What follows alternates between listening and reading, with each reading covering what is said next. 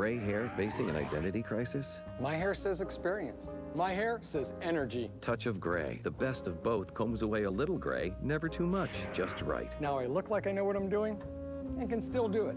Touch of Gray. I don't feel my age, and I don't want my skin to show it. Gold Bond Ultimate Restoring Lotion. Moisturizers, vitamins, and restoring CoQ10 help skin renew itself. Here's the skin I remember. Gold Bond Ultimate Restoring. This stuff really works. Here's important news for all Medicare beneficiaries with diabetes. These new alternate site no-code meters make testing easy with no finger pricking. You can receive one of these new meters free.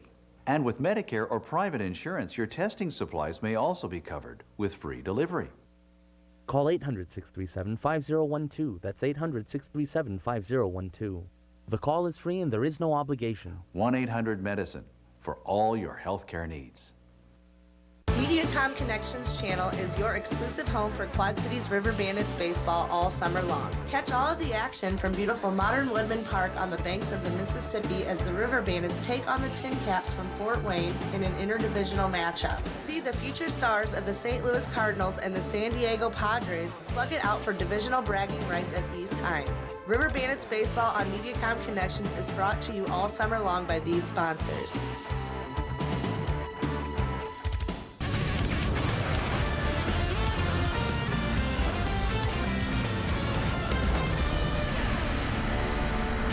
This is BMW Cubs Pregame Live. The Cubs got an unexpected day off yesterday, but they will play baseball at Wrigley Field today. It's a windy day at the ballpark. Cubs and Astros do battle at the top of the hour. Hello and welcome to BMW Cubs Pregame Live. Grab your second cup of coffee and relax as we preview this matchup. Gail Fisher and Todd Hollandsworth here with you. A rain out yesterday forced the postponement of Game 1 of this series. They will make that up on July 30th when the Astros come back to town. So a forced day off of rest means, well, the Cubs should be ready and anxious to get out there today. Well, both these teams, Houston Astros as well. It's going to be an exciting series. I was on the offensive side of the game, and both these offenses have just been rolling. I think this is going to be an awfully fun series. I think it's very, very interesting at the same time. Today you've got a matchup in Roy Oswalt, 27 appearances against the Cubs, 12-12 in his career. I mean, just a huge track record. And then you've got Randy Wells going, who's never faced not a one of their hitters. And I'm sure Houston is sick of losing to the Cubs. The Cubs have beaten the Astros 4 out of 5 times already this season, and they seem to be getting by nicely despite a rash of injuries on the north side. For more on today's matchup, let's head live to Wrigley Field and bring in our Luke Stuckmeyer. Luke, good to see you today. Good morning, Gail. Randy Wells is excited about taking on Roy Oswalt today. Wells still looking for his first career win. He was the 2008 Pitcher of the Year for the Cubs at AAA last season. And, you know, he's pitched really well his last time out here in the major leagues. 5 scoreless innings against the Brewers. The Cubs are hoping for more of the same today. Solid, really solid in Milwaukee. Pitched a really good ball game. I mean, the secret for Wells is to throw strikes, get ahead of the hitters, pitch ahead in the count. He's not a power guy, but we'll see how he does today. Is that part of the reason sticking with him and moving Marshall to a different spot because he had pitched so well the last time? Or if you look at Houston's team, for whatever reason, they're hitting over 300 against left-handers and hitting 250 against righties. That was more of a reason than anything else. So there you have it. It is Wells getting the start today. Meanwhile, Bobby Scales is back in the lineup for the Cubs. He's hitting .444. Thursday, he knocked in 4 of the Cubs' 11 runs. Today, he will play second base while Mike Fontenot plays at third. Lou was asked if he had a permanent replacement, or at least until Aramis Ramirez comes back. He says, you know what? The hot bat will determine his lineup. If a guy's hot and swinging the bat, we'll play him. That we will do. So basically, it depends on how people are swinging the bats more than anything else. I'm not going to be taking anybody to the lineup that's helping us win baseball games. Well, Bobby Scales has certainly been doing that, helping the Cubs win. I asked Lou if he appreciated the day off with the rain yesterday. He said, no, we're way too hot. He'd rather be playing games right now. The Cubs 10-3 in the month of May. And Gail, if you were wondering about the weather, they said 60s out here today. I'm going to have to take the jacket off. It is beautiful at the ballpark, and it's going to be a great day for baseball. We'll send it back to you. All right, thanks, Luke. Beautiful, but isn't it windy? I think the wind is whipping a little bit out there. Yeah, the wind is blowing to right field. It's completely turned around. It had been out of the southwest. Now it's kind of blowing in a little bit to right field. All right, should be an interesting game. Thanks, Luke. We look forward to your report later today on Sports Night. Let's talk a little bit more about this pitching matchup for today, just to let you, the viewer, know what's going on. With the rain out yesterday, Lou Piniella made a few adjustments to his pitching rotation, so he's sticking with Randy Wells for today. Now, Wells was the scheduled starter yesterday, but he's going to go with Rich Harden tomorrow, and that means skipping Sean Marshall's turn in the rotation altogether. Marshall will be available out of the bullpen and then return to the rotation next week to start maybe on Thursday. We're going to hear more from Lou Piniella, though, on Marshall's status. Meanwhile, the Astros go with Roy Oswalt today. Brian Moeller, who was supposed to start yesterday, will pitch tomorrow against Harden. So Wells gets the Astros ace now, and you can see the Cubs pitcher did not record a decision in his lone appearance this year. As Luke mentioned, he pitched 5 solid innings a week ago. So Wells is the guy filling in for Carlos Zambrano, Todd, and he did a nice job in his start last Friday. Now he has to face Oswalt, though, today. I think the key is going to be efficiency. I mean, and you heard Lou talk about it, but this is going to be, one of those games. The Houston Astro lineup, not one guy in this lineup has seen him before. That is to his advantage right now. He has got to go out there, make good use of his pitches, and get outs quick, and that's the whole key. You don't want these guys getting comfortable against you. You don't want them having 7, 9, 10 pitch at bats against you, because the more they see, the more comfortable they will become. So you've got to use this to your advantage right now. I mean, that's the thing that ultimately is working against Roy Oswalt, is that there are so many of these hitters that are familiar with him. Well, talk a little bit more about the Astros ace. His numbers aren't that great this year, but, he's still the same guy as he's been. Well, he is their ace. There's no doubt about that. He has been their guy, and he's their number one. He's their horse. His stuff, to me, seems like it's a little bit down. I mean, I'm sure he would never admit to that.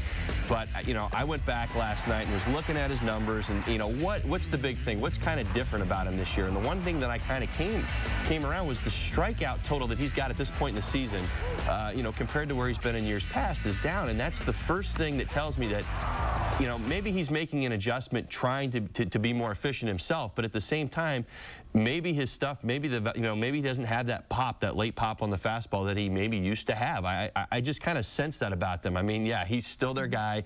He's still going to be their guy. But at the same time, and I saw that first start out in Houston opening day, obviously, he came out and the Cubs kind of jumped on him. Now, then he settled in, but, I mean, again, the strikeout totals weren't there, and they really haven't been there all year. But, the innings pitched, he's been kind of around 6, 7 innings pitched. He's had that one outing that was cut short by the rain, in which it was 1, so it kind of brings his numbers down. But, this is almost somebody that looks like they're trying to maybe coddle him a little bit so they can get a little bit more out of him in the course of the season. And, and maybe that's a chink in the armor. Maybe that's something that the Cubs offense can jump on and, maybe be a little bit more aggressive today with him. Well, obviously he was more dominant when you used to face him. Any tricks of the trade, though, for facing this guy? Well, that was the one trick for me, was that this was a guy who had great stuff and you didn't give pitches away. You didn't go up there thinking this guy was going to walk you or you were going to, he was going to be off that day. He was one of those guys you anticipated. His numbers don't lie. I mean, he's the winningest pitcher in Major League Baseball over the last 5 or 6 years, and that's for a reason. This guy is aggressive, and not that he's lost any of his aggressiveness or even leading into this game today. It's just that his stuff isn't quite what it seems to have been in years past. His fastball has kind of been right around 91, 92, which is still very good. But for a guy who's got that just vicious, wicked curveball over the top, 12-6 curveball to go along with 95, 96 is what I kind of faced about 3 or 4 years ago. You didn't waste any time up there. You got in there and you said, listen, if he's going to throw a good fastball around the plate, you better be ready to hit. I think he's pitching a little bit more now. I think he's, pitching to the scouting report, and he's not relying so much on his supernatural, I don't want to say supernatural, but it's just his great ability that he had that was so much better than everybody else's. Well, back to the Cubs pitching staff. There was potential for the Cubs to really struggle with Carlos Zambrano on the DL. He is, after all, the anchor of this rotation. We talked about who needed to step up. Well, everyone has stepped up. Dempster is pitching well, but most notably, Ted Jed Lilly and Rich Harden have been outstanding, providing a nice 1-2 punch. Now, looking at it by the numbers, Cubs starters are 16-8 this season and have a .667 win percentage, and that ranks 3rd in the majors overall. Now, this has to be one of the better staffs in baseball right now without their ace in there, Todd. Well, and again, it's almost a twofold question. And I understand exactly what you're saying. You know, the loss of Carlos Zambrano stepping up, and what are we going to do? How are we going to get better? But at the same time, if you've noticed, this Cubs bullpen has settled down, and it's a direct result of the starting pitching maybe stepping it up a little bit. They have been fantastic this year. This is the one thing, if you were to ask what's the greatest thing about this Cubs team so far this year, the starting pitching has been so consistent. Maybe the numbers don't say, there aren't as many wins, or Ryan doesn't have as many wins as he had last year at this time. But these guys have gone out there and competed. And for me, as much as it, is as important as it was to compensate for the loss of Carlos, I think that everybody needed to find a way to take some pressure off this bullpen, because they were playing such close ball games early. What has happened with these fantastic starts? The offense has kicked it into gear a little bit. They've been scoring some runs.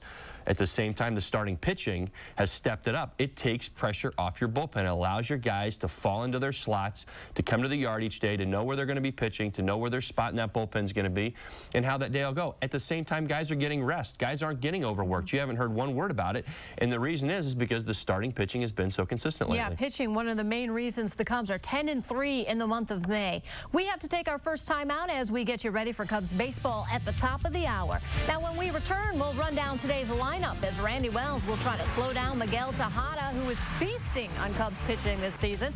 But before we go to break, let's take a look at the National League home run leaders. San Diego's Adrian Gonzalez, who hit 4 homers in the 3-game series against the Cubs, homered again last night, and he leads the league with 15. Albert Pujols is in second place with 13, and the Cubs' Alfonso Soriano is tied with the Nationals' Adam Dunn for 3rd place with 11.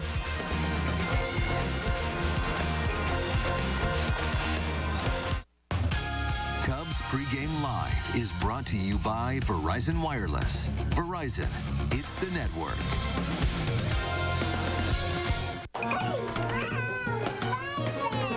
Would somebody please give me some good news? Right now at Feldco, buy one window, get one free. That sounds good. Call 866 for Feldco. For a limited time, buy one Feldco window and get one free. Do a room or do your entire house. Feldco's buy one, get one, and soon. Call now. For quality windows, siding, and doors, call 866 for Feldco. Chicagoans love their pizza. That's why you come to Giordano's. Some for 30 years now. We use only the finest ingredients to make Giordano's famous stuffed pizza, our equally famous thin crust pizza. Plus salads, pastas, sandwiches, and more. Come on into Giordano's and celebrate 30 great years with us. Giordano's famous stuffed pizza. We made it good. You made it famous. I need pain relief that won't mess with my grip. The new Icy Hot No Mess Applicator massages in long-lasting relief for shoulders, knees, backs, even arthritis. Icy to dull pain, hot to relax it away. Icy Hot No Mess Applicator. No pain, no mess. Performance now is all about logic. That some cars cost as much as $1,500 to maintain is one thing. That others cost even more is quite another. That a BMW costs you nothing to maintain defies all logic whatsoever, and in turn makes it the most logical choice of all. Performance now is the 3 Series. Now you have more options to get the BMW you've always wanted. Add style to your yard with a new outdoor solar LED light from Enchanted Garden and Menards. They feature a durable metal construction. Choose from Rose, Dragonfly, or Angel design. Your choice, just $14.95 each. This 8-pack of metal solar lights and 3 finishes is only $29.97. Feed your plants with Miracle Grow Liquid Feed. It automatically applies plant food at the proper rate with no mixing, measuring, or mess. A ready-to-use starter kit includes 2 16-ounce refill bottles, just $13.88. Save big money at Menards. Cubs Pregame Live is brought to you in part by Menards. At Menards, you'll find big lumber yards, big selection, and big savings.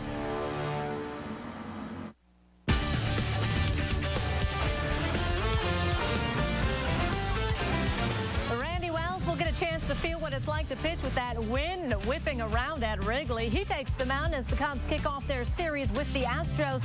Now just a 2-game set, shortened due to yesterday's rainouts. Welcome back to BMW Cubs Pregame Live. I'm Gail Fisher alongside Todd Hollinsworth. The Cubs are 10-3 in the month of May, and they've won 7 of 8 at Wrigley. They've also had a lot of success against the Astros. Now here's a look at the Cubs starting lineup for today. You'll see Derek Lee back in there. Micah Hoffpower in for Milton Bradley in right field. Remember, Bradley serving that 1-game suspension. Bobby Scales gets another crack at it, playing second base. Mike Fontenot at third. And we heard Lou Piniella, Todd, a little while ago say guys who are hot and who are swinging the bat will be in this lineup. It's as if the players make the lineup, and that's why you see Scales there. Bottle that up. Call your wife at home. Have her record it. All those guys that are on the bench, they're looking at this as an opportunity to perform, an opportunity to shine, and an opportunity to keep doing it. You heard it from the boss himself, and he said, you know what? If you're helping out this lineup and you're helping out this offense, score runs, you're going to be out there playing every day. And, and that's where the Cubs are at. I mean, this is a very, very deep Central right now. All these teams are playing very well. You're looking for offense. You're ultimately, you don't want to get lost in the shuffle right now. You want to go out there and you want to put together your best offense and your best lineup and your best shot to win each and every day. And he said, if my bench players are playing well and they're getting hits and they're contributing, I'm going to find a way to get them in the lineup. Another guy in this lineup we should really talk about is Kosuke Fukudomi. I think he gets overlooked quite a bit. He's on a 7-game hit streak and hitting well over 400 during that hit streak. So that's why he's in there and batting third. Hey, honestly, he's been the most consistent Cubs hitter this year. Through and through, he's come out and he's produced. Now, granted, he hasn't had the moments, maybe that Ryan Terrios had with some of those dramatic home runs, or maybe the expectations weren't nearly as high for him, or he's merely gotten over them. But I think the great thing about Kosuke is that, it's great April. He had a great April last year. The thing about, he got to May and he was slowing down a little bit. He was in the middle of an 0 for 12 or an 0 for 13. I think last year it would have taken him so much longer to bounce back from that. But what you're seeing is he's just so much more confident. He's more confident at the plate. He's so much more under control. I watch his swing. It's very fluid. Even in the middle of that 0 for 12 or 13, there were some walks in there. There were some contributions. There were some moving guys over. And ultimately, he was producing. You're going to go through that. It didn't become a mountain. He didn't turn something into a 10 for 60 or a 10 for 70 where he was struggling, much like what he did last year, is that he would, he started to slip and then he fell. Mm-hmm. Ultimately, you're going to fall and you're going to slip, or you're going to slip and fall a little bit during the course of the season, and you're going to go through those patches where you're struggling. You got to find your way out of it, and he did really quickly. Well, on the flip side, Randy Wells will have to face the Astros starting lineup and the usual suspects in there today. Michael Bourne is batting second, and he's very hot lately, hitting .455 in his last 5 games. Also has 5 stolen bases in that time, but it's Miguel Tejada who has really hurt the Cubs this year. 9 for 20 against Chicago pitching, so he's one guy you have to look out for. Well, this offense has really started to click. 307 batting average in the month of May. I mean, you've got 2 guys in there who are in the top 5 in May. I mean, they have started to click. 24 hits the other night, not 1 home run in that Colorado game, and I think that's what that tells me is, I mean, these guys are going up there.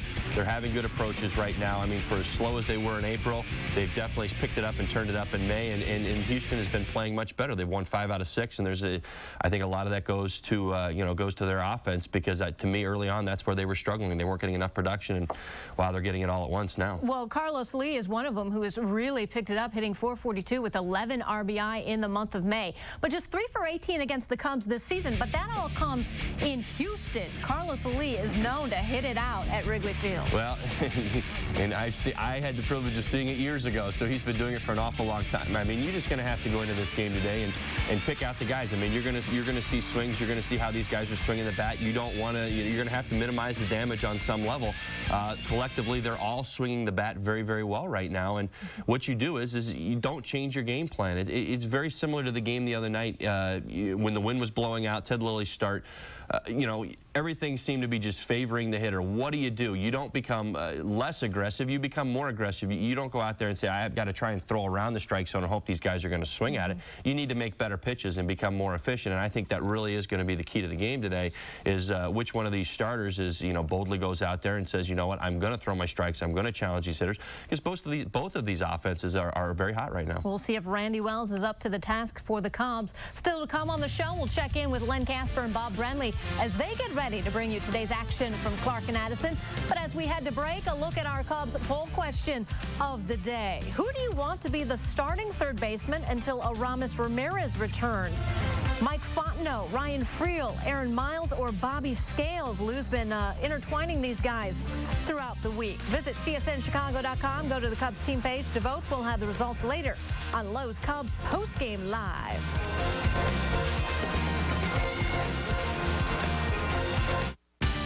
Guests on Cubs Pregame Live receive gift certificates to Harry Carey's legendary Italian Steakhouse, located in Chicago, Rosemont, and Lombard.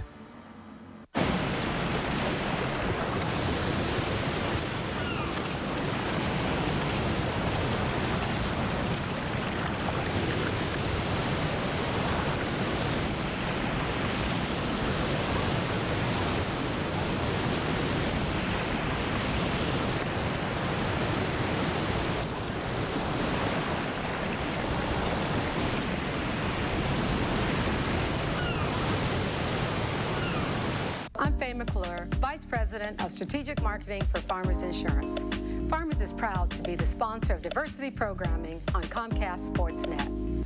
To learn more about our diversity initiatives, please visit iChooseFarmers.com. How much sugar is in these energy drinks? Let's find out. While waiting, you should know. 5-Hour Energy contains 0 sugar and only 4 calories. Its blend of B vitamins and amino acids can help you feel awake, alert, and productive for hours without the crash or jitters. The answer is 12. Over 12 teaspoons of sugar and 200 calories in these energy drinks. 0 sugar and 4 calories in 5-Hour Energy. There's a reason people choose 5-Hour Energy 2.5 million times a week. 5-Hour Energy. Hours of energy now, no crash later. Because of what's that? Come on, get a boat, a Sea Ray at Tempo Marine. We're thrilled to be your new Quad City Sea Ray headquarters. The first order, Captain? Put brand new Sea Rays on sale and don't spare the discount dollars. Save 30 to 45% on all new in-stock Sea Rays. For a very limited time, get once-in-a-lifetime savings. You heard it right, mate. Save thousands on new Sea Rays at Tempo Sea Rays. Tempo Marine! Come on, get a boat. Come on, get a Sea Ray at Tempo Marine's new 14th Avenue location, Port of East Moline. Thursdays, it's Fox Reality Channel's original American Idol Extra. We sit down with the eliminated finalists to bring you their emotional first interview. More emotion, more drama. It's all the after Idol excitement for the big stage and all of the exclusive action from backstage. This rocks. American Idol Extra, Thursdays, 7 and 10 p.m. with encore presentations all weekend, only on Fox Reality Channel.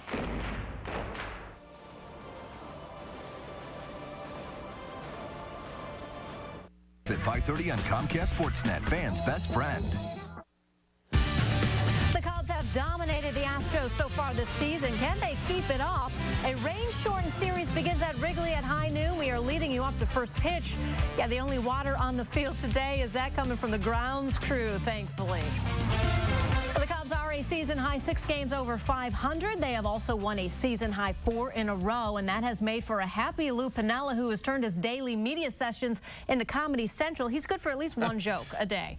Well, Lou was in a more serious mood this morning when talking about the starting rotation and the possibility that lefty Sean Marshall, whose turn was skipped this weekend because of yesterday's rainout, could be moved to the bullpen after he starts next week. We've got 5 right-handers in the bullpen already. So, 6, I'm sorry. We got 6. So,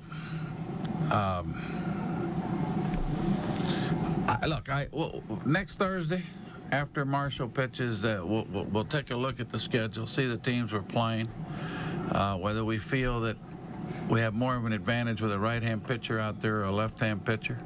It could be that for a stretch, we'll go with a left-hander in the rotation and another. We'll see. We'll see. I don't know. I haven't looked that far ahead.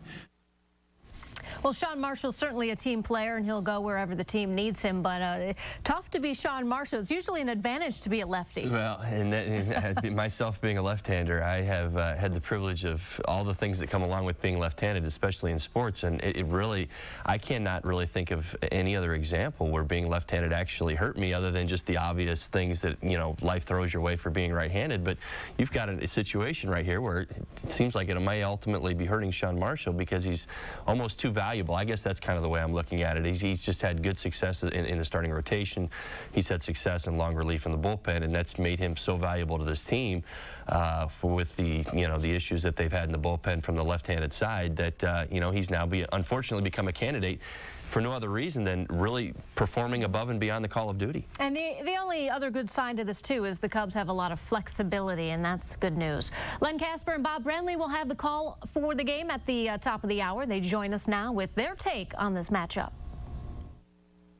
Well, Gail and Todd, I guess kind of a half-off day as everybody had to come out here yesterday, and they canceled it right around the scheduled game time, and should be a great day for baseball today. Looks like it's going to be a beautiful day, and I know Randy Wells is looking forward to taking the mound today. Got his start yesterday, rained out. There was some question as to whether Wells would make the start today or Sean Marshall, but Lou likes the idea of having the lefty Marshall in the bullpen for a couple of days, so Randy Wells will get his start today. One thing Randy talked about between starts is maybe take a deep breath and try to slow it down a little bit. Well, you can certainly understand his enthusiasm and having a little extra energy out there on the mound in his start against the Milwaukee Brewers up at Miller Park, but hopefully second time around he'll be able to take that deep breath and relax. The Astros are a couple games under 500, but Bob, they are smoking the baseball right now. Well, you knew they were going to get hot at some point. Too many established veteran hitters in that lineup to struggle for very long, and unfortunately they've come to life. Hopefully Randy will be able to slow them down a little bit today. The Cubs are coming off a 3-game sweep over the Padres. The last time they faced the Astros, they swept them in 2 games in Houston. They'll try to do the same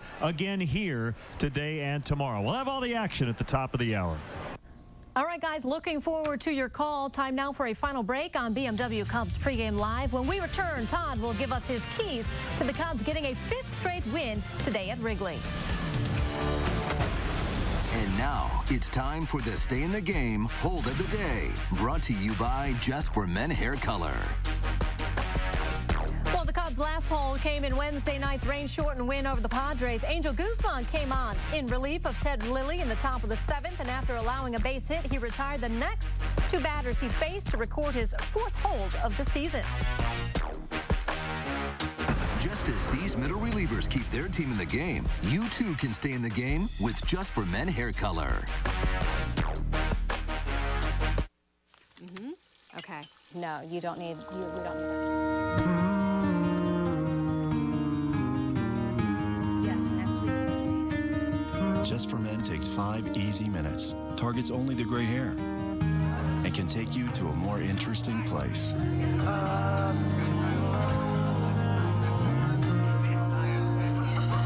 Who's that? My husband. Just for Men. Blackhawks fans, get interactive with live web chats on CSNChicago.com. Once the puck drops, Pat Boyle, Steve Conroy, and Josh Mora will be chatting with you as the Blackhawks continue their quest for the Stanley Cup. Log on for each game, only on CSNChicago.com. It's every guy's dream to play pro football. Now I'm giving 12 athletes the opportunity of a lifetime. A shot at becoming a Dallas Cowboy. Give me a ball player.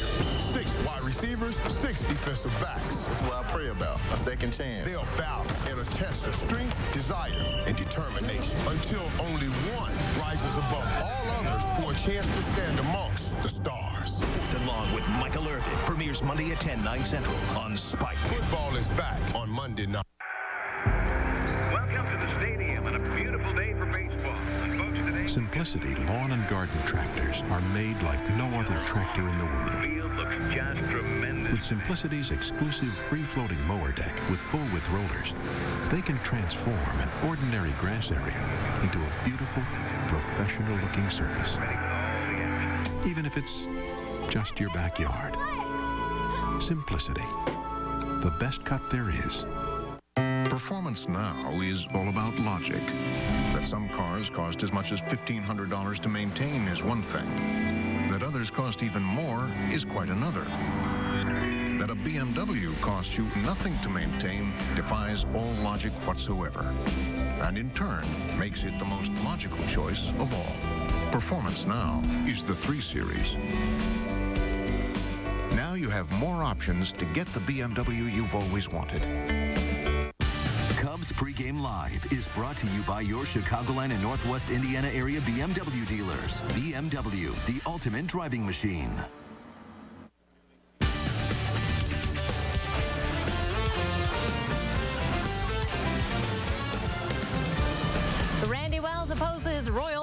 the Cubs finally get their series with the Astros underway. A windy day, but sunny at Wrigley Field as Blackhawks fans are going to enjoy the ball game. First pitch coming up in just a few minutes. The Cubs are trying to win their 5th straight. So how are they going to do it, Todd? What are your keys to the game? Well, they're kind of simple today, but I mean, it really is obvious as to everything that's been going on. I mean, everything that's been going on with both of these teams. Number one, I mean, you got to slow down that Houston offense. Boy, they have been pouring it on.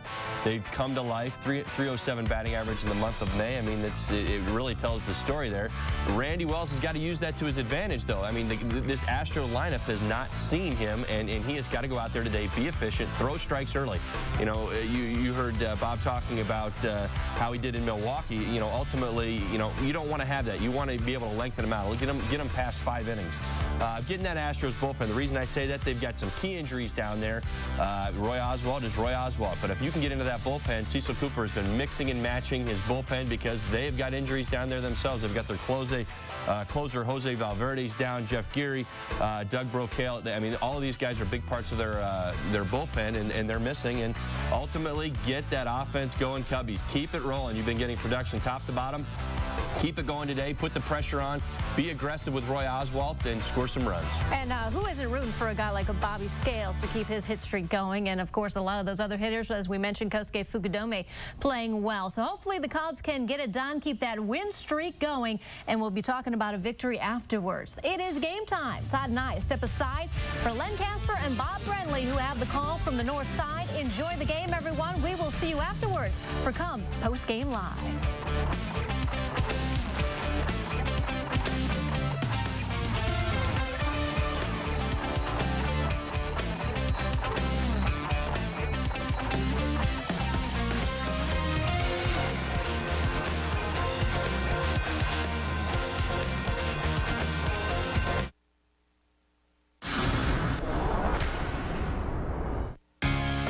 Have been on a roll lately, winning 10 of their last 13, with yesterday's rain being the only thing that has gotten in their way.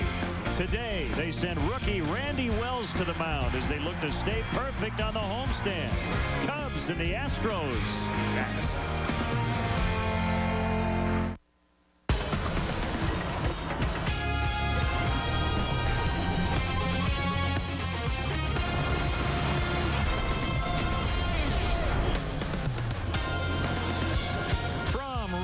Field on an early Saturday afternoon in May. Wind blowing out of the north, but we're dry and we're set for Cubs baseball on Comcast Sportsnet.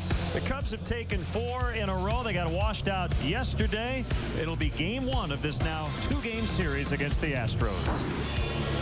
Hi again, everyone. Bob Brenly and Len Casper with you. The Cubs are a half game back of both Milwaukee and St. Louis. Their game was rained out last night as well. The Cubs have been doing it all here lately, winning 4 in a row and 6 of their last 8. And they've been getting production from up and down the lineup. When Ramirez went down with a dislocated shoulder, they said they're going to need somebody to step up. Well, a lot of different somebodies have stepped up.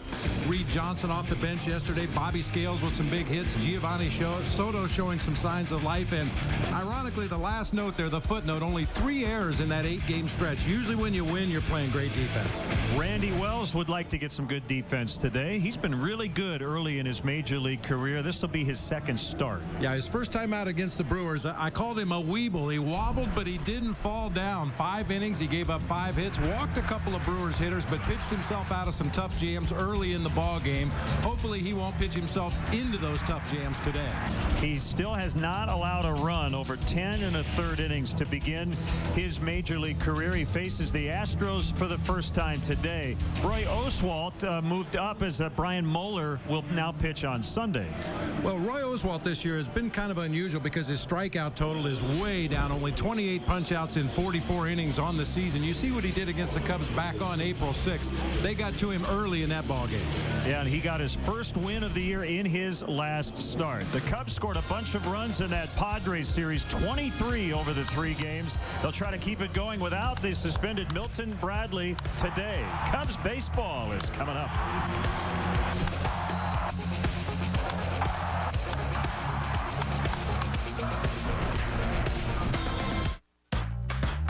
Here's an all-around great deal from Firestone. Buy 4 of these, get $50 toward any of these.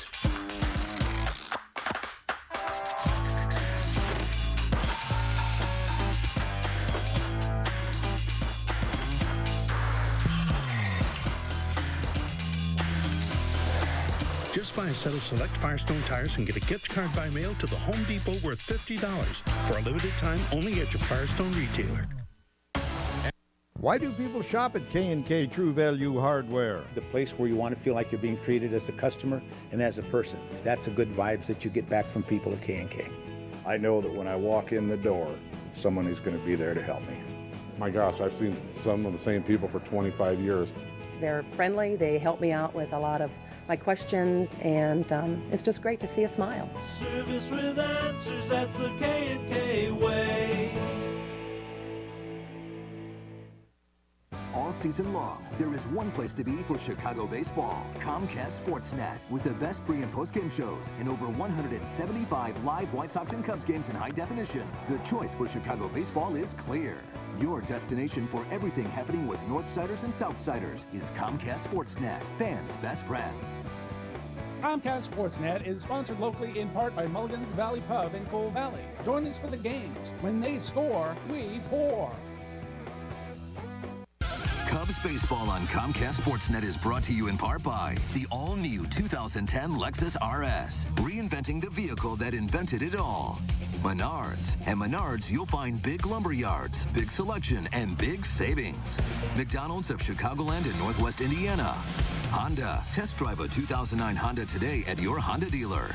Blue Cross and Blue Shield of Illinois, dedicated to giving you the security to experience wellness everywhere. Jimmy John's, America's favorite sandwich delivery guys.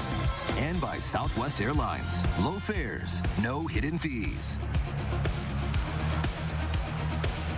What a change in weather conditions. Going to be a really nice one today. You see the wind right now is blowing out as we check in on the Astros Southwest starting lineup.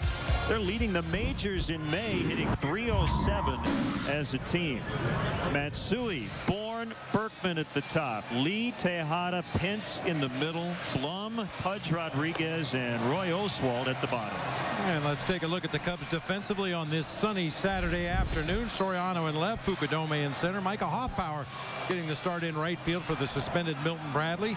Mike Fondo at third. Ryan Theriot at short. Bobby Scales at second base. Derek Lee at first. Giovanni Soto behind the plate today for right-hander Randy Wells.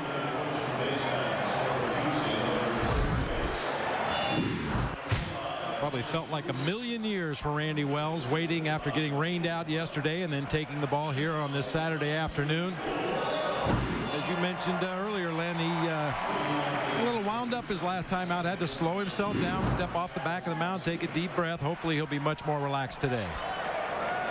Bill Hahn back at the plate. Gary Darling is the crew chief. And we're underway. This series finally underway. 1 ball, no strikes on the switch batting second baseman Kaz Matsui. Wells working quickly. And there is a difference between working with a good pace but slowing down your delivery. I think that's the challenge for young Randy Wells.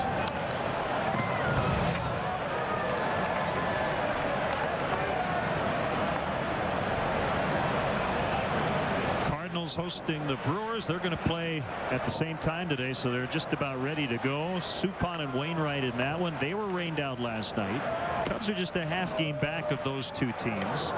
They'll make up last night's rainout coming up on Monday, whereas the Astros and Cubs will make up yesterday's postponement on July 30th here. Diving play, Soriano the catch. Nicely done by Alfonso.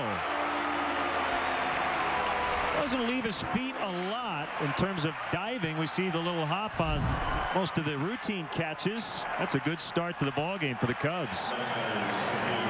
He's playing shallow for Matsui. Had a long way to go to get to that tailing line drive. Nice defensive play to start the ball game by Fonzie.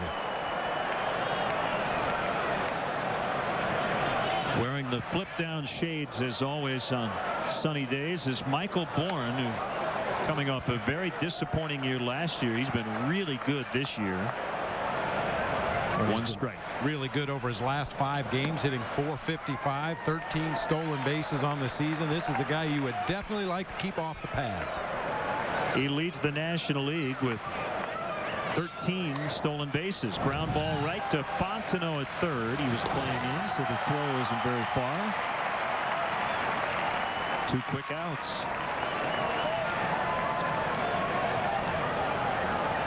So July 30th, it'll be a 1:20 start for that makeup game. Temperature 57. The wind right now out of the west at 12, so it's blowing out to center / right center, and a sunny forecast.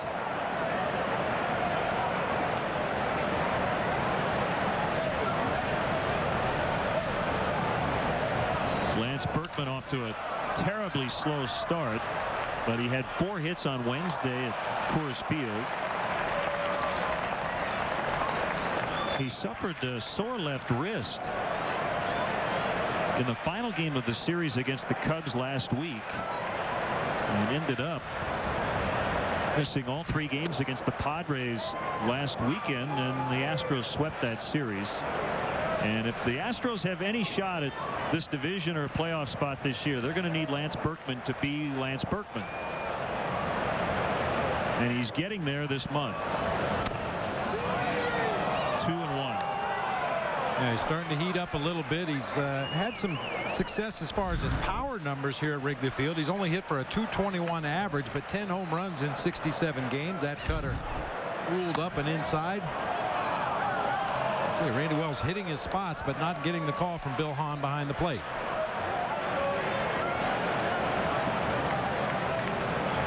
We'll get a better look at his great mustache tomorrow when he's on the bases. High fly to left. Soriano the catch. There it is. Right out of the Old West. Cubs coming up when we come back. Experience a Cubs game at historic Wrigley Field. Individual tickets are available for upcoming games. Get your tickets now by calling 1-800-THE-CUBS, visiting the Wrigley Field box office, or by logging on to Cubs.com. See you at beautiful Wrigley Field. We have to kill Hitler. Operation Valkyrie is in effect.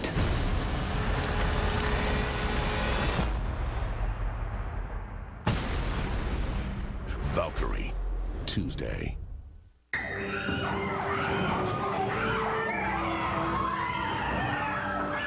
What am I gonna do now?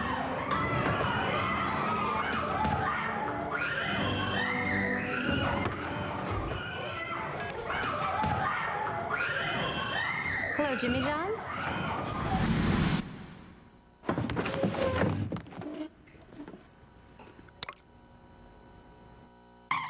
Jimmy John's, America's favorite sandwich delivery guys.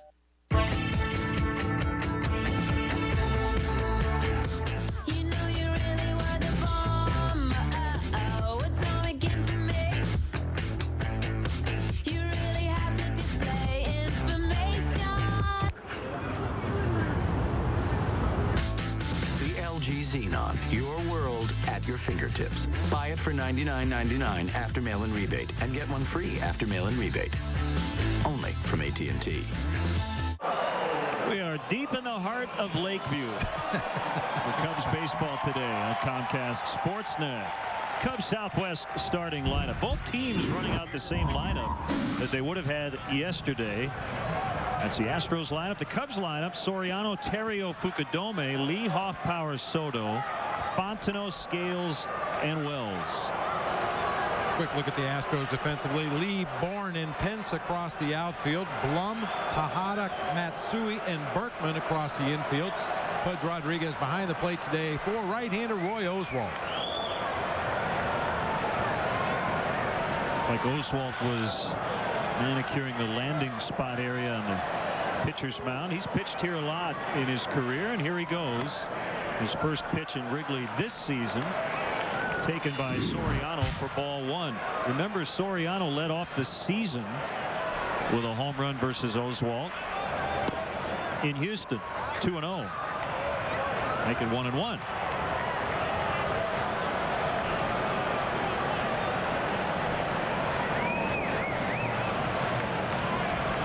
Oswalt has lost 6 of his last 8 decisions against the Cubs. Inside, 2 balls and a strike. 6-5 here, lifetime, 12-12 in his career versus the Cubs.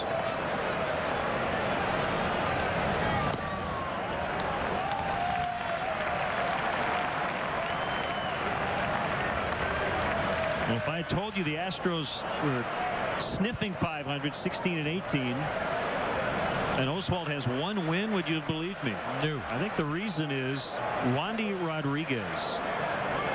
He has really stepped up. And not only has Oswalt struggled, but they've been without their closer, Jose Valverde, for a couple of weeks now. LaTroy Hawkins filling that role until Valverde comes back.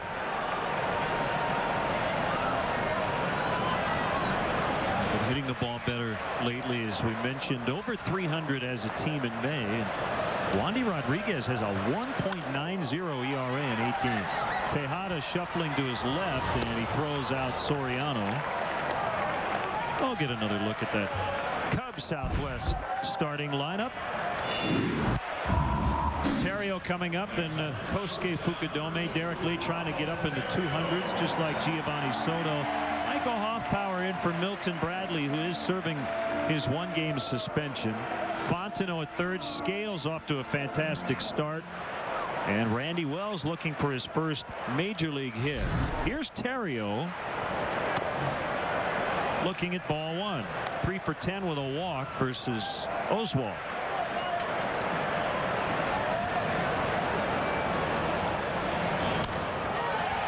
A floater into right, and Pence knocks it down. It does get away from him. Terrio's going to end up at second base.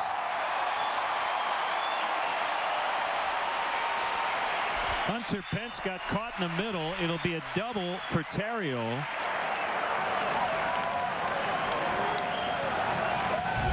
Early break for the Cubs. That's more what we're used to seeing from Ryan Terrio. That drive to the opposite field. Pence just tried to smother that ball and keep it in front. And a big break for the Cubs right there. Hits off the heel of his glove. Ricochets towards center field. And the Riot in scoring position for Kosuke Fukudome.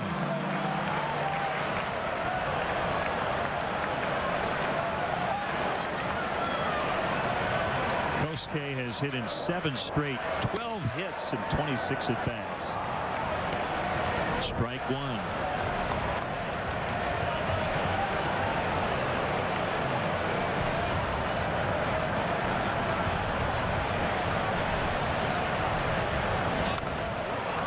Hit foul off to the left. The Cubs have won 4 of the 5 games against Houston this year.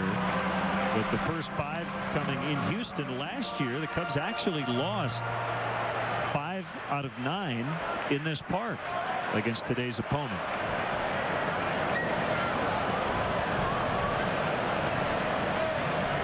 That included a September sweep.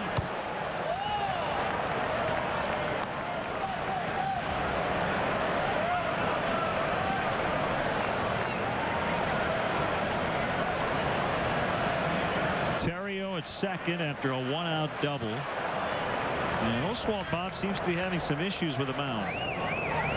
He's had a number of leg-related injuries over the last couple of years, and it's very important for him that he's comfortable out there on the mound. If his delivery is off even a half of an inch, it's going to put some strain on that groin muscle. Job by Kosuke to at least make contact as that ball was in on him. And you saw some splinters come off the bat. 2 outs in the inning. Terrio now at third.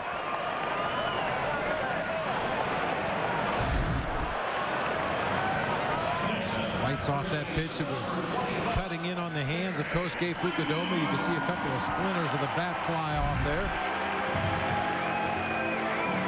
I've yet to see a curveball from Roy Oswalt in this game. That used to be his signature pitch. He would throw it anywhere from 65 to 79 miles an hour. He would really change speeds well on that pitch and complemented it with that 4-seam fastball up high in the zone.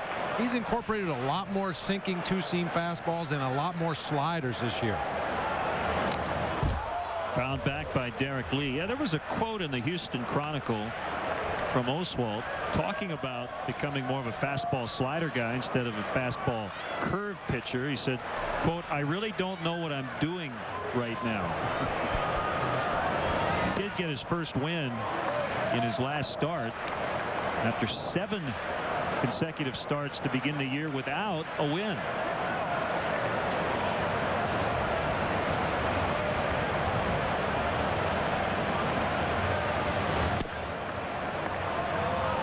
Well, it's not unusual for a major league pitcher's style to evolve as he gets older and matures in his career and finds other pitches that he can use against certain teams or against certain players. But for me, for Roy Oswalt, I don't understand. He was having great success with the high four-seamer, the big curveball, and really just went after teams with 2 pitches. Strikes out Lee to end the first. 0-0 after 1. You need luggage to bring home souvenirs. It's not your bag's fault some airlines charge add-on fees like baggage fees, reservation fees, curbside check-in fees. You shouldn't get surprised at the airport like that. So grab your bag and shop all you want. At Southwest Airlines, we don't spring those annoying hidden fees on you. So that low $49 summer sale fare, now extended to May 21st, stays low for the whole flight. Stuff the bag and those stupid fees. Book now at southwest.com. Okay, I get it. These 10 sprinkles represent our friends and family, the 10 people we can call whatever network they're on without using our minutes. That's included, no extra cost. Then these would be like the 80 million people on Verizon Wireless we can also call? Yep, also included. Huh. Do you want whipped cream? Save minutes and money with Verizon Wireless. Unlimited calling to 10 out-of-network numbers, even landlines. Plus, get America's largest mobile-to-mobile calling family. And now buy a Samsung Trans for $49.99 and get up to 4 phones free. Upgrade your home with a new garage door from Ideal and Menards. 4-star models feature the Easy Set torsion spring system, making it easier and faster to install. This 9x7 door is only $279, or get a 16x7 for just $469. Add style to any room with Design House lighting. The High Falls collection features oil-rubbed bronze finish with antique glass. This 3-light vanity is $39. The 5-light chandelier is $119. Save big money at Menards. Because of what's at stake now, just naturally, there's going to be a little more bite to everyone's game, and bring it. Let's have fun. Long feed for Bolin, in short-handed. David Bolin's again, he scored! A short-handed goal, right to the goal. Good save by Javi Bolin. He centered. Here's the shot. We score! Patrick Kane to the middle of the back end. Patrick Kane has a hat-trick. The Blackhawks are in the Final Four of the NHL for the first time since 1995. Got that disposable camera working today. I like it. That hat's not disposable, though. That's permanently attached to that gentleman's head. That one might have gone through the legs of Randy Wells as Carlos Lee continues his torrid pace. We know he's always hit well in this park, but he came into that at bat at .442 this month. The way he's swinging the bat right now, Bob, I'm kind of take a single if you're the Cubs. Just don't want balls leaving the yard. Limit the damage. Good sinker down and in. Actually got underneath the right leg there as Randy Wells went down to a knee. There was a time you had to keep a real close eye on Carlos Lee over there at first base. He's only attempted 2 stolen bases this year, been successful half of them. You make him stop, he's not going to run. But you just have to pay him a little bit of attention over there. Miguel Tejada, 11 hits his last 7 games with a couple of home runs. First of the year was against the Cubs in Houston.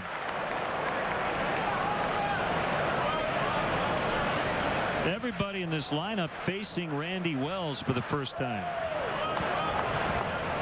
At this level, that is. It's possible might have faced a batter or 2 in the minor leagues. How about 2? Taylor May. Terrio, Scales, and Lee on a 6-4-3.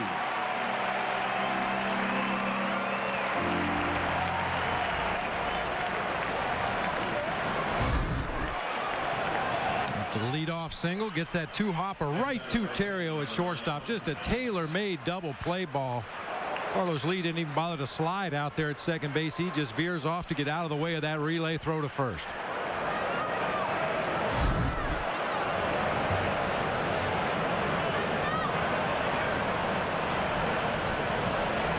Plate umpire Bill Hahn nursing that hand as Hunter Pence takes it low.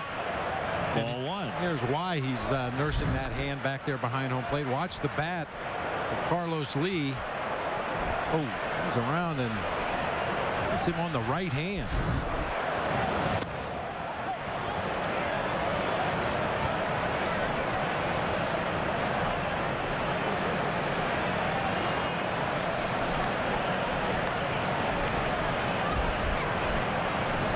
The 2-0 to Pence is popped foul out of play.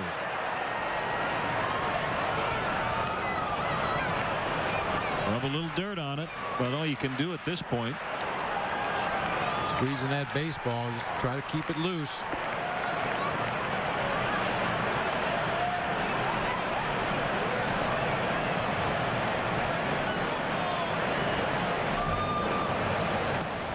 Well, maybe the rain out yesterday cooled off the Astros. That's one way to look at it.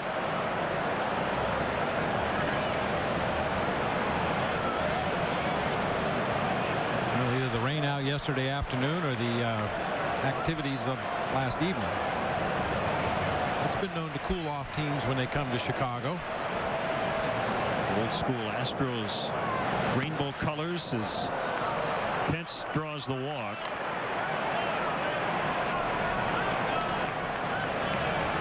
Ticket sales are at a record pace, but plenty of tickets are still available for the 2009 season. To purchase tickets, visit Cubs.com.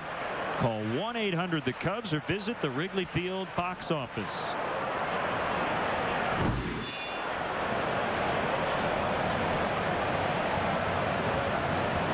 A 2-out walk to Pence. Jeff Blum is up there. Blum tied his career high on Wednesday in Colorado with 5 RBIs. They scored 15 runs that night.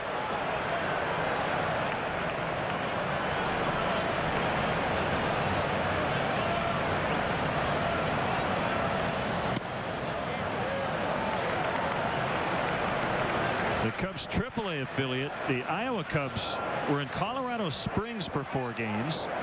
They scored 54 runs and split the series. They lost 2 games.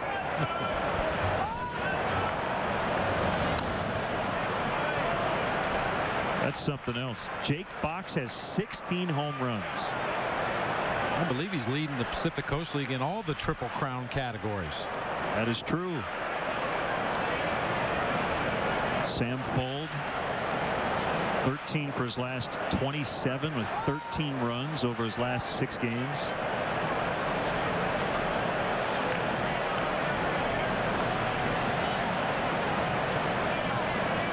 Wells throws to first, and Pence has to dive back in. Just the slightest of leans out there at first base by Hunter Pence, possibly thinking about running on this 0-2 count with 2 outs. Great pitch out count. You got nothing to lose.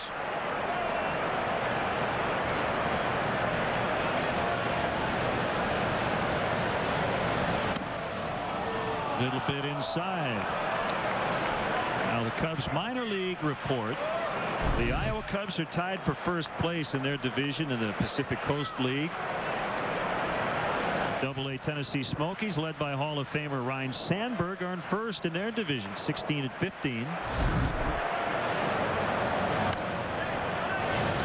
And you're going to check out Peoria tonight in Beloit, Wisconsin. Yeah, playing the Snappers at 6:30 this afternoon, and that's providing the Astros cooperate here and let the Cubs win a quick ball game this afternoon. Cub fans may be interested to know Kevin Hart pitched 2 2/3 innings of scoreless relief, gave up a couple of hits, struck out 3.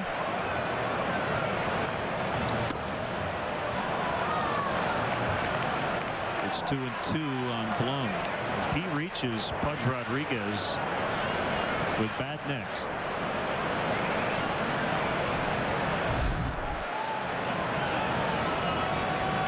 A lot of movement on that pitch.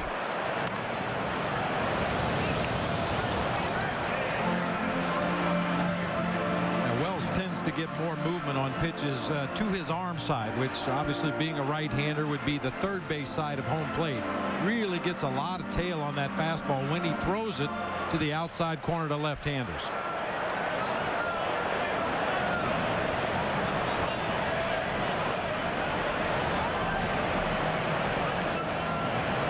There's a sign from Soto. Another foul by Blum. This one rattling around in the visitors' dugout. Somebody got hit in the back of the head. Maybe one of the equipment guys or one of the athletic trainers. Got to be careful in those tiny dugouts. Well, you may dodge the ball initially as it comes in the dugout, but then it hits that back wall and starts ping-ponging around. You never know where it's going to end up. Another 2-2 and another foul.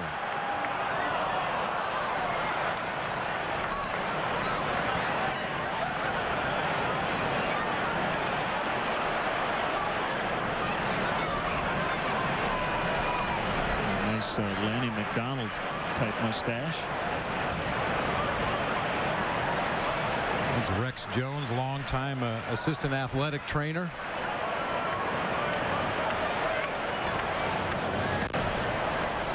Okay. That's enough. You know, when you're playing in the backyard, if you hit 3 foul balls, you're out.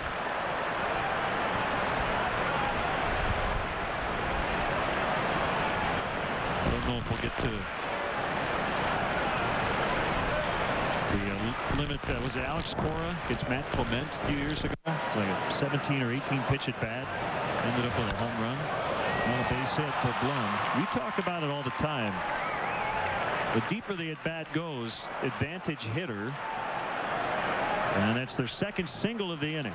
Well, not only do you get to see the rotation on the pitches, you see the arm angle, you see the release point, and with each passing fastball or foul ball, you get more and more comfortable up there at the plate. You've seen everything the pitcher has to offer, and at that point you just want to get a good pitch to hit, and that time he got a sinker out over the plate. So it's Ivan Rodriguez, who's one homer away from 300 in his career. 6 days ago against the Padres, he went 4 for 4 with a homer and a triple. He became the second catcher in the expansion era to have a homer and a triple while going 4 for 4 or better. Rich Gedman of the Red Sox did it back in 1985.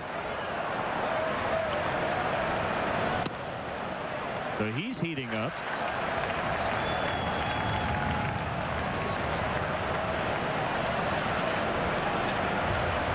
It's among active players. 530 doubles, over 2,600 hits, and nearing a milestone in the home run department. The 0-1 from Wells is outside. 1 ball, 1 strike. Oswalt with a jacket on, standing in the on-deck circle.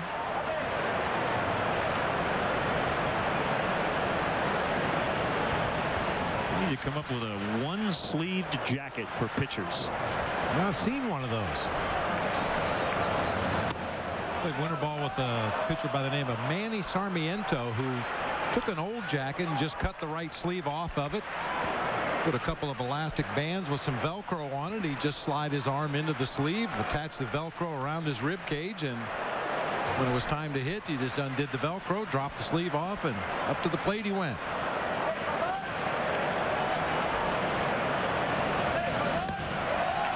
Swing and a miss, 2-2. Now, this game is ripe for all kinds of inventions. I've talked about my batting glove suspenders. We've seen so many hitters step out of the box even after taking a pitch and readjust the elastic around the wristband. Well, I think you ought to put some suspenders on the gloves that go up and around your elbow to hold the gloves up. 2-2 to Rodriguez is in the dirt.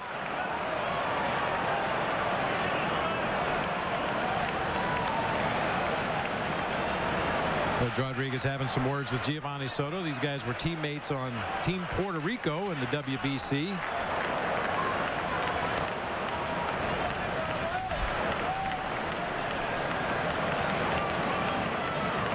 I think Yadier Molina was too, right? Wow, what a trio that is. Runners go on the 3-2, and it's hit foul.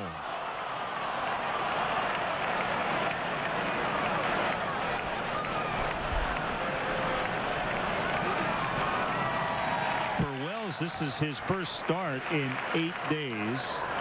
A week ago Friday when he made his first major league start.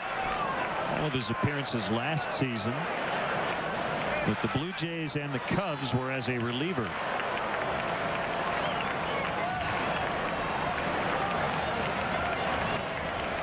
The kick and the 3-2. He walked him, and they are loaded up for Roy Oswalt. That is not the easiest thing to do. That is walk Pudge Rodriguez. He likes to swing the bat, but it's not the worst result in the world with the pitcher coming up. Now you have to make your pitch and get him out. Well, it was obvious Randy Wells just didn't want to give in to Pudge Rodriguez right there with the runner in scoring position. Threw him a 3-2 breaking ball, left it up high out of the strike zone. Now he'll go to battle against Roy Oswalt.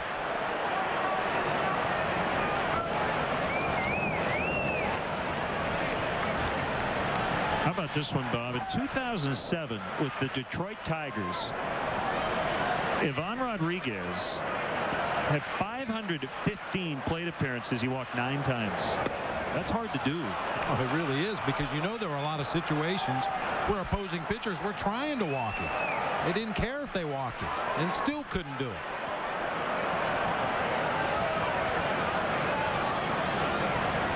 One and nothing on Oswalt. One career home run for him. He pops it up, and no play for Lee. It's about 10 rows back. With the winds we have here at Wrigley today, it figures to blow balls back into fair territory that are hit down the third baseline foul, and just the opposite on the first base side will probably push them a little further up into the bleachers. A good day for the Cubs left-handed pull hitters to get a ball up in the air toward right field.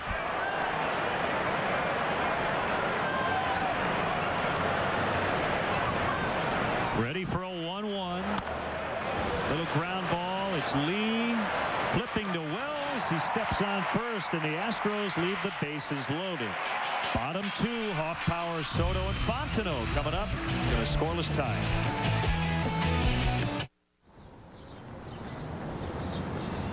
Love burgers but hate the grease? Then you'll love Arby's new Bacon Cheddar Roast Burger. Made with oven-roasted, freshly sliced roast beef and topped with cheddar cheese and thick-cut pepper bacon on a toasted roll. Arby's new Bacon Cheddar Roast Burger. It's the burger done better. Big on taste, not on grease. Try one today with any one of our freshly brewed iced fruit teas. Arby's new Bacon Cheddar Roast Burger. One bite will have you saying, I'm thinking Arby's. To be your drum, so all beats well for you, and be your light, shining always true blue. For generations, more families have set out upon new journeys with the confidence that Blue Cross and Blue Shield of Illinois will continue to be there for all the memories yet to come. Shining always true blue. Our dad always told us it takes a lifetime to build a reputation and a moment to tear it down. That's why for 50 years, our family-owned Danley's Garage Realty has pledged our QSP promise: quality, service, and price. We're celebrating our 50th anniversary with garages reduced to $59.99. From our family to yours, it's not just a guarantee, it's our promise. Danley's 773 Garages. After the game, stick around for Lowe's Cubs post-game live. Highlights of all the action, analysis from Todd Hollandsworth, and check in on Lou Pinella's post-game remarks. Don't miss Lowe's Cubs post-game live immediately following the game right here on Comcast Sportsnet, fans' best friend. That's not a collision, by the way, in center. That's how the Cubs outfielders celebrate after a win. We'd like to see that collision. Yeah, that's on purpose. Hoffpauir, Soto, and Fontenot against Roy Oswalt in the second.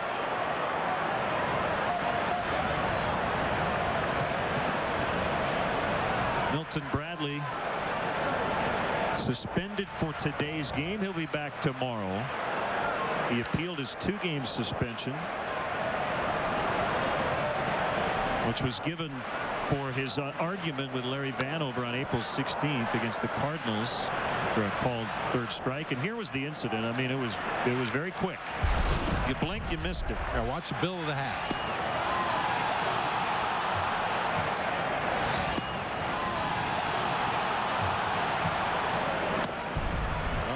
get that far, but yeah, Milton got close enough that when he bobbed his head up and down, the bill of his helmet caught the bill of the umpire's cap, and that was contact enough right there. You saw it briefly. It wasn't a long argument. No profanities were issued by Milton Bradley in that argument, but 1-game suspension nonetheless. The Cubs were not happy that he got suspended at all. Jim Hendry would have preferred they erased the suspension entirely. But you have to abide by what MLB says, so no Bradley today. Michael Hoffpower playing right. It's a ground ball, base hit. As Matsui was shaded toward the pull side at his position at second.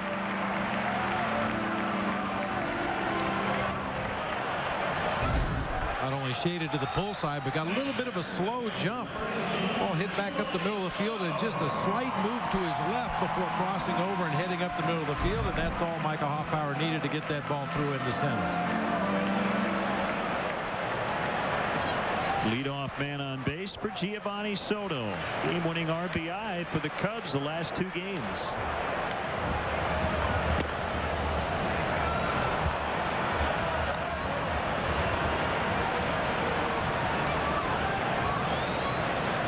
He had go-ahead RBIs on Thursday versus San Diego. A sac fly in the 3rd, and then a bases-loaded walk in the 5th, which would be the ultimate game winner.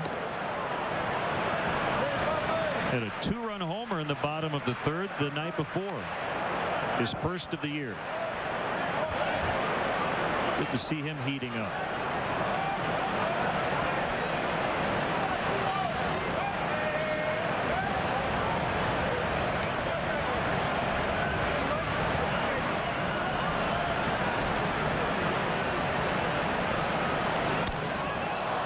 Popped up. And along the right field line is Pence. He's going to have room to make the play.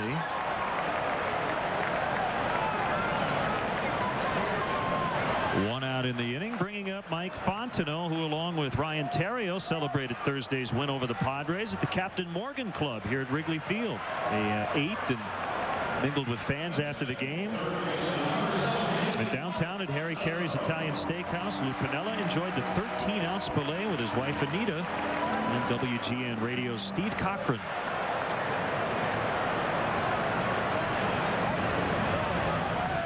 I'm guessing they didn't split the filet. Lou had his own filet. I know Steve Cochran had his own. If there were any laughs at that dinner, that Steve Cochran is a funny guy. Yes, he is. And as we learned this morning, what we knew already, Lou can be a funny guy too. He was really on a roll down in his office this morning. You'd never know it by looking at that shot, but Lou's got a great sense of humor. Of course, you have to if you're going to be a big league manager. Heidi Herzog said that a long time ago. The qualities that it takes to be a good manager: a good bullpen and a good sense of humor. And if you don't have one, you better have the other. What a throw by Rodriguez as Hoffpower got back in time, and Berkman kept the ball out of right field. Yeah, Pudge really likes to attempt that pickoff with a left-handed hitter at the plate. That runner at first base is somewhat screened by the hitter. Pitch was inside. Micah just getting back ahead of the tag. Once again going to the far outfield side of first base, making Berkman bring that tag back a long way. Just does get in.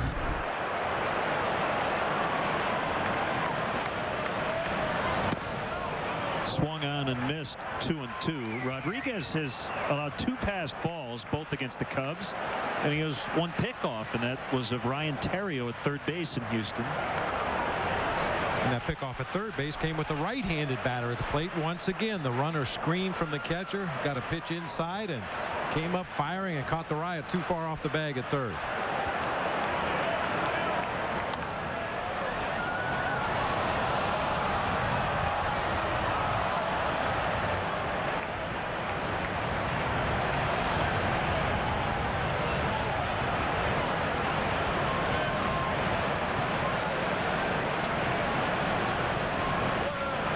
Early on, no score. Two offenses are making the opposing starters work to get them out. No play for Blum.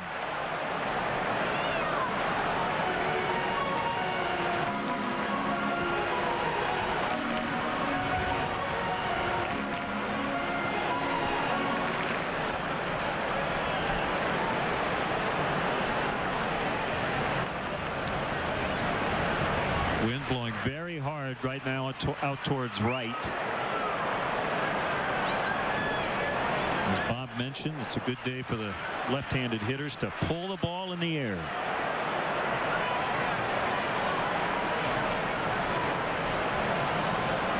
You know, something Mike Fondo's had a little trouble doing lately. He's been in a pretty bad funk over his last 7 games. Only 1 for 22.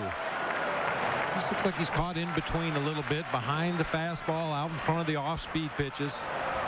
He's looking for that one clean, solid line drive to get his timing back. Bobby Scales on deck.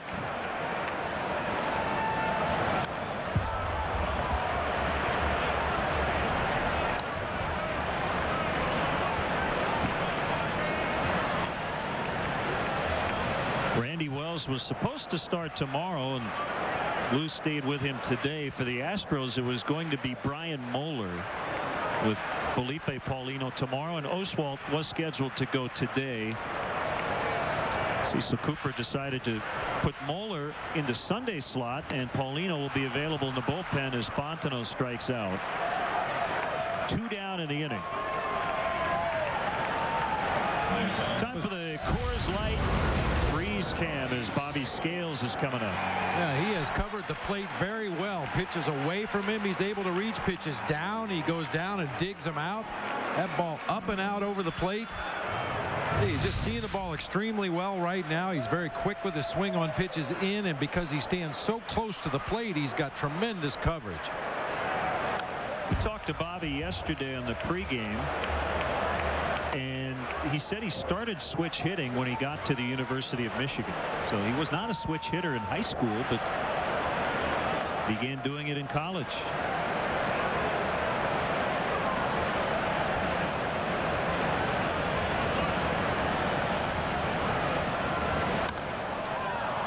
Into left, Carlos Lee got a good jump, and he comes over and gets it. And that ends the inning. A leadoff single by Hoffpauir, but no runs. 0-0 after 2. Pontiac is reinventing the ownership experience with the Total Confidence Plan. We'll make your payments for up to 9 months, up to $500 a month if you lose your job. And we'll protect the value of your vehicle at trade-in time when you buy your next GM vehicle.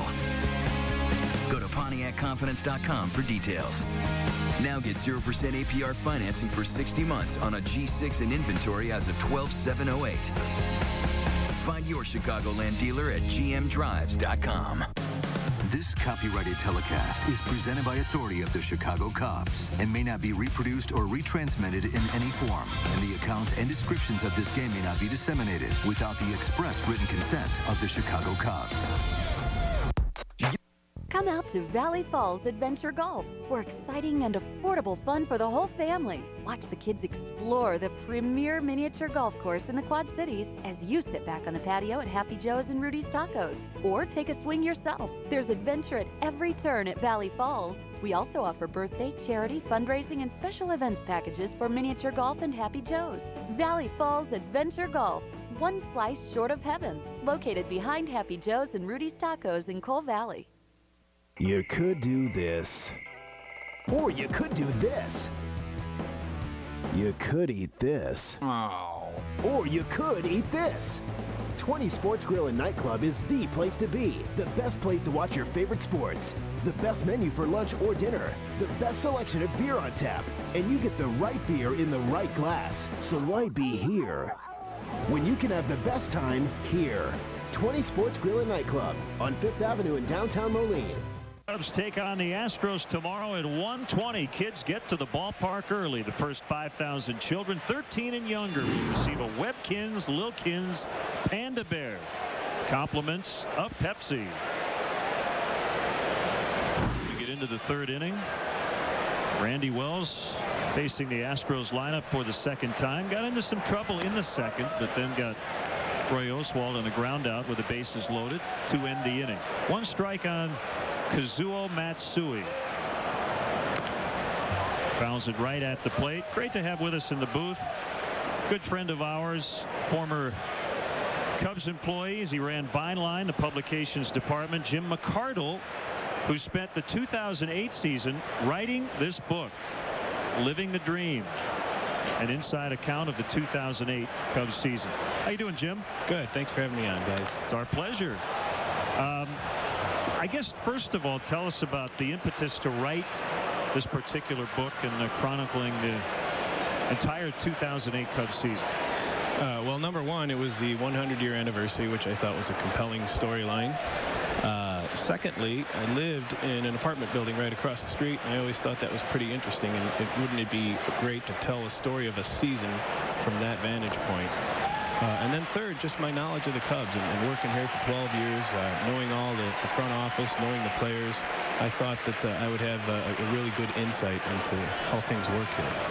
And your dad used to come here, I mean, way back when, and he got you into following the Cubs, correct? That's right. He used to live in the neighborhood, and you know, I've heard stories from a lot of old timers about, you know, collecting garbage in here to get a free ticket for the game the next day. And he used to come down here, and after the 6th inning of games, they would basically open up the gates and let all the kids come out and win. Nice play by Derek Lee to get Michael Bourne 2 outs in the inning. Well, it didn't end up the way Cub fans wanted it to, and I'm sure it would have been a great ending to the book to have the Cubs win the World Series. Did that kind of change the scope of the book and how you put it together after the fact? It made it harder, definitely. But, you know, I came to learn the title is Living the Dream, and I think we all think that is winning the World Series, and of course that's the ultimate dream. But I came to learn, I kind of learned a lesson from doing this and getting to know especially the bleacher crowd out there and how tight a family they are among each other. And really, they kind of share their lives through baseball, and they've gotten to be friends maybe from out here, but they go to each other's weddings and bar mitzvahs and funerals and things like that. And so really the dream is the experience, which continues. 1-1 the count on Lance Berkman. We're with Jim McCardle, author of Living the Dream. So while you do chronicle the baseball, there's a lot of it is about the community, the neighborhood, and the friendships. That's right. Yeah. I mean, like I said, I lived in the neighborhood, and there were times when at 2:30 in the morning, you guys might be waddling off the bus coming home from a road trip, and I'd be watching you. Yeah, here they are. The Cubs are back. That wasn't waddling. That was staggering. The 3-1 is on the way, and it's a strike on the inside corner. Well, Jim, any revelations that, I know you don't want to give away the whole book, but anything that you think fans might find unusual or interesting or out of the ordinary?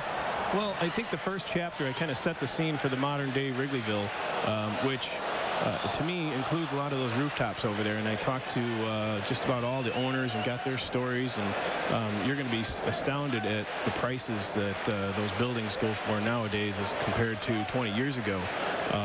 And it really was a learning experience for me to find out how much Wrigleyville came back in the last 20 years economically. Another 3-2 to Berkman, and he draws the 2-out walk. Ron Santo wrote a forward, and I appreciate you asking me to write one as well. Right. And can you tell the story that I wrote about in the forward about Billy Williams? This is life's embarrassing moments. It's a great story, and I think it says a lot about Billy as a person too. Well, Billy was it was his 60th birthday, I believe, and we were putting him on the cover of our game day program, and so we were doing a photo shoot real close in the neighborhood here, and Steve Green, the photographer, asked me to bring Billy back to the ballpark. And I was just thrilled to be able to do that. One of my childhood heroes. Yeah, I'll drive him anywhere. Not thinking about the fact that my passenger side door wasn't working on my car. It was frozen shut. So, and it was a stick shift car. So we got out to the car, and I told Billy, well, you got two choices here. Either you can drive. Base hit for Lee. 2 on. Berkman's going to stop at second base. Yeah, I said either you can drive or you've got to climb in the driver's side and climb over into the passenger seat. And he chose choice number 2. And it was really funny to drop him off here at the park. There was a bunch of kids standing around the gate K there, and watching Billy Williams climb over to get out of my car. So an embarrassing moment for sure. And he lets you hear about it every time you see him now. He always asks me if I got a new car, which I did about 10 years ago. Well, Bob and I feel the same way you do. I mean, Randy Hundley is going to sing the 7th inning stretch today, and just to be around these Cubs legends, Ron Santo every day, and guys you grew up rooting for, and just to see how down to earth they are and how much they love this organization is remarkable. Yeah, it's been a thrill for me. I mean, I came to my first Cubs game in 1970, and all those guys were on the field playing, and I never would have dreamed that I'd know them. And I was just signing a book for Ron Santo when I wrote in there, I can't believe I'm signing an autograph for you. 1-0 on Miguel Tejada. Wells got the first 2 guys, and then Berkman walked. Lee followed up with a second base hit of the day. And the 1-0 pitch to Tejada is high. So where can people pick up the book? Anywhere books are sold. Borders, Barnes & Noble, your neighborhood bookstore. If they don't have it, you should be able to order it. Amazon.com and TriumphBooks.com. Triumph Books is a publisher right here in Chicago. And that's who I wrote the book for, published it.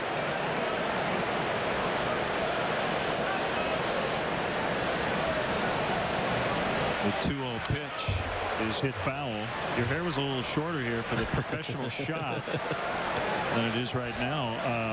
Maybe it's the hockey hair going here, right? With the Blackhawks still in the playoffs. When I finished writing the book, it's funny, I moved out of my apartment, and I kind of just needed to push away from Wrigleyville for a little while, and I ended up getting a job as a ski instructor out in Lake Tahoe, and nice. The long hair seemed to fit out there. I just kept it.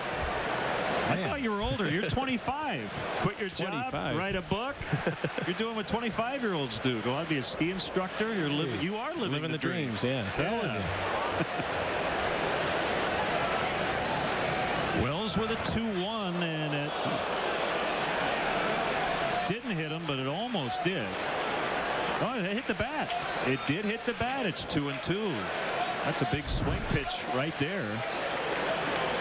It ran up and in, just apparently caught a piece of the barrel of the bat. Bill Hahn very emphatically came out from behind home plate and signaled the count was 2-2. And yes, indeed, he got it right. In his effort to get out of the way, he turned his upper body to the left, and that barrel of the bat just kind of dragged through the inside part of the plate and caught a piece of the baseball. Fans want a strikeout. Randy with 1 on the day. That was to start this inning. Another one inside. He hasn't been afraid to go inside on Tejada in this at bat. 3-2. The runners will go with the pitch. As Larry Rothschild looks on. 0-0. We're in the 3rd inning.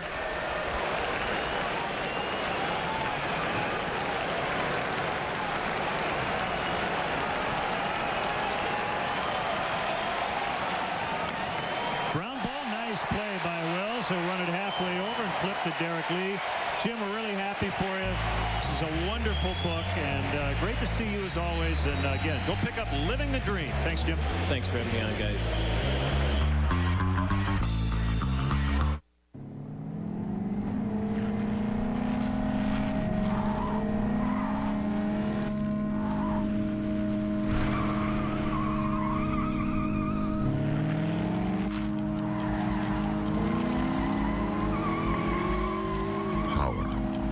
Agility, control, for whatever the road throws your way. The IS, at your Chicago area and Northwest Indiana Lexus dealer. If you let my daughter go now, that'll be the end of it. But if you don't, I will look for you. I will find you. And I will kill you. Be the first to get taken today. Good luck. Wednesday, the rivalry heats up on CSN as the Cubs try to extinguish their red-hot rivals, Albert Pujols and the St. Louis Cardinals. Coverage begins at 7 with BMW Cubs Pregame Live. Cubs cards in HD, Wednesday at 7 on Comcast Sportsnet. Fans' best friend. Excuse me, my daughter has a rash. Is there a drugstore nearby? Do you mean pharmacy? Sure, pharmacy, whatever. I've got 1.2 million. I just need one, actually, nearby and open on Sunday would be great. I've got images, news groups. Would you like to see your exact location from outer space? No, just a drugstore. I know 3 in this neighborhood. 2 open Sundays, 1's a chain. They have coupons. Just saying. The new Dexnose.com. Smarter than your average search. More exact, more detailed, a lot more local. Dexnose.com. Blackhawks fans, get interactive with live web chats on CSNChicago.com. Once the puck drops, Pat Boyle, Steve Conroy, and Josh Morrow will be chatting with you as the Blackhawks continue their quest for the Stanley Cup. Log on for each game, only on CSNChicago.com. Randy Wells with a nice defensive play to get out of the top of this inning, and now he's trying to help his own cause with the bat. 0 for 1 in his first start. Oswalt coming back. And fouled back. Randy Wells, a former catcher. Knows how to swing the bat a little bit.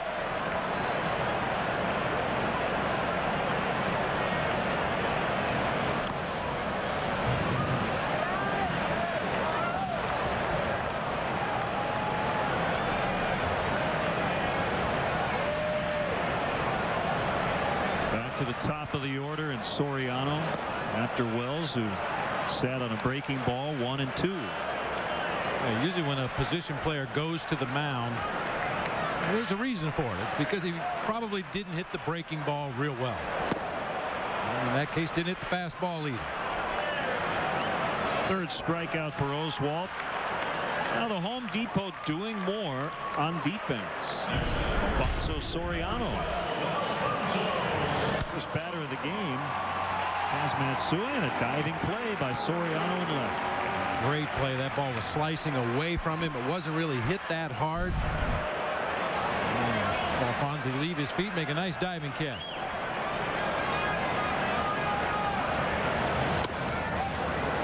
Caught the inside edge, 1 strike.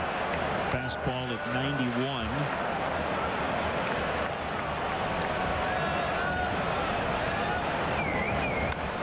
Hit on the hands and fouled off to the right.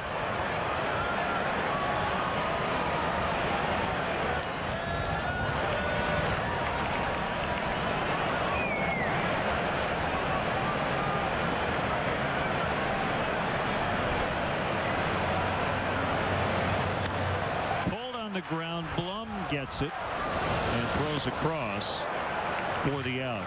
Well, we've had a couple of shots of our friend who appears to be an Astros fan. I think that's pretty obvious. So we're trying to determine, is he more Mike Ditka or Dick Butkus? I said Butkus. Guys in the truck were saying Mike Ditka. Which one? Is he kind of a cross between the two? Well, he definitely has Bum Phillips' hat on. We know that. But I think I'd go with Butkus. Curls down around the lip a little more. Or it could be Bill Hahn. Yeah. Or Black Bart, as we like to call him. Boy, these guys all look like they stepped right out of a Western. Bill Hahn won the Academy Award for There Will Be Blood.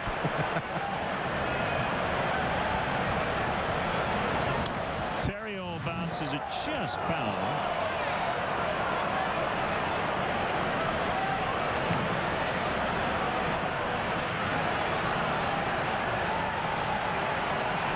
Dude racing down into the corner.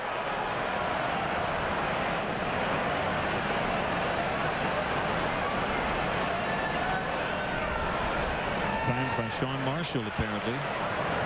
0-2 pitch. Ryan waited back. Nice emergency swing. Gave it to a kid. Nicely done, Sean Marshall. Oswalt starting to mix in some more of those big over-the-top breaking balls. Second time through the Cubs lineup here. Yeah, it used to be his go-to pitch. I mentioned earlier he would throw it a variety of different speeds. He could throw it on both sides of the plate. He could bounce it in the dirt when he wanted to. It's become more of a secondary pitch for him now that he's throwing more sliders. He's throwing more two-seam fastballs. We saw him go after Soriano with two-seamers inside, sliders away. But he's always got that curveball in his back pocket.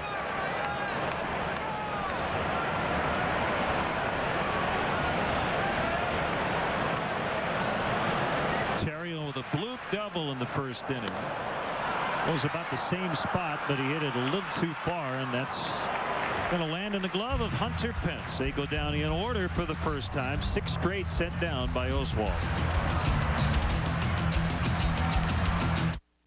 Thank you. How you doing? Fine, thank you. 9, please.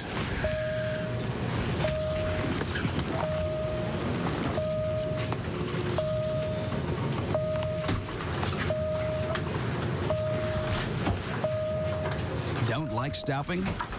Fly Southwest Airlines' new nonstop service from Chicago Midway to New York LaGuardia starting June 28, or Boston Logan starting August 16 for just $89 one way. Book now at southwest.com.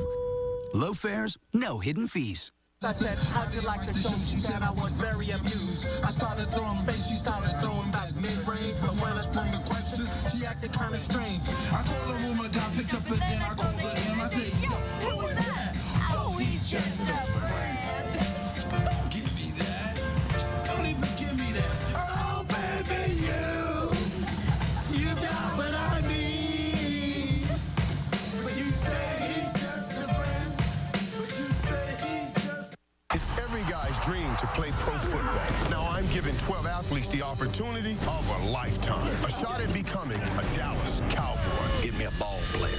6 wide receivers, 6 defensive backs. That's what I pray about, a second chance. They'll battle in a test of strength, desire, and determination until only one rises above all others for a chance to stand amongst the stars. Fourth and Long with Michael Irvin premieres Monday at 10, 9 Central on Spike. Football is back on Monday night. Wednesday, the rivalry heats up on CSN as the Cubs try to extinguish their red-hot rivals, Albert Pujols and the St. Louis Cardinals. Coverage begins at 7 with BMW Cubs Pregame Live. Cubs Cards in HD, Wednesday at 7 on Comcast Sportsnet. Fans' best friend. Time for the Aflac trivia question. The Duck is chasing the grounds crew. What is the Astros record for most strikeouts in one game by their entire pitching staff? So now one pitcher, but the staff in a single game.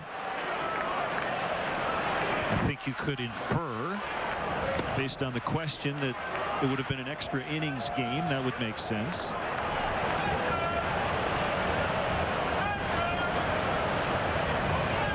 Wouldn't be surprised if Roy Oswalt was involved, or maybe Nolan Ryan going way back. Possibly J.R. Richards going way back.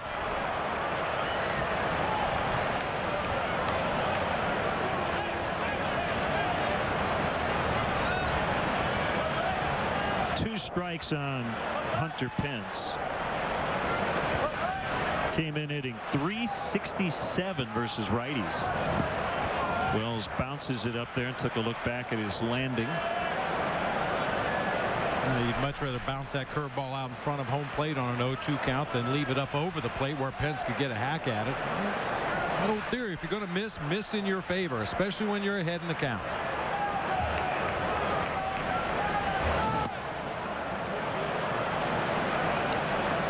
Lou has not made up his mind yet and has some time in terms of which pitcher will remain in the rotation when Carlos Zambrano returns on Friday in San Diego, as Kosuke plays deep and is able to get back and make that catch right on the edge of the track. Sign up for a subscription to Vineline, the official monthly magazine of the Chicago Cubs. Only Vineline offers exclusive coverage from spring training all the way through the Cubs' next postseason run. Visit the Vineline blog at Cubs.com and order today. You're talking about that decision that Lou has to make as to who stays in the rotation and who goes to the bullpen. Easy ground ball to the right side. No problem for Bobby Scales. 2 down. I think a lot of it will also involve the opponent for that next start. Maybe you'd prefer to have a lefty. Maybe you'd prefer to have a righty. I think Randy Wells' outing today is going to have a lot to say in determining who gets to stay in that rotation. But a couple of good options either way. Marshall will start on Thursday in St. Louis. Kind of interesting, Bob. Both Carlos Zambrano and Chris Carpenter will come off the disabled list. The plan is both will come off Friday. Just missing the Cubs-Cardinals series. Carpenter, with an oblique injury, will pitch against Kansas City. And Big Z versus the Padres. He's down in Florida and will pitch for Daytona tomorrow. And I guess Carpenter will not make a rehab start.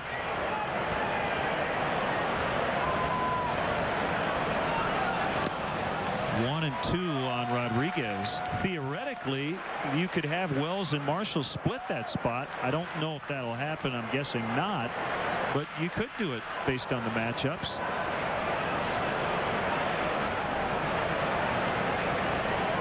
So the lefties are sitting by themselves on the right, and all the righties are on the left. Watts, I think, was pretty lonely down there before Marshall joined the group.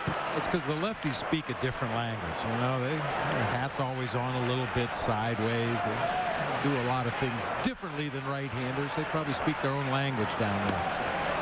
Ooh. Just missed. 2-2. Didn't miss by much. Tries to paint that outside corner at the knees. Maybe just a hair off the outside corner as Gio tries to push it back.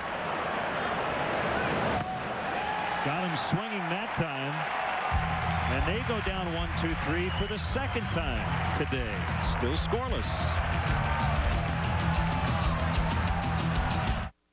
When a major hospital wanted to add on to their benefits package at no direct cost to the company, their very first word was... Find out more at forbusiness.com. Want to see all the action from the front row? Now you can with the CBOE Front Row Seats auction. Front row seats will be auctioned off to each game all season long. For more information, visit Cubs.com and click on the CBOE Front Row Seats auction. The best seats are always a click away. Undefeated professional boxer Floyd Money Mayweather has the fastest hands boxing has ever seen. So I've come to this ring to see who's faster on the internet. I'll be using the 3G AT&T laptop connect card. He won't. So I can browse the web faster, email business plans faster, all on the go. I'm Bill Curtis, and I'm faster than Floyd Mayweather.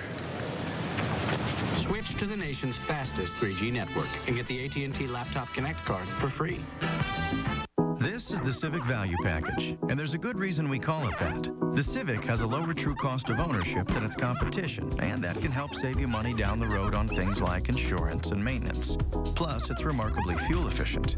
Add in the fact you can get it for $149 a month. The name Value Package just makes a lot of sense. Both kinds.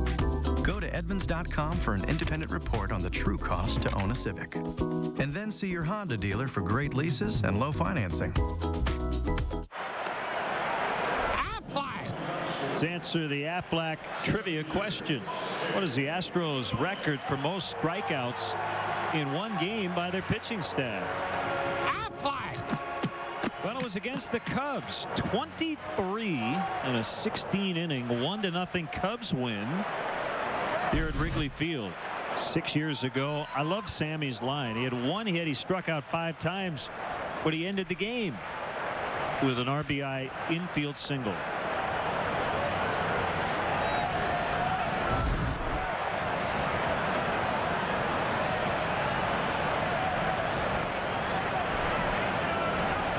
Faces Fukudome, Lee, and Hoffpower. In the home half of the fourth, as Kosuke pops it foul and out of play.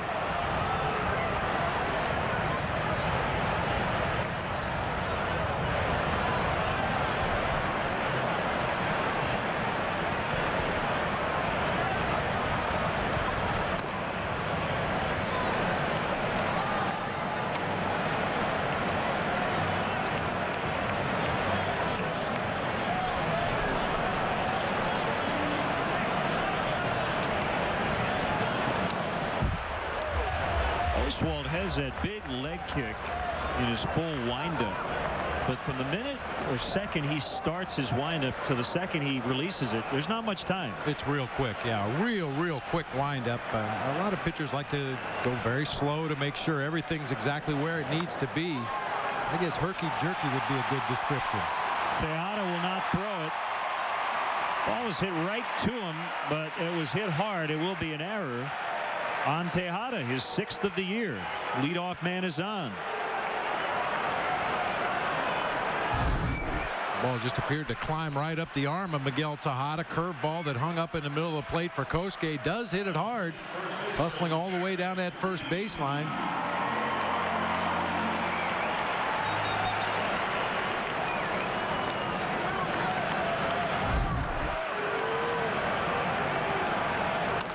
Derek Lee out into right center. Pence with the catch. He made almost a U-turn as he went over and back and then came in slightly to make the catch. So Lee lines out.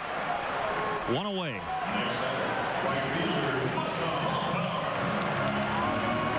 Sounded like D. Lee broke his bat on that soft liner into right field. Another guy whose timing just isn't quite there yet. He missed some games with the neck spasms, and I've talked about it many times in the past. When you come back to the lineup facing live game pitching and you haven't seen any for 4 or 5 days, it's going to take a while to get your timing back.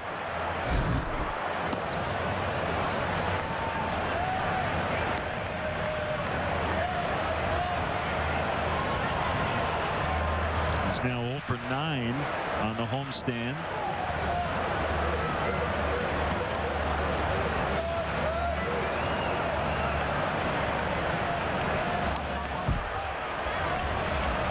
Did you see Adrian Gonzalez? He homered again last night in the first inning. Hit a 2-run homer off Aaron Harang. So he's homered in 5 straight games, and the Padres finally won. Well, I said it when the Padres were here. Right now, he's the greatest hitter in the world. Just can't get him out. Made a few roster moves before the game last night. Kevin Towers not pleased, nor is the manager Bud Black with how the Padres have played after such a great start to the season. We'll see them again next weekend in Southern California. Bounced foul by Hoffpower.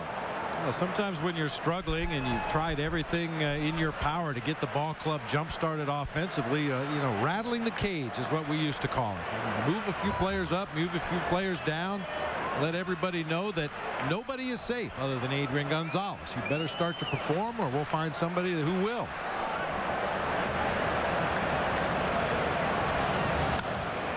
Hoffpower hits it up in the air. Tejada doesn't know where it is. Blum's trying to help him, and he catches it. Astros would have gotten an out either way, most likely, as Kosuke kind of in no man's land at first base. But Tejada able to locate it and get the out. Yeah, judging from the shadows on the field, it looked like Tejada, his initial look up in the air, he looked right into the sun, didn't pick it up immediately, but makes a nice recovery and a running catch right there. Yeah, that's a tough play for the base runner at first base. You want to put yourself into a position where you could maybe make it to second base if that ball drops, but if you get too far off and he catches it, you might get doubled off at first.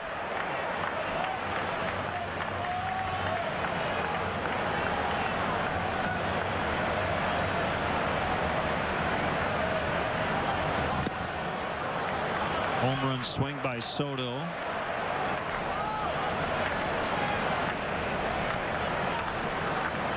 Those flags in center field are really starched right now, blowing straight out of here to right field. You see Gio put one up in the air right toward the 368 sign in right center. It'll be tough to do now. It's 0-2.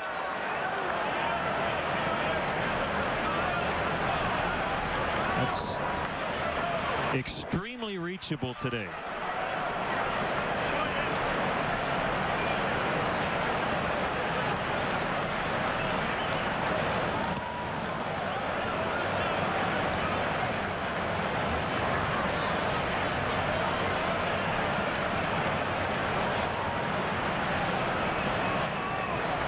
On deck. Fukudome is at first base. Oswalt could be out of the inning, but there was an error to start it on Tejada. Drilled in the left, but right at Carlos Lee, and that'll end the inning. A couple of lineouts in the frame. Still no score after 4. Here's to the power of doing. Doing more with your hands, your shovel, and your budget.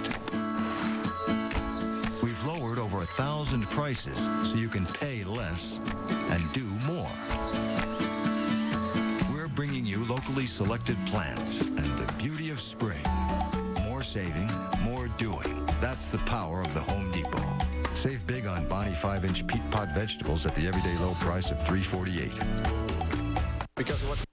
Why do people shop at K&K True Value Hardware? I've been shopping at K&K for over 25 years, and what brings me here is the quality of the service, the staff. There's always somebody that's greeting you with a hello, and they're so helpful. With a variety of products here, I always walk out with what I need. They are awesome when it comes to anything you need. K&K is the place to go. Service with answers, that's the K&K way. How can a 94-year-old green guy save you money during the recession? He can check out your comfort system for free and tell you how to save money on energy efficiency. J.L. Brady has been offering the best HVAC service in Iowa and Illinois since 1915, and they can show you how to go green and save up to 30% on heating and cooling expenses. A system like that could pay for itself in less than 2 years. They're family-owned, and after all these years, still doing it the Brady way, the right way.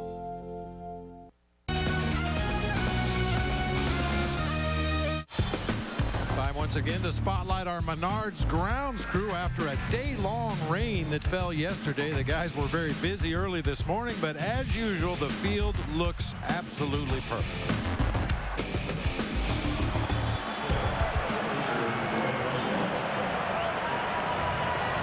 No score as we get into the 5th inning. Roy Oswald leads it off. Much different spot for him back in the 2nd. He came up with the bases loaded and 2 outs. And grounded out 3-1.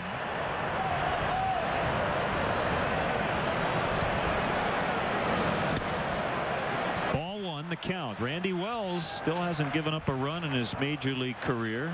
5 shutout innings in his first start. That was a no decision. Looking for his first win in the big leagues.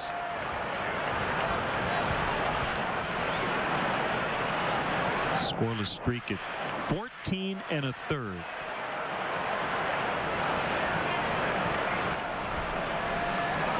And in that time, he's given up just 8 hits.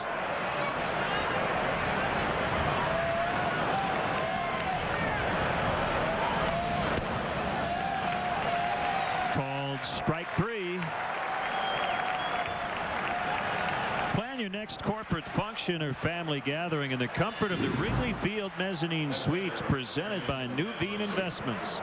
Suites are available now for games during the season. Be sure to ask about the May incentives to book your suite, or for more info, visit Cubs.com/suites or call 773-404-CUBS.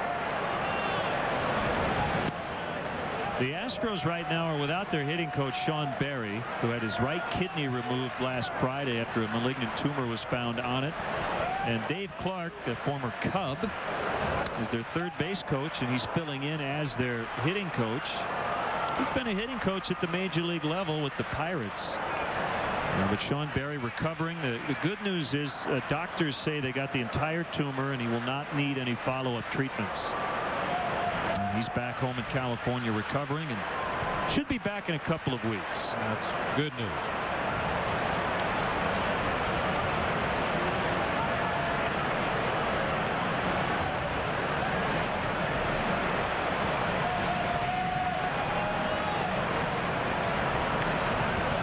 To Matsui. We'll do it again. Corey Hart with a home run in St. Louis in the 2nd off Adam Wainwright. It's 1-0 Milwaukee in the top of the 5th. Jeff Suppan with 4 shutout innings to start that game.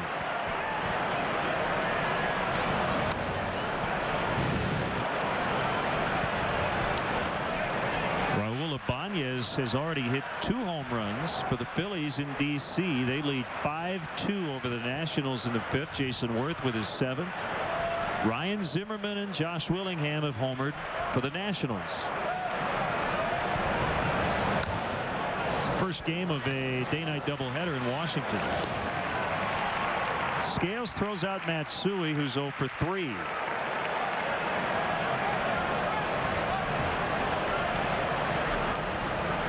Cubs defensively have to be careful of the bunt here. Even with 2 outs in the inning, Michael Bourne Try to get on base any way he can. Use that speed. Michael Fontenot already drawn in at third base, as is Derek Lee down at first. And Randy Wells, I'm sure, will be ready to charge after releasing that pitch to home plate should Bourne show bunt.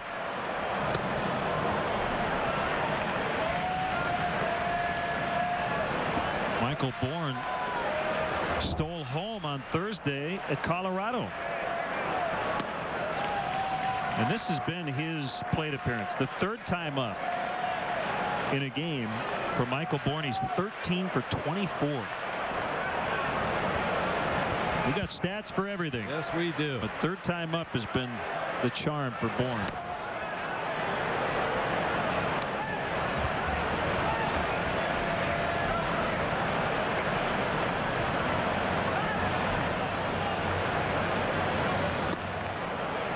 That's low.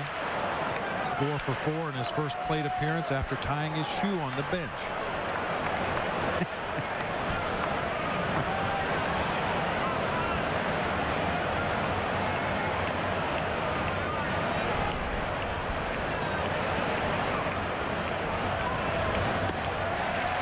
He's 13 for 25 the third time through the order. Randy Wells is dealing. Bottom 5, 0-0.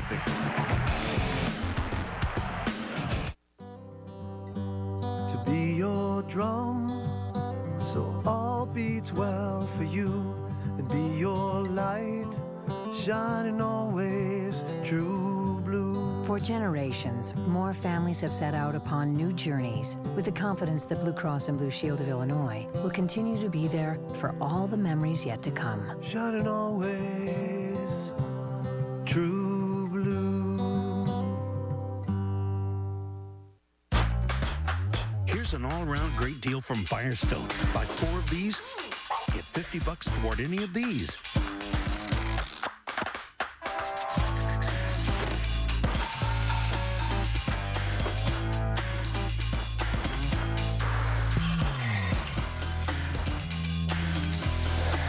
Just buy a set of select Firestone tires and get a gift card by mail to the Home Depot worth $50 for a limited time only at your Firestone retailer.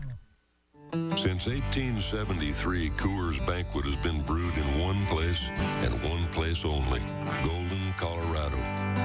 It's followed one tradition: use the best high country barley and only Rocky Mountain water. And it's been brewed under one motto: never compromise. Now, maybe this means we're a little set in our ways, but we know a few guys who'll drink to that. Coors, the banquet beer. Hi, everyone. Gail Fisher here in the Comcast Sportsnet studios. The Blackhawks and Red Wings drop the puck on the Western Conference Finals tomorrow afternoon in Detroit. Face-off is at 2 o'clock Chicago time. And be sure to switch over to Comcast Sportsnet right after the final whistle for Blackhawks Postgame Live. Now back to Len and Bob. Thanks, Gail. No score. Randy Wells looks to be just a little more relaxed today. A lot more relaxed, if you ask me. He's got great movement on his pitches. And I think he realized it very quickly. Most pitchers, when they take the mound up pretty early in the ballgame, they know what they have working, what they don't have working. He's got great movement on that fastball today and has a real good straight changeup to go with it. Over 15 innings to start his major league career, and he still hasn't given up a run. Well, that screamer off the bat of Fontenot on the checked swing almost got the guy on deck. Bobby Scales. 1 ball, 2 strikes.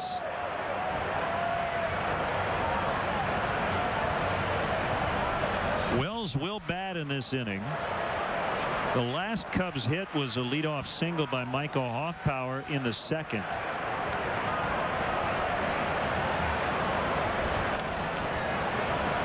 The pitch. Still a ball and 2 strikes.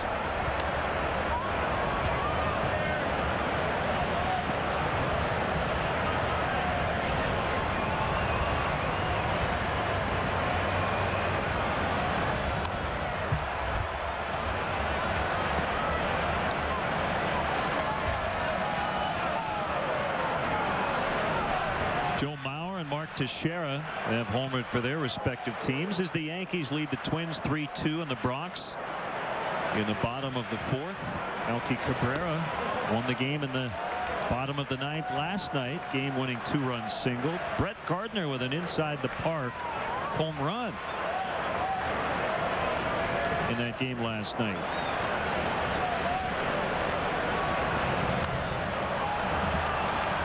He was visiting a children's hospital before the game in New York, and a young girl gave him a bracelet and said, if you keep the bracelet, you're going to hit a home run. And he did. It's a pretty neat story.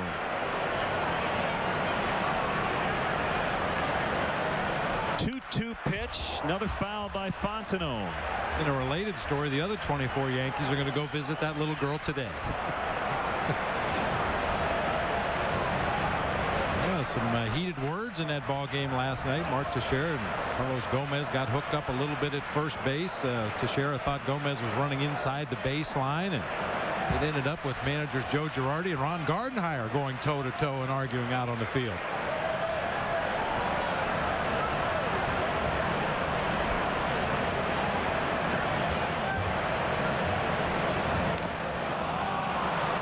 Foul tip strikeout. Number 4 for Oswalt.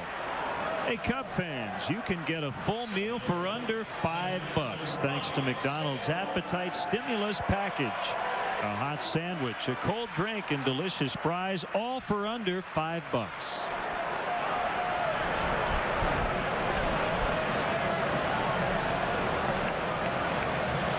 Well, Mike Fontenot's not getting the results. He has struck out swinging both times, but he's seen 18 pitches in his 2 plate appearances. Well, so far it hasn't really helped him a lot in the ball game, but it may benefit his teammates down the road, forcing Oswalt to throw that many pitches to get him out.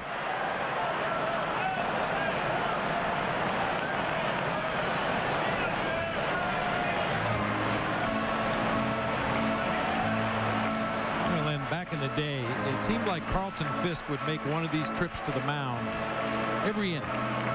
Pudge Rodriguez has kind of upheld that tradition. I think right now he's just giving Bill Hahn a little bit of time, but we've seen it every game we've played the Astros, and Pudge has been behind the plate this year. Several trips to the mound to talk it over with his pitcher.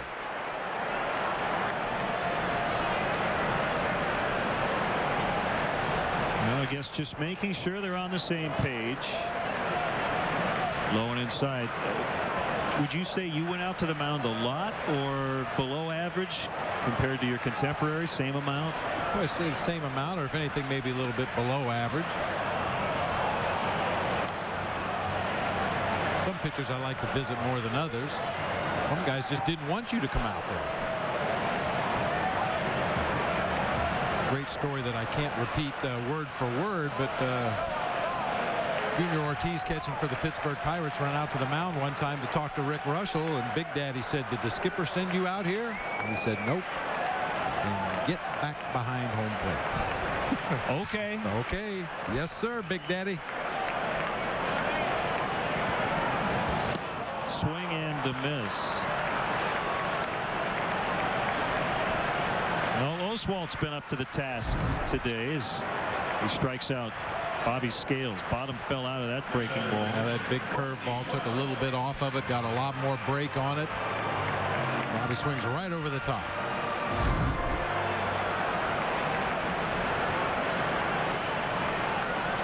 It's very early on, but what a nice development in terms of Randy Wells and what he's done in filling in for the injured Carlos Zambrano. Remember, Randy got plucked in the Rule 5 draft prior to last year by the Blue Jays. He made one appearance at the big league level and then was sent back to the Cubs.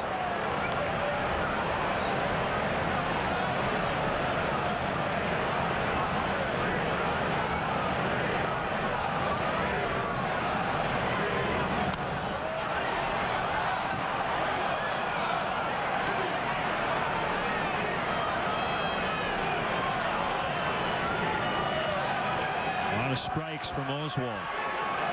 He hasn't walked anybody.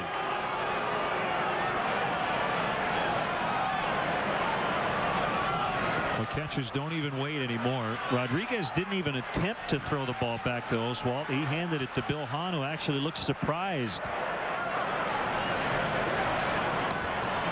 Swing and a miss. He just struck out the side. Oswald only needed one guy on defense. That was his catcher in that inning.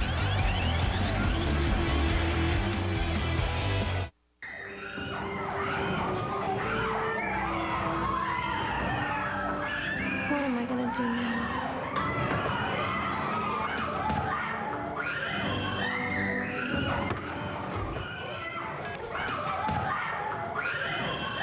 Hello, Jimmy John's.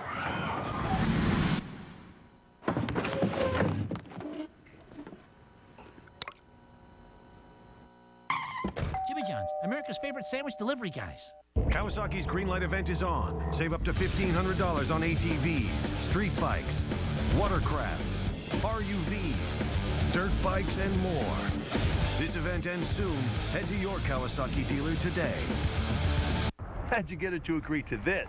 Simple. I told her about the Luna Double. I went to luna.com/Cubs and saved double. It's like found money.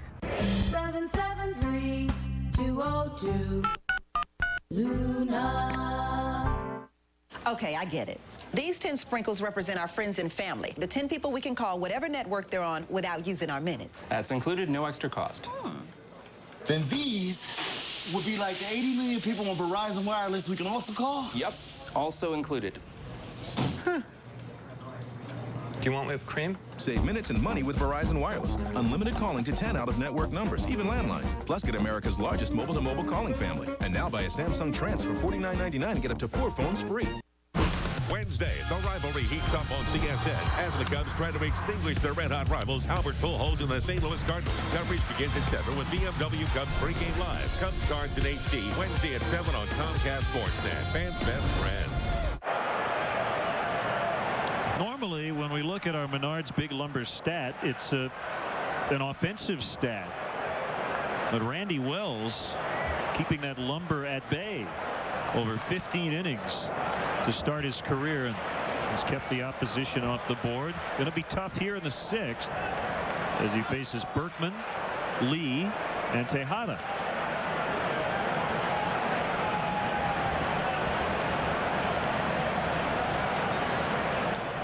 Angel Guzman has just gotten up.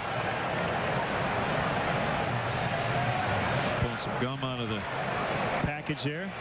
Now he's ready. 1 ball, 1 strike on Berkman.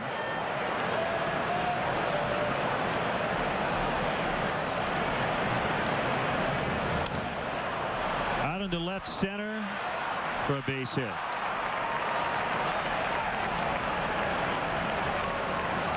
I tell you, Len, I like this idea. As good as Randy Wells has been in this ball game today in a scoreless tie, you just don't want to let things slip away too quickly. Angel Guzman cranking it up just in case down there in that Cubs bullpen. The one thing that you and I kind of thread through our broadcasts occasionally, it's a theme that we touch on a lot, is how hard this game is and how humbling it can be. Lance Berkman has been one of the elite hitters in baseball, and a few days ago he admitted that he was battling his confidence. He was struggling with it after his really slow start, which actually the slump began last September, and then he hit 162 this April. Most people would say, well, why would Lance Berkman have confidence issues? Last year he had a stretch where he went 31 for 50. And he also had an 0 for 27 in the same season. That's how tough this game is, and how easy it can look for short stretches. And every player gets to a stage of their career where you wonder, is this a slump, or have I lost my ability to hit the baseball with authority? I mean, that's a perfectly natural thing for any player to go through. But, like we tend to say, all it takes is one line drive, have that swing come together perfectly, and remember what it feels like to have a well-timed swing and to square a ball up. And a good hitter like Lance Berkman is going to take off and put up great numbers once again. You just hope he does it after they leave town. Well, I think for other players in baseball, you can look at those things I pointed out in 2 different ways. One could be, well, if Lance Berkman struggles with his confidence, oh man, I got to worry about mine. Or the other way to look at it is, Even the elite guys are human. So maybe I'm not so weird that I lose sleep every night after I go 0 for 4. Well, if it was easy, everybody'd hit 400.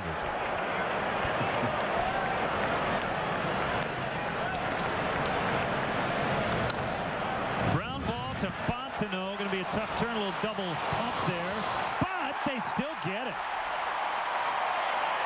Fontenot at a little double clutch, and then a nice dig by Derek Lee to complete the double play. Boy, this is a second baseman's nightmare when that third baseman takes that extra step or two to try to find the grip on the ball. You know that runner's bearing down on you. Bobby Scales hangs in there tough. He takes the hit from Lance Berkman. It gets the throw to D. Lee on a hop in time for the double play. Clean, hard baseball on the part of Lance Berkman out there at second base. Bobby Scales was able to get his feet up off the ground, get his cleats out of the dirt, and absorb that roll block at second base. So just like that, 2 outs and nobody on, and a foul strike on Tejada.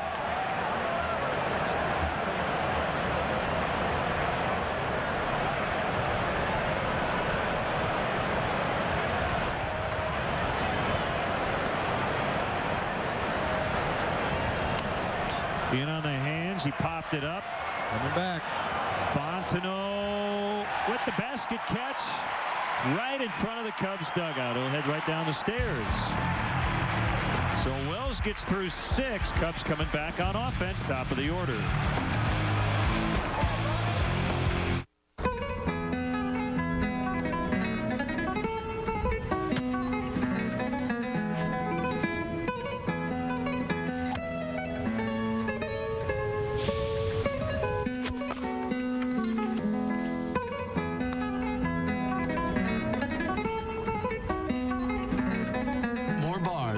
Places. AT&T, the best coverage worldwide. Get a Nokia E71X, the thinnest smartphone, for $99.99 after mail-in rebate. Blackhawks fans, get interactive with live web chats on CSNChicago.com. Once the puck drops, Pat Boyle, Steve Conroy, and Josh Mora will be chatting with you as the Blackhawks continue their quest for the Stanley Cup. Log on for each game, only on CSNChicago.com. For more than 20 years, people have been coming to Bud's Skyline Inn, the Quad City's #1 supper club. Fly in for some of Bud's favorites, like their famous surf and turf, tantalizing steaks, succulent catfish, or mouth-watering prime rib. Relax at Bud's Skyline Inn with your favorite cocktail while keeping track of the arrival and departures at the Quad City International Airport. In a hurry? Get in and out with their $6.95 lunch specials every weekday. So for your next special occasion or just a quick lunch, Bud's Skyline Inn, just 2 minutes from the airport.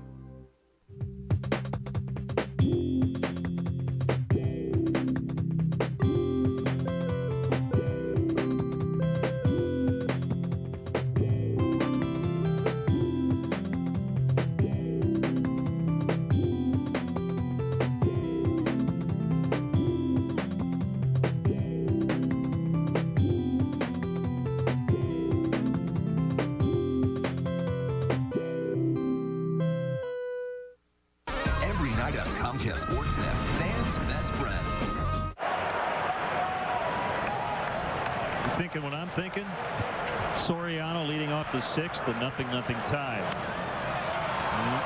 Not going to happen. Well, it's trouble. It's going to drop though. Ball should have been caught, but is not. And Pudge Rodriguez snuck in behind Soriano, and he got back to the bag in time. So a bloop single. Cubs will gladly take that. Wind and sun playing tricks out there with the Astros defenders. Yeah, you can see Matsui lost it in the sun right away. It's going to be a tough play for Berkman, and Pence was playing extremely deep. That ball dropped perfectly between the 3 of them, and then there's the catcher, Pudge Rodriguez. You've got no other responsibility on that play, so he just trailed the runner up the first baseline and tried to block the bag from Alfonso Soriano.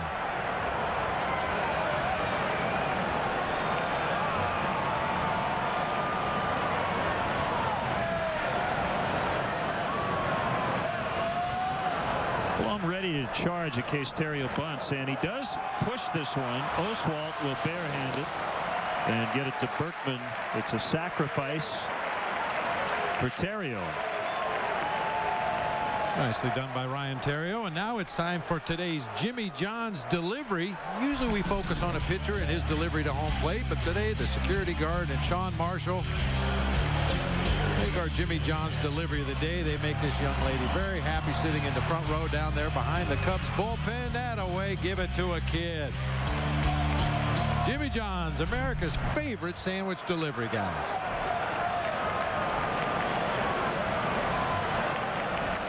That was special delivery right there. So 2 cracks at it here with Fukudome and Lee to put the Cubs on top. Good arms in the outfield. Carlos Lee with 5 outfield assists on the year. Pence has 3, Bourne with a couple.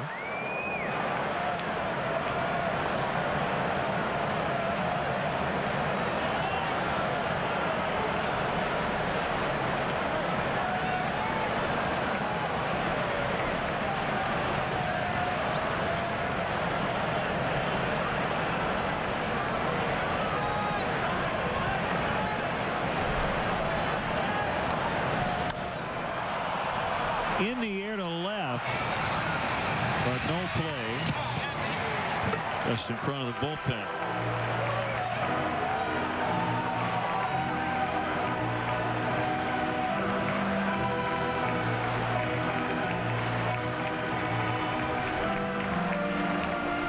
Good numbers with runners in scoring position this season for Kosuke Fukudome. Good time to add to that total right here.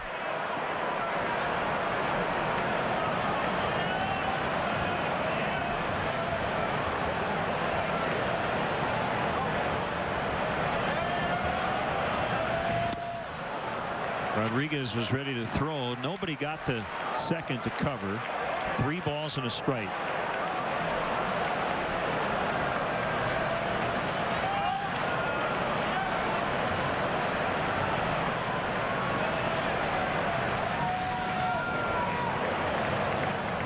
As a runner at second base on that particular play, you have to react to the catcher. Even though nobody broke to cover second base, you don't know that because they're behind you. High fly. Bourne's going to have a play at this point on the track as Soriano tags to third.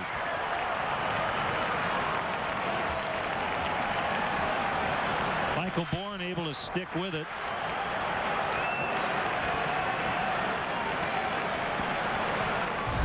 Kosuke gave it a ride, just hit it to the wrong part of the ballpark, straight away center field. Bourne was battling that sun the whole way back to the warning track. When Soriano saw that Bourne was going to be retreating as he made that catch, he went back to second, tagged up, and advances on to third. Not really that big of a deal unless you consider that Roy Oswalt curveball and the possibility he might bounce one in the dirt, get away from Pudge Rodriguez. Cubs will take a run right now any way they can get it.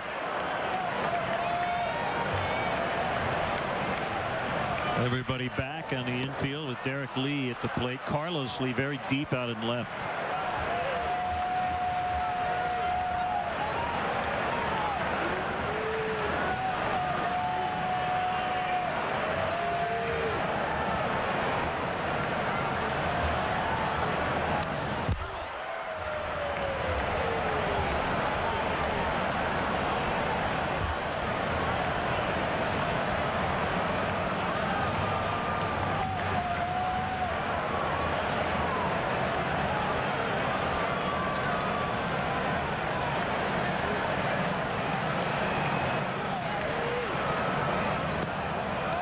He held up 1-2.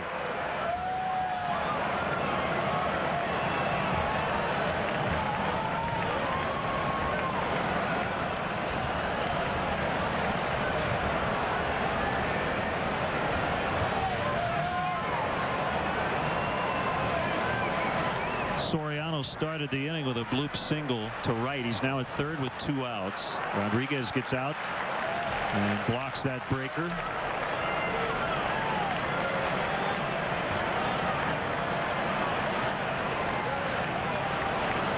Guzman still firing bullets down in the bullpen. Randy Wells with 97 pitches through 6.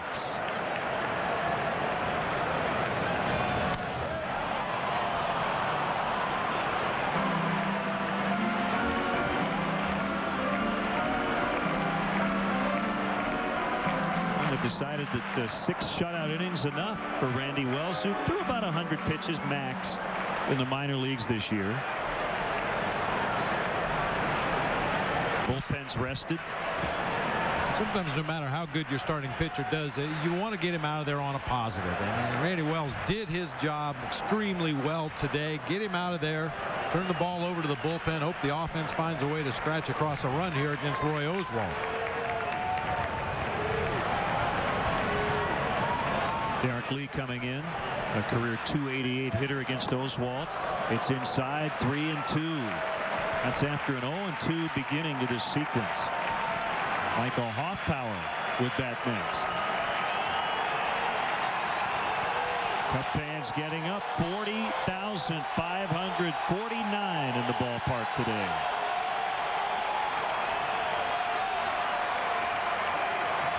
Here we go. Into left base hit. Cubs lead 1-0. Derek Lee with his first knock since returning from the neck injury, and it's a big one. Cubs are out in front, 1-0.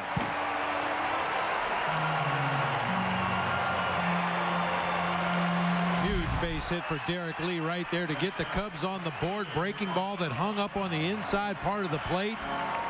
They had just come in there with a fastball to push him off the dish. Tried to come right back in with an off-speed pitch, and Derek Lee was all over it.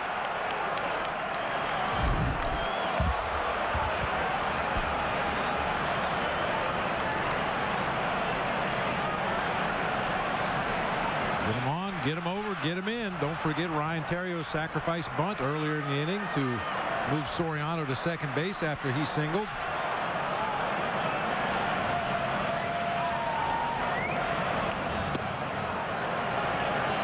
Fly ball to center field by Kosuke Fukudome, deep enough to allow Soriano to tag at second and advance to third, where he could easily score on that soft base hit into left field.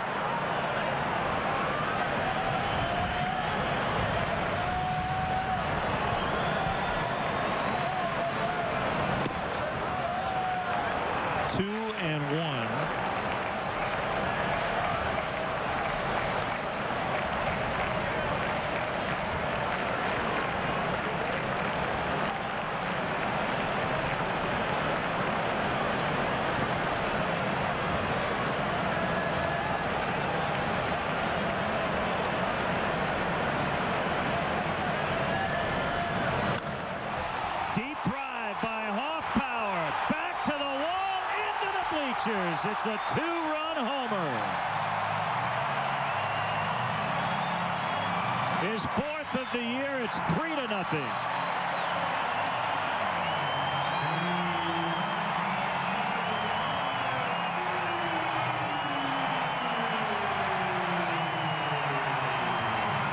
Let's go on Micah. That time Roy Oswalt shook off a changeup. He shook off a fastball away.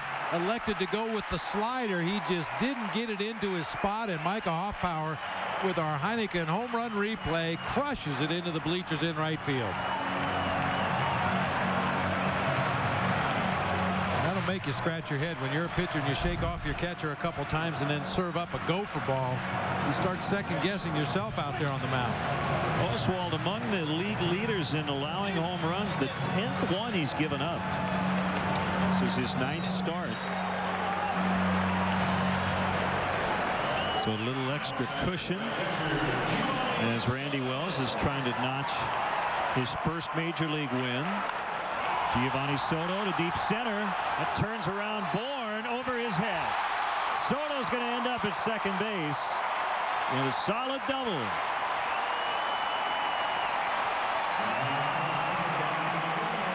Going into this inning, the Cubs had 2 hits, and both came in the first 2 innings. They have 4 already here in the 6th. Third time through the lineup, Cubs hitters getting a better look at Roy Oswalt, and he's made some mistakes in this inning that he did not make earlier in the ball game. A pitch up and out over the plate, and Soto just went with it straight back up the middle of the diamond, short hopping the 400 mark in center field. Well, let's see if Fontenot's first 2 at-bats, which resulted in strikeouts, but during which he saw 18 pitches, can pay off.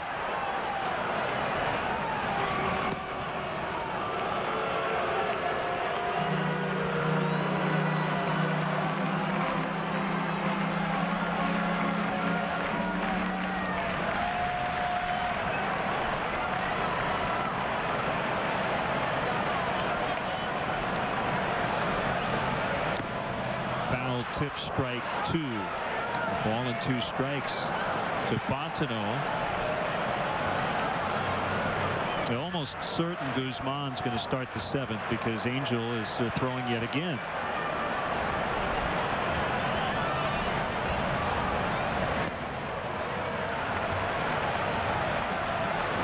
Aren't that many days you set it up 7, 8, 9 the way it could set up today. Guzman, Marmol, Gray.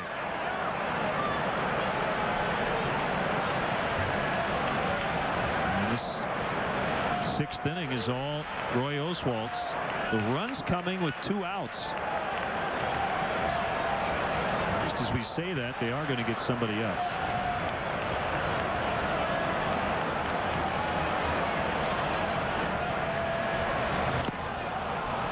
Fontenot strikes out again, but the Cubs get 3.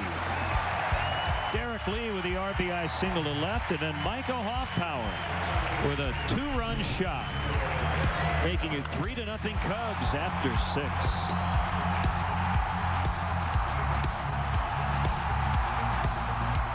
6. People think life in California is one big vacation, but it's really a lot of work. We have board meetings. Lots of board meetings. We're always playing catch up. We're really just a bunch of pencil pushers. We burn the midnight oil. Hey, it's a dirty job. But someone's got to do it. So if California seems like your kind of work, when can you start? Find yourself in California. Fly Southwest Airlines from Chicago Midway to cities in California for just $99. Book now at southwest.com/California. Low fares, no hidden fees. Hey, Cubs fans, are you looking to get tickets to the hottest Cubs games this year? Visit Cubs.com and click on StubHub, the official fan-to-fan ticket marketplace of Cubs.com. Don't miss all the fun and excitement at the friendly confines with StubHub. There's always a ticket available to a Cubs game. If you don't let my daughter go now, I will find you and I will kill you. Good luck. Where is she? Be the first to get taken today. I told you I would find you.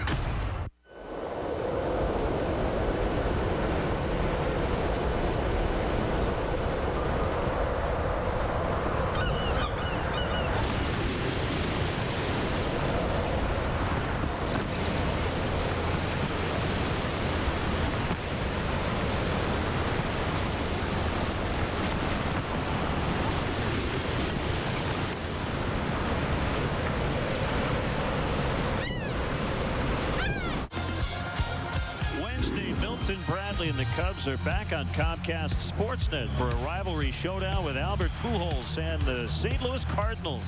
Don't miss the Cubs and Cards Wednesday night at 7, right here on Comcast Sportsnet, fans' best friend. This summer, Coors Light introduces the new 12-ounce cold-activated can. When the mountain turns blue, your beer is as cold as the Rockies. Frost-brewed Coors Light, the world's most refreshing beer. Angel Guzman in relief of Randy Wells,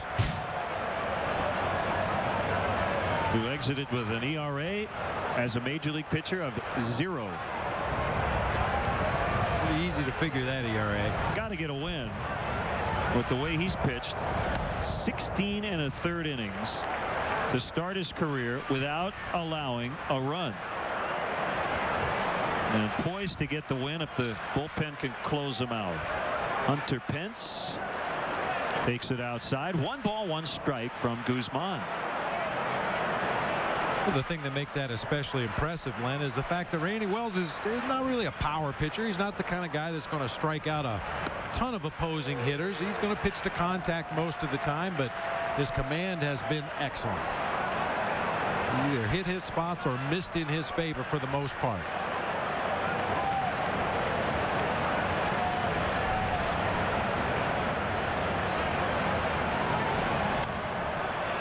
Off the end of the bat and foul. I'm sure the Astros hitters kind of feel like we don't care who it is, just not Randy Wells.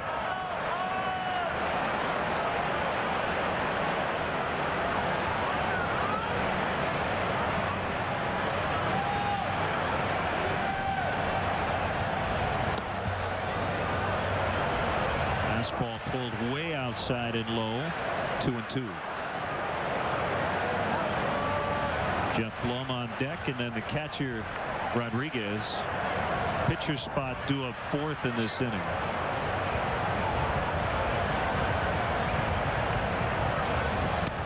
Swing and a miss. Strike 3. Good heat from Guzman.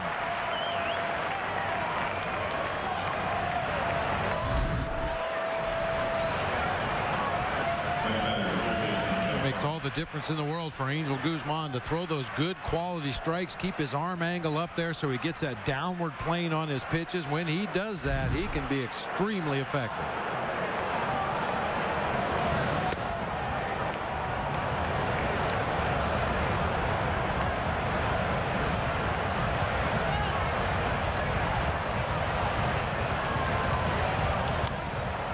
Muscles it out into right. Now Hoffpower has to come way in to record the second out. Former Cubs all-star catcher Randy Hundley will conduct the stretch coming up.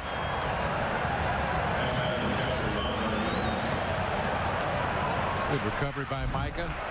For guys that aren't experienced in the outfield, we've talked about it before. Your first instinct is to always break back, especially with that wind blowing out to right field. And that time was able to reverse engines and come charging in to make the catch. Rodriguez late on the swing. Darren Erstad has jumped on deck for Oswald.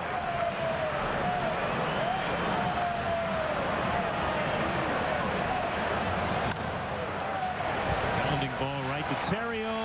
Guzman gets him 1-2-3. Here comes Randy Hundley with the stretch. The ball game is former Chicago Cub Randy Hundley. Hey, I need some help. Here we go. A 1, a 2, a 3. Out to the ball game. Take me out with the crowd. Buy me some peanuts and Cracker Jacks. I don't care if I never get back for its fruit. Root for the Cubbies. If they don't win, it's a shame. For it's one. Out at the old ball game. Let's get some more run. Okay, I get it. These 10 sprinkles represent our friends and family. The 10 people we can call whatever network they're on without using our minutes. That's included, no extra cost. Then these would be like the 80 million people on Verizon Wireless we can also call? Yep, also included.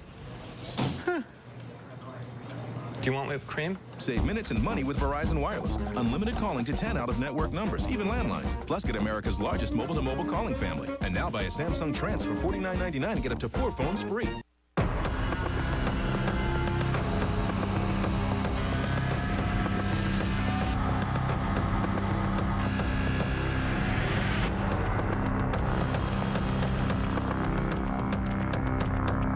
Are you going to the game or looking for a place to watch it? The Captain Morgan Club on Addison and Sheffield is calling your name. Open year-round with 30 flat-screen TVs and an outdoor patio. Come to the Captain Morgan Club to watch the Cubs and every sporting event. Tickets or no tickets, we're calling all captains. Weeknights at 11, the Monsters take over Comcast Sportsnet's late night with the very best interviews and hottest sports topics from the morning show. Monsters in the Morning Encore, weeknights at 11 on Comcast Sportsnet. Fans' best friend. We're up there. The Cubs strongly encourage the use of public transportation. The CTA Red Line stops directly at Wrigley Field at the Addison Station. For drivers, DeVry University offers remote parking and bus service for just $6. For more details, visit Cubs.com or call the CTA hotline 773-836-7000. Bobby Scales against Alberto Arias now in for the Houston Astros, and Randy Hundley's in the booth with us after nailing the 7th inning stretch as always. How are you guys doing? Okay? We're doing fine. This team's trying to win its 5th in a row. Got a beautiful day after a rain out yesterday. Life's good. Yeah, I should say.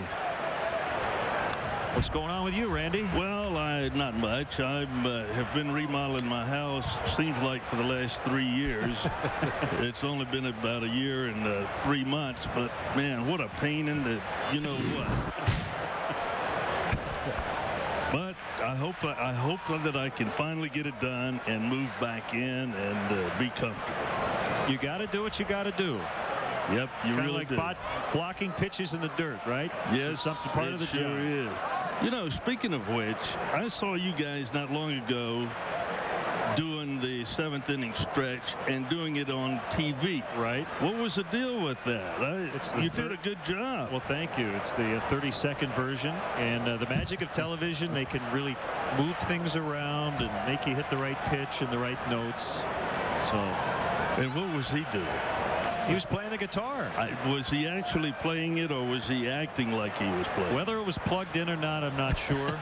But he was actually playing. A little of both, Randy. A little of both. All right. Now, can you read music? No. I can barely read English. No, I don't read a lick of music, but they've got ways to get around that nowadays. Well, yeah. I mean, it's amazing how you can play it. I can actually read music. Doesn't mean a whole lot these days, but I can read music. Called third strike on Bobby Scales. Ryan Friel's going to bat for Angel Guzman as Marmol gets set for the 8th. I want to ask you about Ivan Rodriguez. We've talked a lot about the numbers for him. He's closing in on the most games caught. How many games has he caught? He has now caught 2,204 career games. Wow. What's the record? It's not much more than 2,000. 22-26. Carlton Fisk, Bob Boone at 22-25. Well, I'll tell you what. First of all, he's an outstanding catcher. You know, I don't think there's any denying that. And secondly, he has been able to avoid injuries. And needless to say, that how important is that, huh, Bob? Oh, yeah. Especially to those hinges. Keep those knees healthy. Exactly. If you injure that knee, man, it's very difficult to do the job. Soriano with 2 outs. And the breaking ball came back over the plate. The thing I noticed about Rodriguez is that he still really throws strong from behind the plate. And he's quick also. And he likes to throw to the bases on pickoff attempts. We've seen a lot of Yadier Molina the last few years. Very accurate, strong throwing arm. Some good defensive catchers out there. And a lot of these guys can hit. I mean, yes, they can. Ground ball to third. Blum is up with it. Can you hang for a couple more minutes with us, Randy? Sure, love to. All right, quick 1, 2, 3, 7th. Back in the 8th with Randy Hundley and the Cubs leading 3-0. It's so nice to have company after the accident. What is it? Someone paid me cash. Who? Who? Affleck. Who pays you cash when you're hurt and missing work? Affleck. Cash to help with expenses that health insurance doesn't cover. Like the mortgage, gas, and food. Affleck. What now? Someone's standing on my foot. Who could it be? If you plan on building, furnishing, or remodeling your home, or you're just tired of paying retail, don't spend another dollar. Now, you can enjoy an incredible selection of top quality name brand products priced up to 50% less than retail. Take the first step towards saving hundreds or even thousands of dollars on nearly anything for your home. Call for your free Direct Buy Insider's Guide to Buying Direct and learn what retailers don't want you to know. Each full color page of the Insider's Guide is packed with powerful information. Discover some of the hundreds of thousands of products available from over 700 name brand manufacturers. Everything, including furniture, cabinets, appliances, flooring, lighting fixtures, and so much more, all without retail markups. At Direct Buy, you can't afford to miss this valuable opportunity. Call the number on your screen now to get your own Direct Buy Insider's Guide. You'll also receive a visitor's pass and map to the Direct Buy showroom nearest you. The sooner you call, the sooner you'll be buying direct. So call now. As the Blackhawks charge to the Western Conference Finals, stick with Comcast Sportsnet for the best coverage in town. Pre- and post-game shows, live game web chats, reaction from the stadium, and all the news and highlights in Sports Night. Your home for the best coverage of the Western Conference Finals is Comcast Sportsnet, fans' best friend. I'm sure you have some buddies who played for the Blackhawks way back when, Randy, right? Yes, I did. I played a lot of golf with the guys from the Blackhawks, and I tell you what a great season they've had already. No doubt. I just hope they can continue on and maybe even become champions. Well, they're 8 wins away from doing that. We heard a section of fans booing here, and I kind of looked around. I saw a guy with a Red Wings jersey on, so they're already fired up and ready for that series, which starts tomorrow. Carlos Marmol is in to face pinch hitter Darren Erstad and then Matsui and Bourne here in the 8th inning. Interesting that you're with us. Former catcher Randy Wells is a converted catcher, and so is Carlos Marmol. Really? And I'm sure that having caught has helped these two guys in some way as a pitcher, because they used to call pitches. Well, I would think that they would know how to set hitters up a little bit better if with that experience behind the plate. You know, you still have to throw the ball, and you have to throw it in a certain spot so that the guys can't hit it. But I would think that the catching has helped them some. You know, Randy, it's always been my contention that you can take a catcher and put him anywhere on the field, and he's going to be good. Well, I would agree. Yeah. There's no doubt about it. I thought you would. I agree. I emphatically agree with you. Outside. 2 balls, 2 strikes. You know, Randy, you were such a great defensive catcher. I was talking to your old teammate Ron Sando this morning. When did they make the change, or when did you make the change from the no-hinge catcher's mitt, the old donut glove, to the one with the hinge that a lot of the players use nowadays? When I was 8 years old. Is that right? I found a mitt in a sporting goods store. I used to go there every day for weeks to make sure that they had not sold this mitt. And sure enough, they had not sold it. And finally, the owner of the store called my dad and says, you have got to come in and buy this mitt. And at that time, that mitt was $125.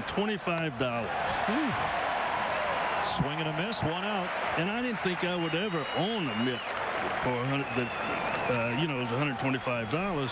And the owner of the store finally called my dad, and he says, you have got to get this mitt for your son. And it had a hinge in it. First mitt I ever saw with a hinge in it, and I kept that mitt for the longest time and played all through from 8 years old all the way through high school and into pro ball. Matsui pops it up. Soto will not have a play. This park hasn't changed that much over the years, but they've added some seats around the dugout area, so foul ground has shifted just a little bit. And fans, Randy, who've come here for a long time, note that the 400 sign is not straightaway center. It's a little right of center because of the configuration of the field. I don't see much difference in the field myself. It's still a beautiful ballpark. It's a great field to play on, and I loved playing here in Wrigley Field. I'll tell you one thing, though. The other night when they retired Fergie's number, I was here and sitting in the dugout and being able to see the flat field. That was very unusual. Yeah, that's probably the biggest change we've seen, at least as far as affecting play on the field. The players all rave about the new surface here. Right. It looks great from here, and evidently the players love it, and I think that's very important. Matsui pulls it foul. I'm glad you mentioned the number 31 retirement ceremony. Fergie Jenkins and Greg Maddux. And put the flag up. That was great. It was great seeing Greg Maddux here too. What a nice fellow he is. He's very unassuming, but just a real gentleman. It was great to meet his parents. Yeah, I'd met his parents a couple of years ago at a golf tournament that he put on out in Vegas, and they are great people. 2-2 on Matsui. We're with Cubs All-Star catcher Randy Hundley as Marmol has struck out the first 2 here in the 8th inning. Did Ron tell you about what happened the other day with Jerry Azuma, former Bear? Did you hear the story? No. Well, we get this sheet, which I can show the fans. There's a bio sheet that we get in the booth on each 7th inning stretch guest. So here you see Randy Hundley. I have it marked here. You know, fantasy baseball camps, which he started in the early 1980s in Arizona. Well, on Jerry Azuma's it says former Bear and Pro Bowler. Well, the Pro Bowl in football, Pro Bowler. You say that, but I guess Pat and Ron thought it was Pro Bowler. So Jerry Azuma walks into the booth and Ron says, "How much you been bowling lately?" And Jerry says, "I pick up a ball now and again." And Ron realized, oh, that's not what he meant. Now Ron says Pat's the one who told him. Well, Pat, Pat has a way of doing those things, of putting him in a situation that he doesn't know what's going on. Right. Of course, I would do it too if I was with Sano. Very much. Oh, that's good stuff. I love, I love the humor that Pat Hughes has and the things that he can do with that humor. I absolutely love it. Yeah. You've worked with Pat, right? Yes, I have. Swing and a miss. Randy, always a pleasure. Thank you, guys. It's great being with you. We see you here a lot, and you're always welcome in our booth. Thank you very much. Thanks, Randy. Great seeing you. Marmol strikes out the side.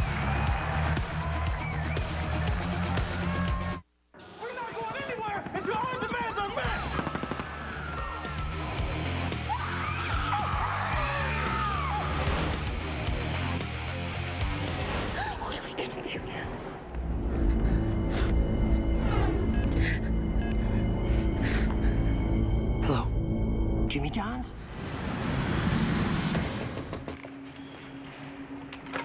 Order Jimmy John's!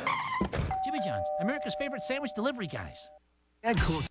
The NASCAR All-Star Race is intense. Be there for the 2009 NASCAR Sprint All-Star Race, where anything goes and nothing's held back. Saturday, May 16th, starting at 7 p.m. Eastern, live on Speed. NASCAR on Speed. Be there. NASCAR is brought to you locally by Collision Repair Center. Good guys to meet by accident.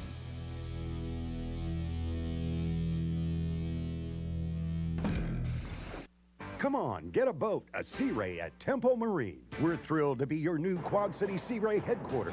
The first order, Captain? Put brand new Sea Rays on sale and don't spare the discount dollars. Save 30 to 45% on all new in-stock Sea Rays. For a very limited time, get once-in-a-lifetime savings. You heard it right, mate. Save thousands on new Sea Rays at Tempo Sea Rays. Tempo Marine! Come on, get a boat.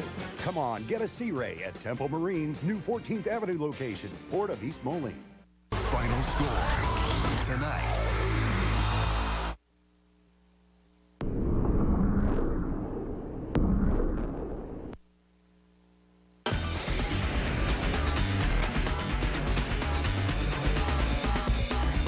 Gail Fisher with this Toyota Sports Night update. There's still time to vote on our Cubs poll question of the day. Who do you want to be the regular starting third baseman until Aramis Ramirez returns? Mike Fontenot, Ryan Friel, Aaron Miles, or Bobby Scales? Visit CSNChicago.com. Go to the Cubs team page to give us your vote, and we'll have the results on Lowe's Cubs postgame live. Now back to Len and Bob. Thanks, Gail. Bottom of the 8th as Ryan Theriot fouls away against left-hander Wesley Wright. Thanks to Randy Hundley for making his 16th appearance for Wright. Bottom 8, 3-0 Cubs. How about Marmol? Fanned all 3 in the top of the 8th. No drama today. None whatsoever.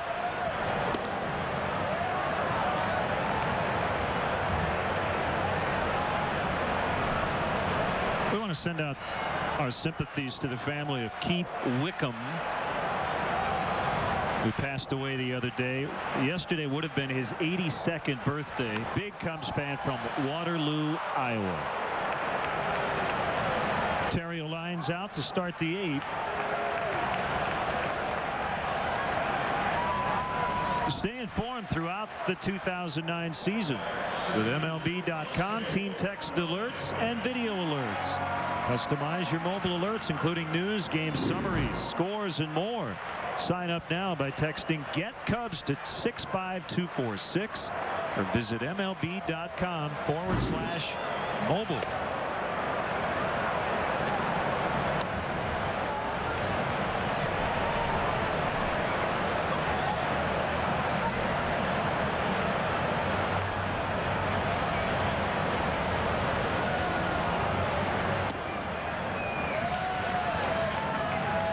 Two balls, no strikes. Kevin Gregg would start the ninth with a chance for the save if the score remains the same.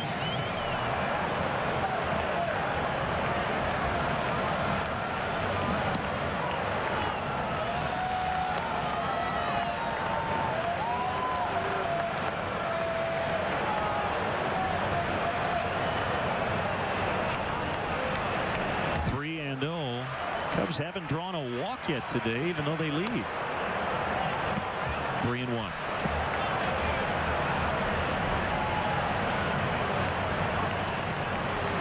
Get well wishes go out to Dolores Rusinek from Highland, Indiana. Got out of the hospital yesterday. Big Cubs fan. Went to spring training for her 84th birthday this year. Hope you're feeling better, Dolores.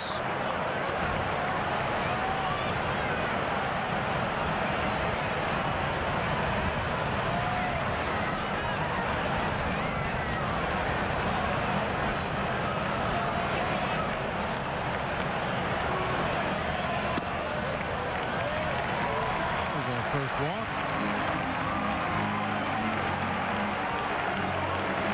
For individual health insurance from a name you can trust, call Blue Cross Blue Shield of Illinois at 866-575-BLUE.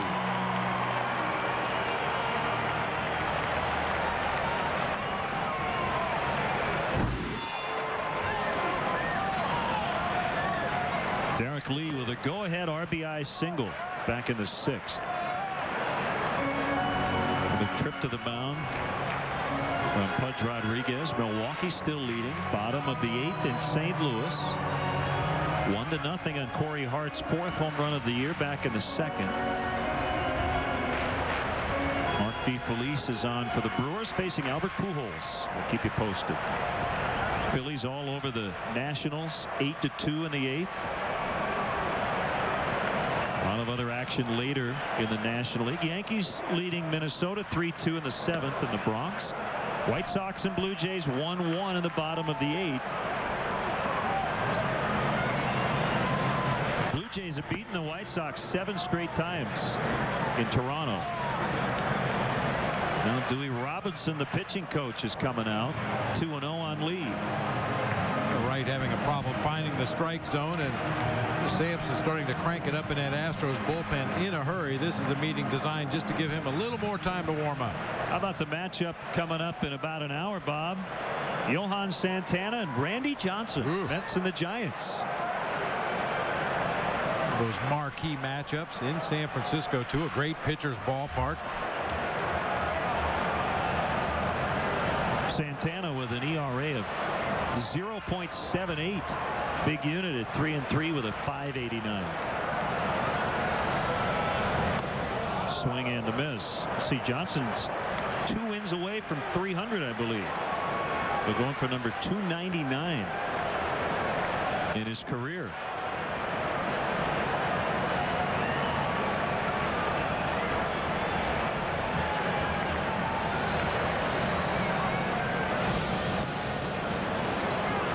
.298 wins, 163 losses.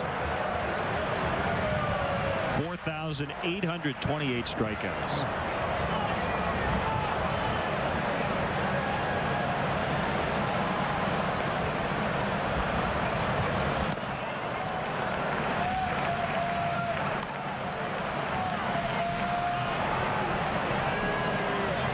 A lot lot about Randy Johnson as he approaches that 300 career victory mark and his time there in Arizona. And he is really a completely different pitcher now than he was even in his time in Arizona. He's learned to pitch a little bit more. He's using that split-fingered fastball as an off-speed pitch a little bit more. On a given day, he can still be as dominating as any pitcher in the game. But even on those days when he doesn't have his best stuff, he now has a way to get hitters out and has probably become even more of a pitcher as he's progressed in his career.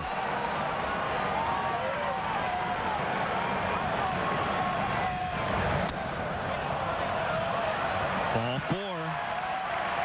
Back-to-back walks.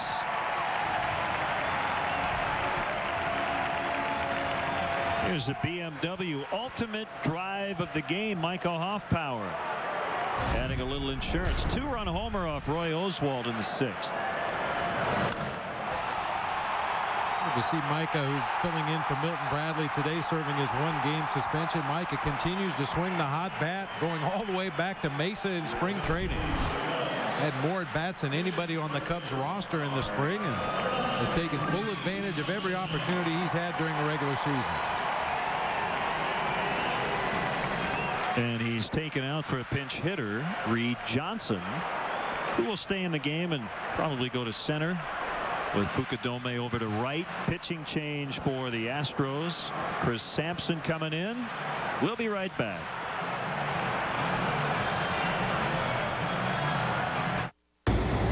Ever feel like it's just better to blend in and go with the flow? Neither do we. The Mitsubishi Lancer, engineered to be different with twin paddle shifters to reignite your passion for driving. And Lancer earned IntelliChoice's excellent value in a sports sedan over Mazda, over Subaru, and even over BMW. Mitsubishi Lancer, it's different for a reason. Right now, get an online Lancer starting at just over $13,000 after factory rebate. Our dad always told us it takes a lifetime to build a reputation and a moment to tear it down. That's why for 50 years, our family-owned Danley's Garage Realty has pledged our QSP promise: quality, service, and price. We're celebrating our 50th anniversary with garages reduced to $59.99. From our family to yours, it's not just a guarantee, it's our promise. Danley's 773 Garages. Chicagoans love their pizza. That's why you come to Giordano's. Some for 30 years now. We use only the finest ingredients to make Giordano's famous stuffed pizza, our equally famous thin crust pizza, plus salads, pastas, sandwiches, and more. Come on into Giordano's and celebrate 30 great years with us. Giordano's famous stuffed pizza. We made it good. You made it famous. Would somebody please give me some good news? Right now at Feldco, buy one window, get one free. Call 866 for Feldco. Now our Feldco Cubs upcoming schedule. Off day Monday, and then off to St. Louis and San Diego. Comcast Sportsnet Wednesday, Thursday, and Saturday on the upcoming trip.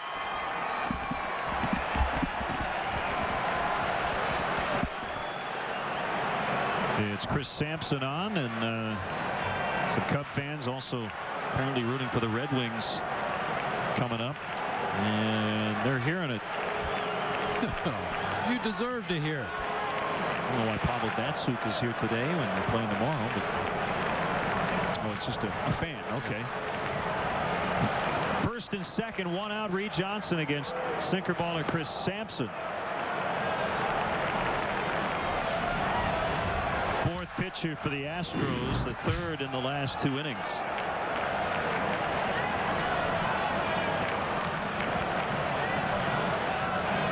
Astros pen has been very busy this year, second in the league in innings pitched.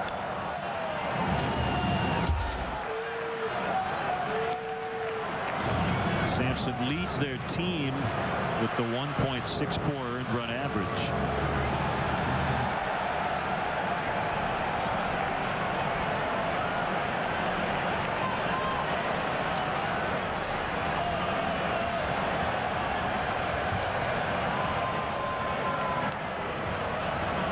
Comes on a 1-1 ground ball to second. Matsui to Tejada, but no chance to get Johnson as Matsui had a little trouble getting it out of his glove. Fielder's choice, first and third, 2 gone.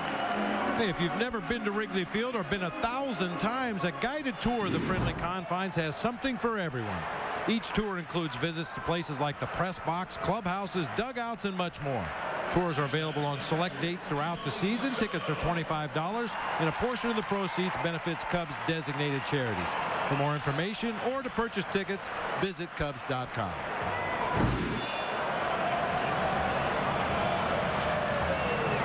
Soto 1 out of 3 with a double. Fly to right, line to left, and then hit a double to straightaway center. Over the head of Michael Bourne. That's tough to do in a ballpark like this. Michael Bourne usually runs him down.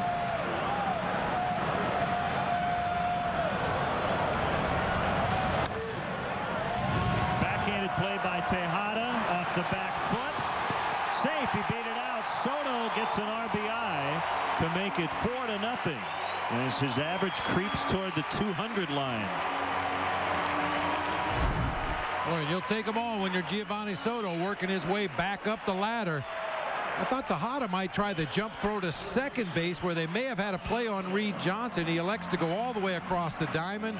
Soto beats it easily, and Berkman's foot came off the bag on top of it. He's safe twice. Give him 2 hits. That's right. Catchers love those infield hits because you don't get very many of them.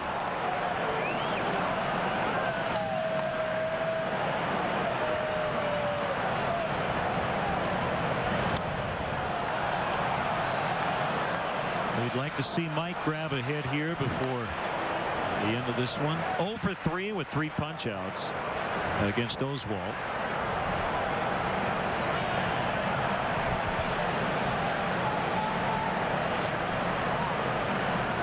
One hit in the inning, and it did not leave the infield. Cubs have been helped by a couple of walks.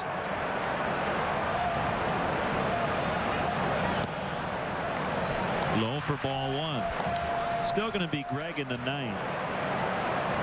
Even though a save chance has gone by the boards, with the Cubs grabbing their 4th run.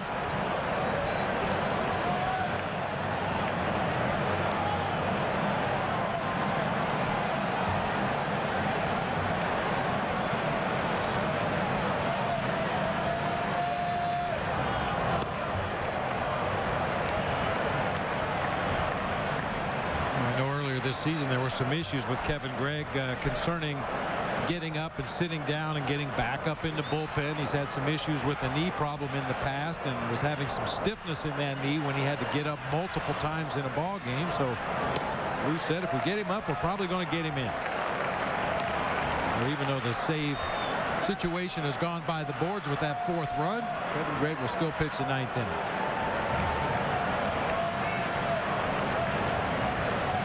It's not really about accumulating saves. It's about accumulating wins.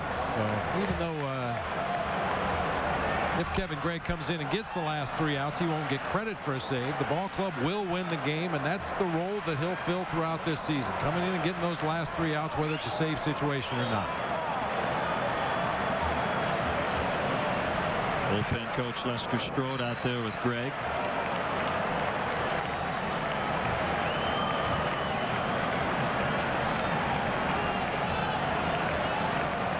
Cubs are trying to make it 5 in a row for the first time this year. Runners go on a 3-2, and it's laced foul. They're not going to be in first by the end of play today because the 2 teams ahead of them are playing one another. They're right there within striking distance. We'll get Milton Bradley back in the lineup tomorrow.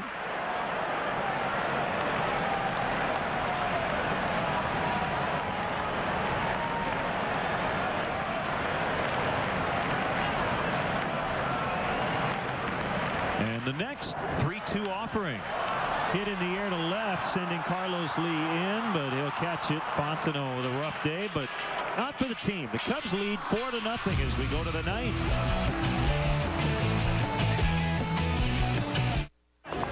need luggage to bring home souvenirs. It's not your bag's fault some airlines charge add-on fees like baggage fees, reservation fees, curbside check-in fees. You shouldn't get surprised at the airport like that.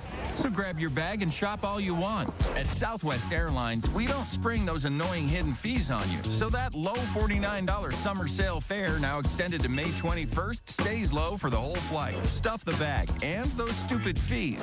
Book now at southwest.com. Protect your home against water damage with Cymer sump pumps from Menards. This 12-volt battery backup system works during power outages, only $199. This half-horsepower stainless steel pump is just $119. Keep your floors looking great with Epoxy Shield floor coating kits from Rust-Oleum. They're water-based for low odor and easy cleanup. It covers up to 250 square feet. Available in gray, tan, or over 30 custom tinted colors, just $37.98. Save big money at Menards.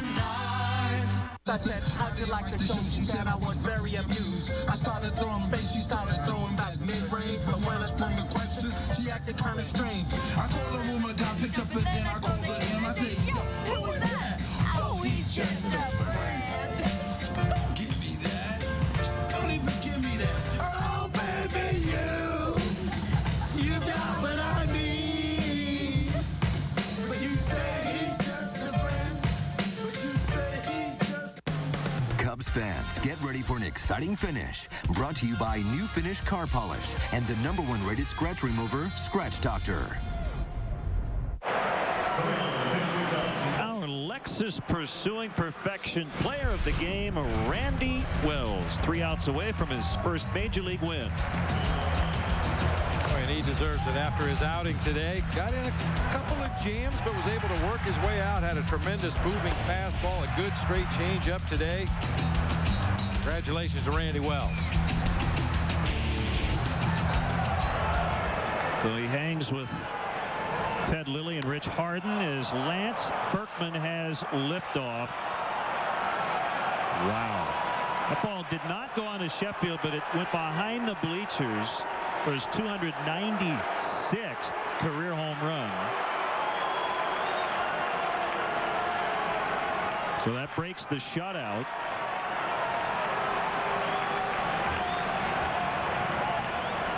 So Kevin Gregg coming on, getting up a long leadoff home run. Wind certainly helped it, but I think it would have left either way. That pitch was up. Yeah, belt high fastball in the middle of the plate. Berkman up there looking for that first pitch fastball, and he did not miss it. Oh, it was crushed.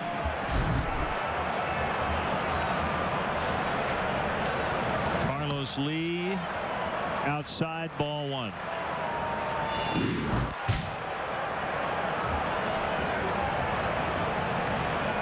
He had been better in terms of opponents' batting average against lefties. Carlos Lee's going to make it possibly 4-2. Soriano watches it go into the front row and then into the basket. Wind not really helping that ball. Lee got it up for his 8th home run, his 3rd hit today. He stays hot. All of a sudden, it's a 2-run game.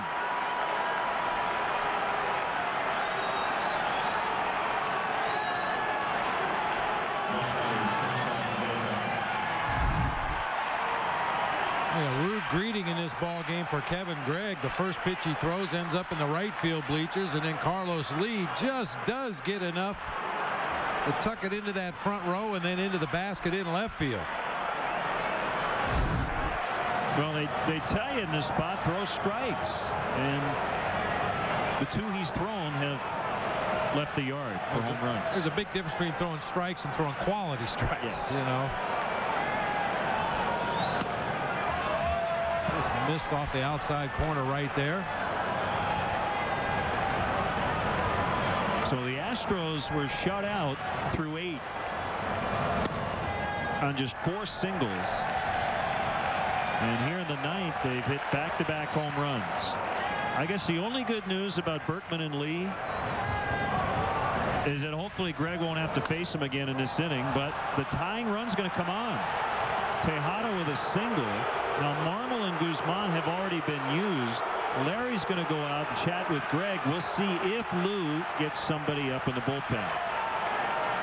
Well, if indeed he does get some more activity in the bullpen, you would assume Aaron Heilman at this point. He has been the 7th inning guy. Angel Guzman filling that role today.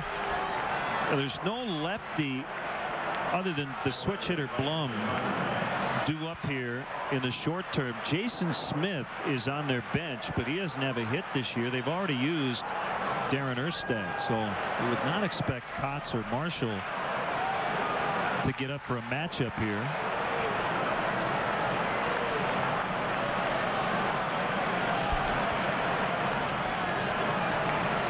This game has gotten a little bit too interesting. Cubs were hoping Greg was going to come on, and as you mentioned with Marmol, no drama at all as he struck out the side in the 8th. But Kevin has struggled here in the 9th. 1 ball, no strikes to Pence, who again has killed righties this season. He's been better versus righties than lefties.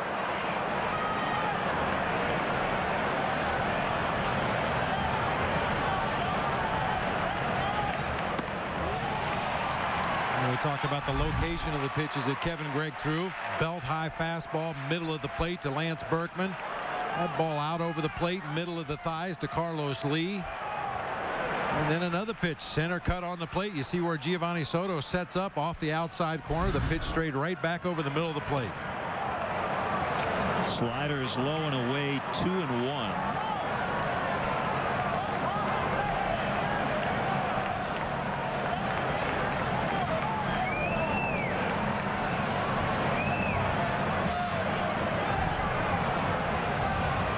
Kick and the pitch. Got it. 2-2. He needed it. As he tries to put away Pence.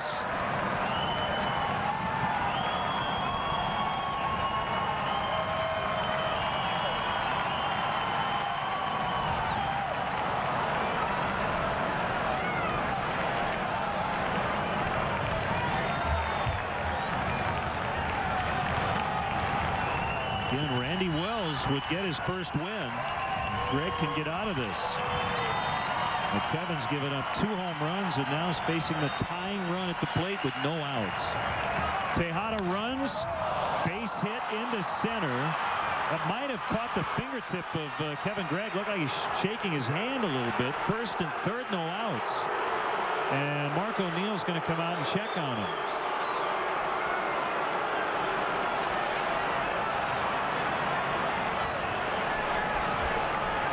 No question, you got a piece of Kevin Gregg. Mark O'Neill looking at the right hand, right wrist area.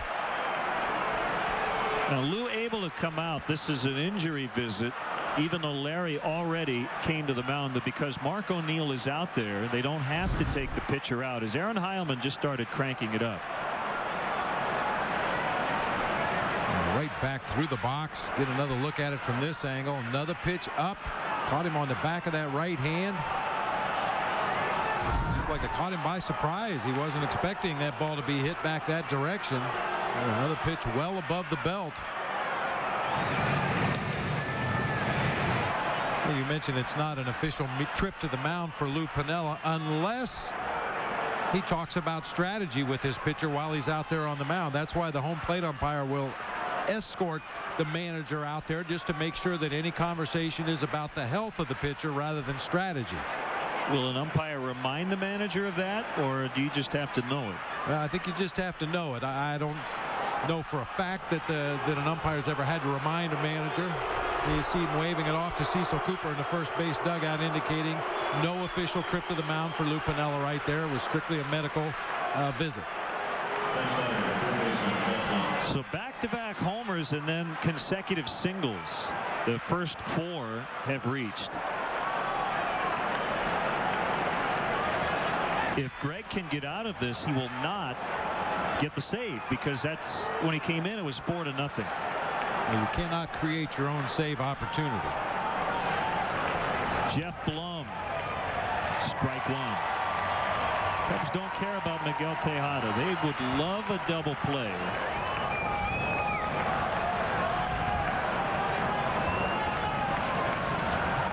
Key guy right now is standing at first base. Well, actually, the key guy's at the plate, but Pence representing the tying run.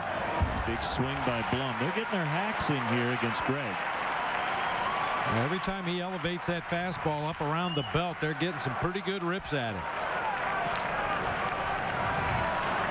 This account that usually Kevin Gregg likes to bounce that breaking ball out in front of home plate, try to get a swinging strike. Nice slide by Soto, keeping that double play in order.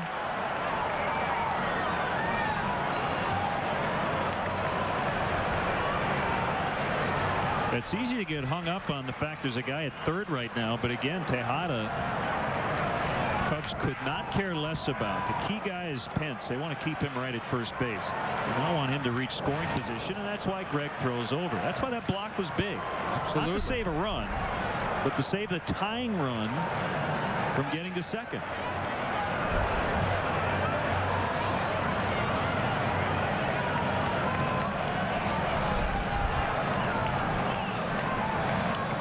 And Blum just got hit to load him up, and now the tying run is in scoring position, and the go-ahead run is on base, and that's going to be it. Lou's going to ask for Aaron Heilman, and Aaron, who's had some issues with the strike zone, has to come in and throw strikes. Bases loaded, nobody out.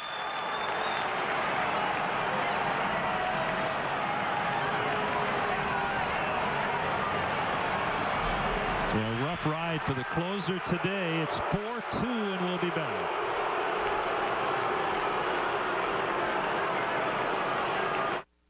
Pontiac is reinventing the ownership experience with the Total Confidence Plan. We'll make your payments for up to 9 months, up to $500 a month if you lose your job. And we'll protect the value of your vehicle at trade-in time when you buy your next GM vehicle. Go to PontiacConfidence.com for details. Now get 0% APR financing for 60 months on a G6 in inventory as of 12/7/08. Find your Chicagoland dealer at gmdrives.com. Excuse me, my daughter has a rash. Is there a drugstore nearby? Do you mean pharmacy?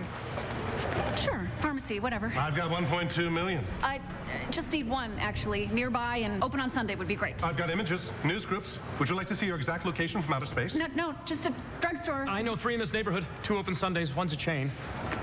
They have coupons. Just saying. The new DexKnows.com. Smarter than your average search. More exact, more detailed, a lot more local. DexKnows.com. Performance now is all about logic. That some cars cost as much as $1,500 to maintain is one thing. That others cost even more is quite another. That a BMW costs you nothing to maintain defies all logic whatsoever. And in turn, makes it the most logical choice of all. Performance now is the 3 Series. Now you have more options to get the BMW you've always wanted. Aaron Heilman coming in the toughest of spots. Bases loaded, nobody out. So we talked about strikes, but as you said, they've got to be quality strikes. Ivan Rodriguez at the plate. Bases loaded, no outs, 4-2 Cubs. This is a safe spot. Yeah. Lest there be any confusion. This is a tough save chance, to say the least. So the runners, Tejada at third, Pence at second, and Blum at first. Here we go. And that's floated out in the left center. Pence is going to be sent by Dave Clark. Here's a throw by Soriano. It's going to be late. And the Astros have tied the game at 4-4, and there are still no outs. And that means a no decision for Randy Wells. But the bigger point here is they've not only tied it, they have a chance, a very good chance to take the lead. Wasn't hit hard. Sinker right in on the fist of Ivan Rodriguez. He just muscled it out into shallow left center field. Soriano kind of hesitated as he came in for that ball. Hunter Pence with that great speed, I think he was going to score anyway. Yeah, that was an aggressive but a good send by Dave Clark because that ball was not hit hard. It would have been very easy for him to hold the runner at third with no outs. A tough no decision for Wells. 6 scoreless innings. And it's pinch hitter Jason Michaels outside on a breaking ball. Different managers play this different ways. With nobody out in the inning and runners at first and second, a tie ball game, a lot of times you would send up your best bunter to try to put down a sac bunt for the top of the batting order, but Cecil Cooper figures the go-ahead run is already in scoring position. I'm going to send up my best pinch hitter. And that time Michaels did show bunt, but trying to bunt for a base hit.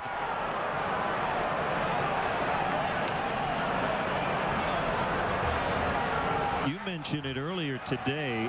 Their closer, Jose Valverde, has been one of the elite guys in baseball the last couple of years, is on the disabled list, and former Cub LaTroy Hawkins has been filling in as their closer. Now he's up with the Astros threatening to get their first lead of the day.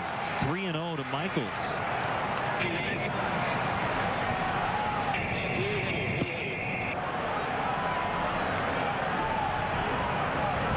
Sean Marshall up in the pen. The kick and the pitch.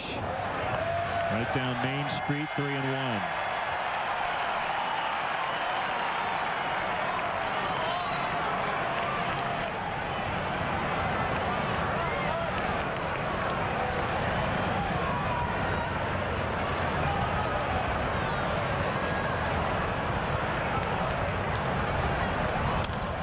A fly ball, not deep, and Kosuke will handle it.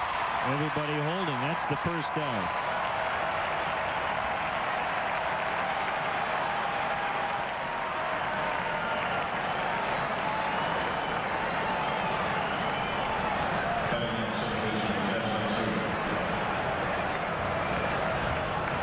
The other thing, Bob, in terms of how Lou has to play this inning, you could have used a pitcher per batter to play matchups with a 1-run lead, but now that the game is tied, you can't start emptying your pen and going one guy per batter. And Sean Marshall is the one guy who can give you the most innings. So there's a big decision if he wants to use him in this inning. Well, Jose Escaño had been starting down in AAA Iowa, so he's a guy maybe you could extend a little bit. But yeah, you're absolutely right. What appeared to be a comfortable lead, you start thinking about playing matchups and finishing up the ball game if necessary, and well, you have to start thinking about the potential of extra innings. 1-1 to Matsui.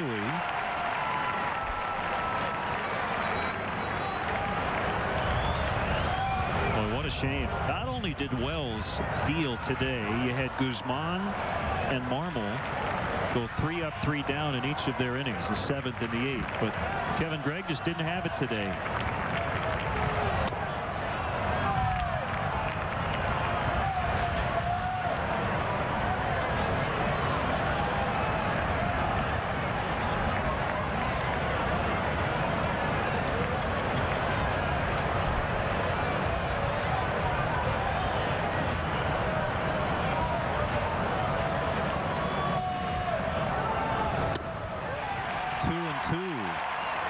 Cubs pen had been very good the last few days.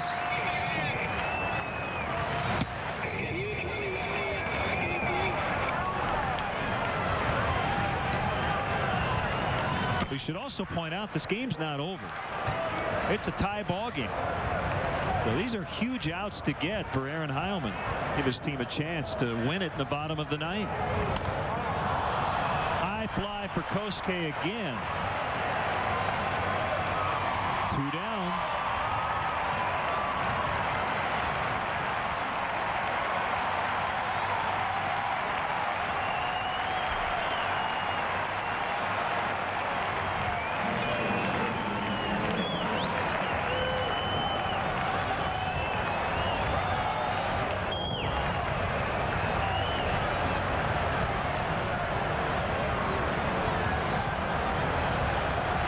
Possibility of an extra inning ball game. I mean, just looking ahead to the bottom half of the 9th inning, Bobby Scales, the number 8 hitter, will lead it off, and then you'll see a pinch hitter for the pitcher spot, and Milton Bradley serving the 1-game suspension today.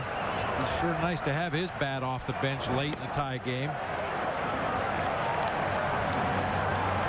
1-0 on Bourne. Another little subtlety here. Last two guys making outs on fly balls to right. Blum not able to tag and go to third. That's significant for this reason. Michael Bourne could lay down a bunt with a runner at third here and give his team the lead if he could beat it out. It's not a concern at this point.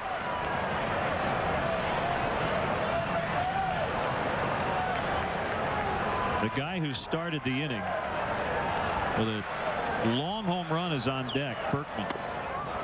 3-0. That's the last thing Heilman wants to do is face Berkman.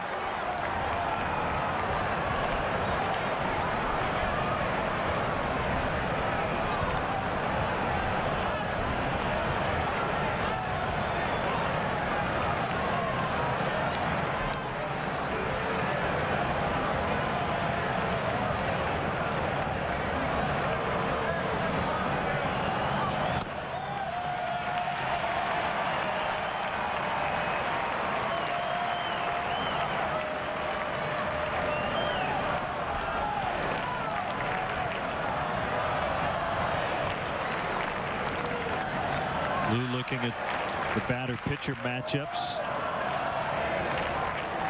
3-1 to Bourne. He held up. Bases loaded for Berkman. The question is, do you want Berkman to hit lefty or righty with Marshall ready in the pen?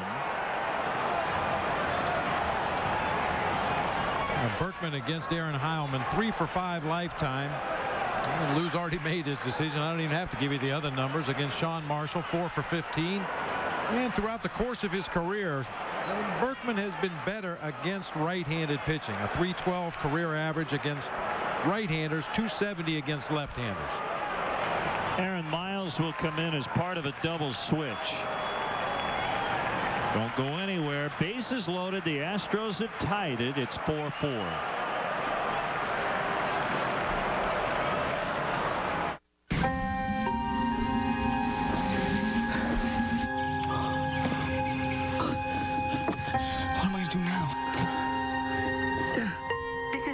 Assist. I see you've been in a crash. I'm pinned. I'm sending an ambulance. Oh no. I need you to do something for me. Of course. Can you call Jimmy John's? Sorry I'm late. I got stuck behind an ambulance. Jimmy John's, America's favorite sandwich delivery guys. Ever feel like it's just better to blend in and go with the flow? Neither do we. The Mitsubishi Lancer, engineered to be different with twin paddle shifters to reignite your passion for driving. And Lancer earned IntelliChoice's excellent value in a sports sedan over Mazda, over Subaru, and even over BMW. Mitsubishi Lancer, it's different for a reason. Right now, get an online Lancer starting at just over $13,000 after factory rebate.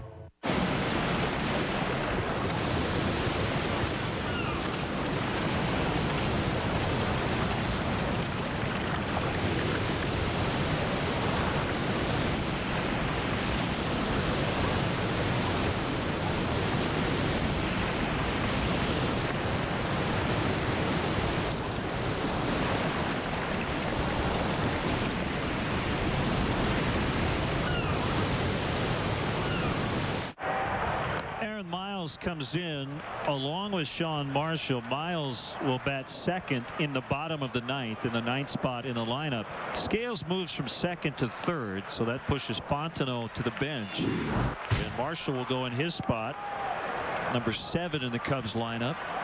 That was the final out of the bottom of the 8th. Sean will face Lance Berkman, who will bat from the right side for the first time today. This is how the inning started. And we'll get that after the first pitch.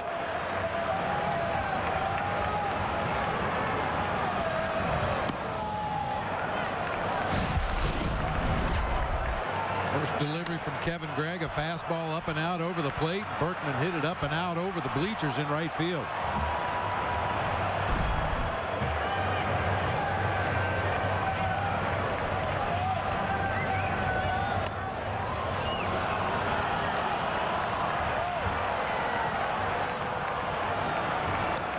We know Berkman's not going to help him. Very good eye at the dish. But now you're 2-0, so you're forced to throw him what might be a pretty good strike. Here it is. Ground ball to second. Miles will get him. That's a huge third out for Sean Marshall. The Astros did tie it, but they did not take the lead. Bottom 9, 4-4. Thank you. How you doing? Fine, thank you. 9, please.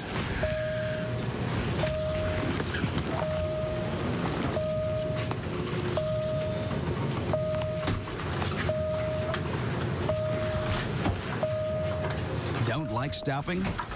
Fly Southwest Airlines' new nonstop service from Chicago Midway to New York LaGuardia starting June 28, or Boston Logan starting August 16 for just $89 one way. Book now at southwest.com. Low fares, no hidden fees. Here's an all-around great deal from Firestone. Buy 4 of these, get $50 toward any of these.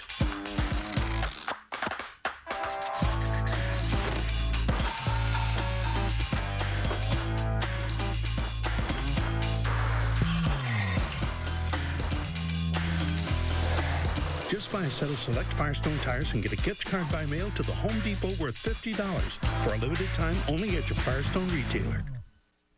It's so nice to have company after the accident. What is it? Someone paid me cash. Who? Affleck. Who pays you cash when you're hurt and missing work? Affleck. Cash to help with expenses that health insurance doesn't cover. Like the mortgage, gas, and food. Affleck. What now? Someone's standing on my foot. Who could it be? Frustrated Lou Piniella. He had it set up with his closer in there in a 4-0 lead, but Kevin Gregg gave up 4 runs and did not record an out. He had to use Heilman, and then Sean Marshall, who got Lance Berkman on a 2-0 pitch to ground out to second with the bases loaded, and former Cub LaTroy Hawkins is in. And Bob, since he's become an Astro, he has been lights out. That was last year after he was designated for assignment by the Yankees. Good start this season through his first 17 ball games, ERA of 2.20. He's altered his delivery a little bit since Cub fans saw him here at Wrigley Field. He sets with his hands and his glove way behind his right hip in an effort to really hide that ball from the opposing hitters. Cubs need a base runner right here. Well, the Cubs asked Sean Marshall to do a little bit of everything last year. That is starting to be the case this season.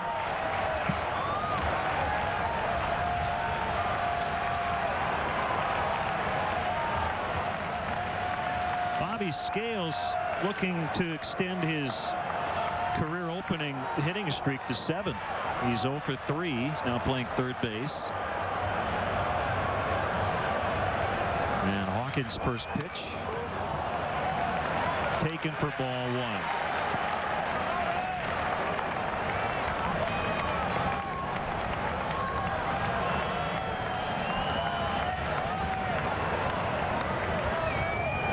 LaTroy, as most Cub fans know, from Gary, Indiana. Taken by the Twins in 1991 in the 7th round. 2-0.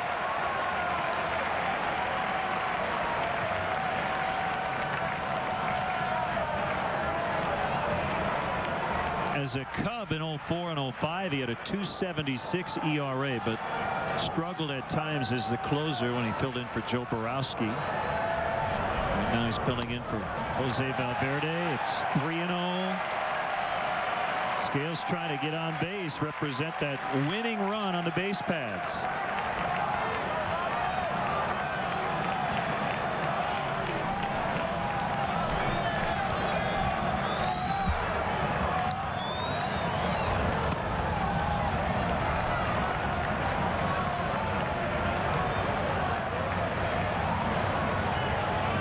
Game has gone final in St. Louis, 1-0 Milwaukee. The Brewers had 2 hits, but one was a home run by Corey Hart.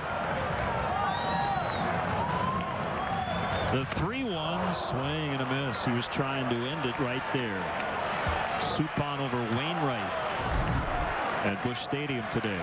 Well, if there was ever a count in a situation where you could look fastball and be pretty sure you're going to get one, that was it. 3-1 count leading off the bottom of the 9th inning in a tie game.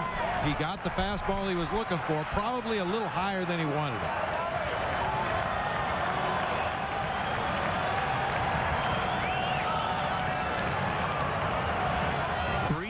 Pitch, just got a piece of it.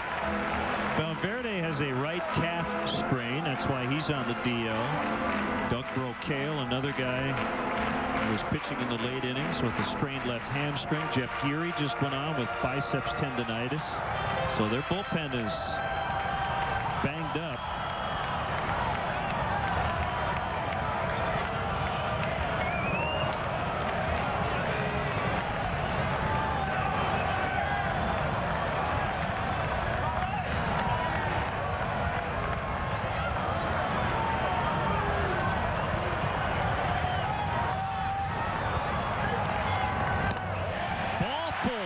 That's a leadoff free pass for Bobby Scales. Oh, what a good at bat. Took that aggressive rip at a 3-1 pitch. Ends up taking the base on balls to start the inning. You would assume Aaron Miles up there to move him into scoring position with a sacrifice bunt. We'll see how Lou chooses to play.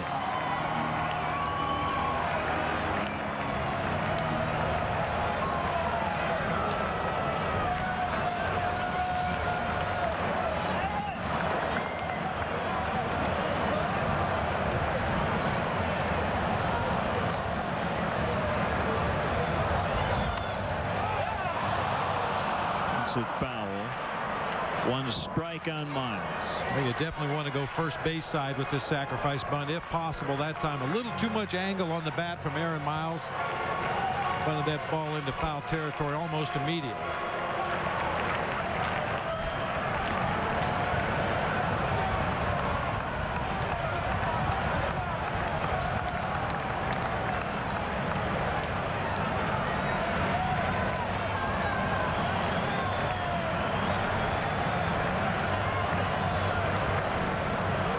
Careful the pickoff attempt from Pudge Rodriguez as well. Bobby Scales trying to get as much of a jump as he can down there at first base. Berkman has one play. Miles bunted it hard, but to the right spot. Now is Berkman. So Scales in scoring position for Soriano.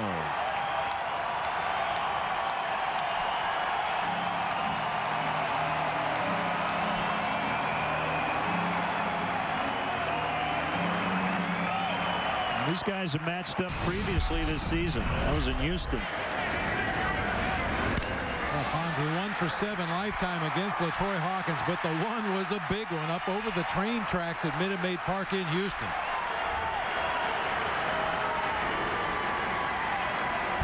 We'd gladly take another one like that, but he doesn't even need to hit a home run. Anything in the gap, this game's over. Even a single could do it with Scales now at second.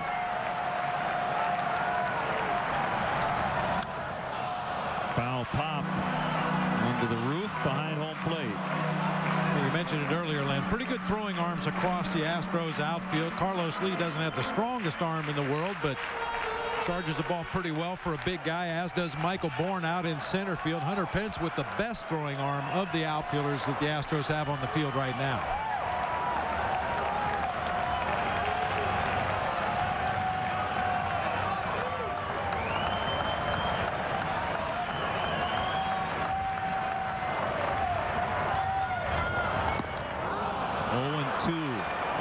Bourne's playing. Jim Edmonds shallow. Can really go get him in center.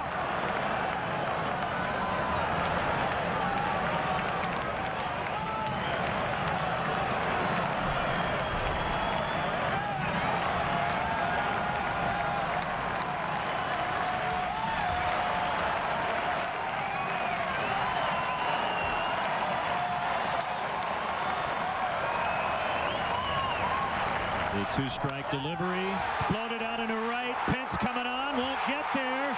Here's a throw to the plate. It's high. Cubs win. Soriano with a game-winning RBI in the bottom of the ninth.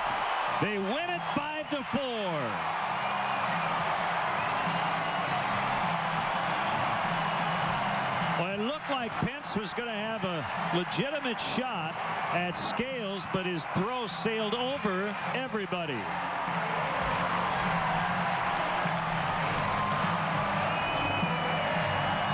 So Randy Wells does not get the win, but it's about Cubs wins, and they get their 5th in a row. Have to consider it a dangerous send by Mike Quaddy. Hunter Pence charging toward home plate. We mentioned he had the strongest arm of the Astros outfielders, and he just showed it right there.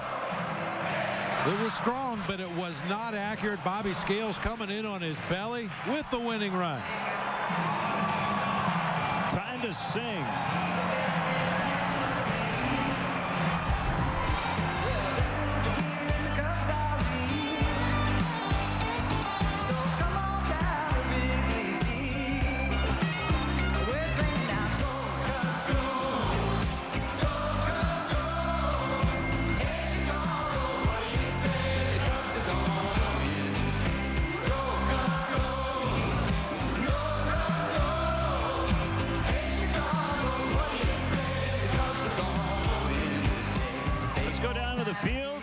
Is with Alfonso Soriano.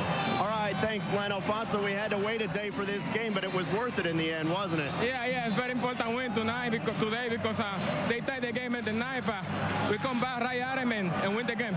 Walk me through that at bat. Was it a slider he threw you? Yeah, he threw me hard a slider, and I tried to put the ball in play because all the time when I put the ball in play, I get a hit. How about the job that Randy Wells did today? Your young pitcher really outdueled Roy Oswalt. Yeah, man, he played very good game, and feel sorry for him because he not got the win, but I hope the next time he get the win, and we got the win today. 5 in a row, longest winning streak of the season. You're starting to playing some good baseball as a team. Yeah, we play very good now, so I hope they will continue to play like we play today, and hope tomorrow get another win. All right, we're going to let the fans sing. Congratulations. All right, thank you. Cubs win. Soriano's the star. Len, back up to you. And the winning pitcher, Luke, is Sean Marshall. He threw 3 pitches, slightly fewer than he would throw as a starter. And he gets the victory. Bob, I know a lot of the conversation is going to be about Kevin Gregg's struggles today, and clearly just didn't have anything today, but they found a way to pull it out, and good teams do that even when things kind of fall apart late. Well, every team's close is going to hit some speed bumps over the course of the season. It's just unfortunate it came in the ball game the way it did today. Randy Wells with just an outstanding start once again. Everything set up leading up to Kevin Gregg, but as you said, he just didn't have his good stuff today. Made some mistakes up over the heart of the plate. So that'll do it for our game coverage. Cubs win a thriller. Stay tuned for post-game live. Final score: the Cubs 5, the Astros 4.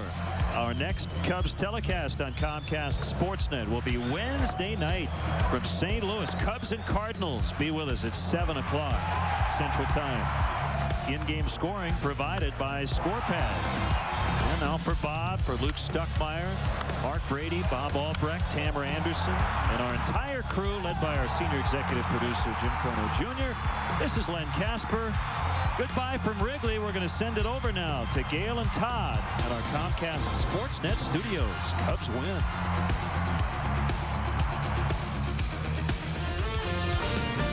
A sigh of relief on the north side. Gail Fisher back here in the Comcast Sportsnet studios. Lowe's Cubs postgame live is coming up next. Todd Hollinsworth joins me to break down today's game. You'll also hear from Cubs skipper Lou Piniella, and we'll look ahead to tomorrow's homestand finale. It all comes your way right after this quick timeout.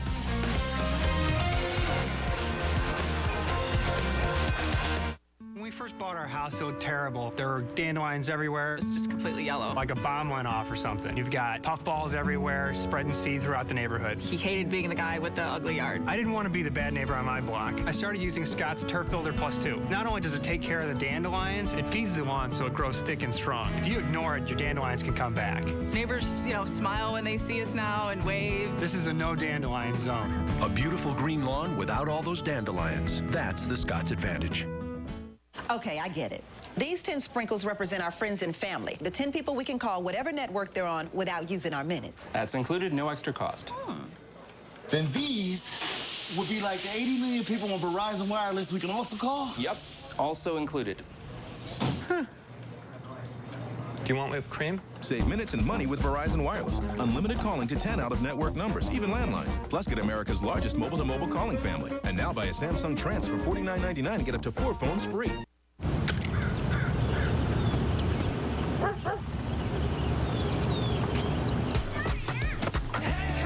What are you waiting for? You may never have this kind of buying power again. Now's the perfect time to get an amazing deal on a new Toyota.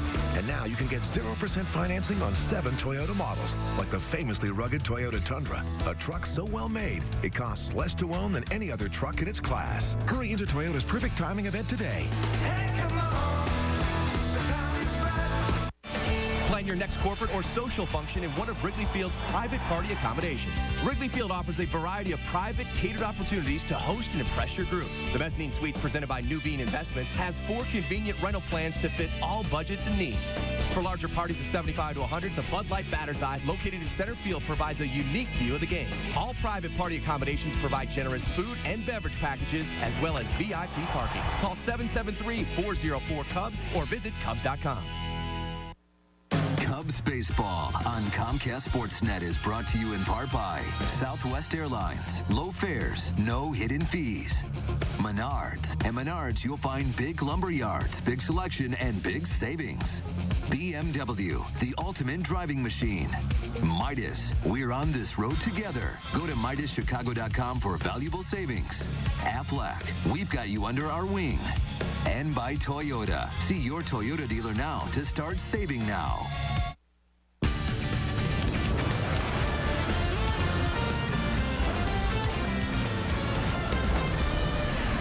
This is Lowe's Cubs postgame live. 2-strike delivery, floated out into right, Pitts coming on, won't get there. Here's a throw to the plate, it's high, Cubs win!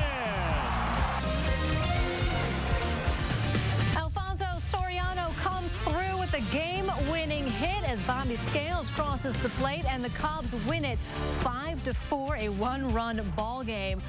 Hello and welcome to Lowe's Cubs postgame live. It could have been a lot easier than that, though. The Cubs had the lead 4-0, but they have to come back in that bottom of the ninth. That, was a team effort there, because while Soriano did come through with the big game-winning hit, it was Bobby Scales who got on base, and then Aaron Miles bunted him over into scoring position, so the Cubs did what they needed to do to win this. Well, they played a little bit of ABC baseball. I wonder if Alfonso Soriano was using what he had done to LaTroy Hawkins a few weeks ago in Houston, that 95-mile-an-hour fastball that he had hit out earlier in the year, if he played that into his mind, knowing that he would probably try to get him out with sliders right here. You heard him mention it in the postgame. He was looking to just put the ball and play the other way. He got a slider actually off the plate and was able to just feather it out into right. It was actually perfectly placed because they were playing so deep with him and his power. It set up the winning run and the high throw right there. For all the things that went right today, I mean, a rough ninth inning, but a good Cubs win. Yes, 5-4 is the final from Wrigley. So it got to that point, though, because Kevin Gregg comes in and just had a rough time in the top of the ninth inning. The Cubs have a 4-0 lead, and soon Gregg gives up 2 quick home runs. Well, if you watch how this breaks down, I mean, Kevin came in and he just really didn't have his good stuff today. The pitches he was missing were out over the plate. They jumped on him early. I'm sure that as hot as this Houston offense has been, collectively they have not been missing mistake pitches. And what you saw today was good Cubs pitching up to that point, staying on the corners, changing speeds, getting good movement. Kevin Gregg did not have that today. The mistakes that he made, if you look, there was an 0-0 count on the first one, a 1-0 count on the second one. He fell behind hitters and had to come in, and when he did, those pitches were out over the plate, and they got hit hard. This all set up for Gregg to come in that ninth inning. You had Guzman pitch the 7th, and you had Marmol pitch the 8th inning, and the Cubs had a 3-0 game, and then they add a run, so it's 4-0. So you're not in a safe situation, but the order was going the way it was going, and Gregg had already warmed up. So in that sense, you sort of still have to bring him in the ninth. Well, those are the stipulations around him right now with his knee and how this has worked out for the Cubs. The understanding is if we're going to get Kevin Gregg up, he's going to have to pitch because there's not the up and down. So that's exactly why he ended up in there in the non-safe situation right there at the end of the ballgame. Just didn't have his good stuff. Here's Lou Piniella now. It's 2 outstanding games, and he still doesn't have a win, but if he continues pitching like that, he's going to win quite a few games.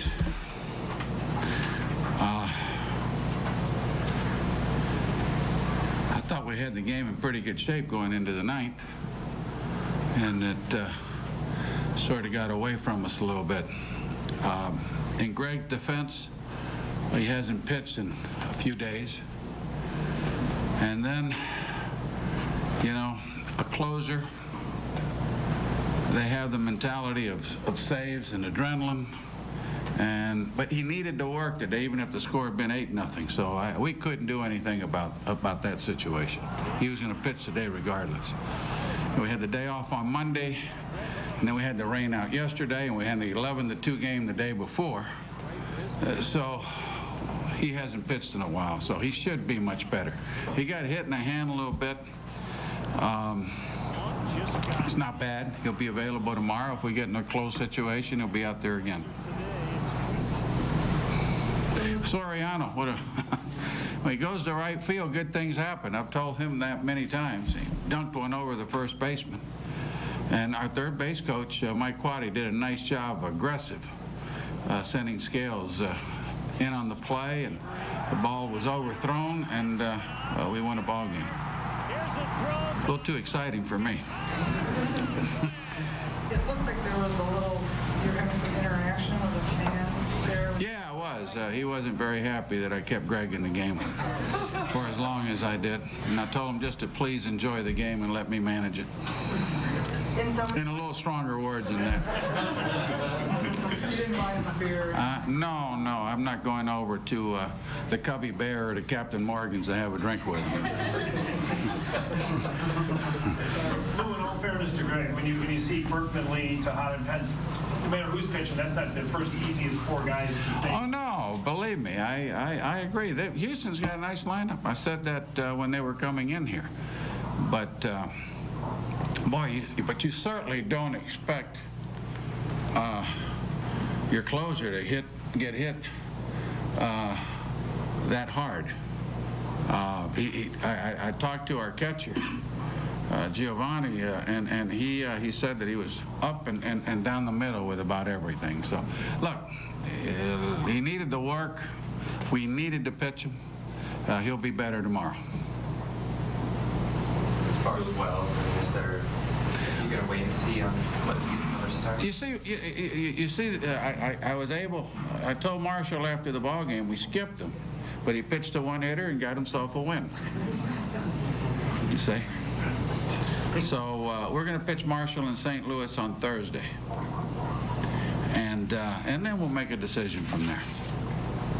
Lou, you talked about getting some timely hitting. Your first 4 runs today all came with 2 outs. Yeah, we laid down a couple bunts and executed well, and we got both those runs in. I think one in the 7th, was it? I don't remember. 7th or 7th? 6th.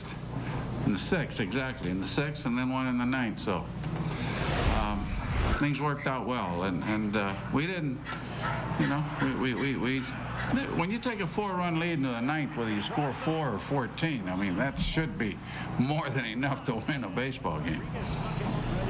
Derek Lee had a nice at bat. He rattled, fouled off some good pitchers' pitches, and finally he lined the ball into left field.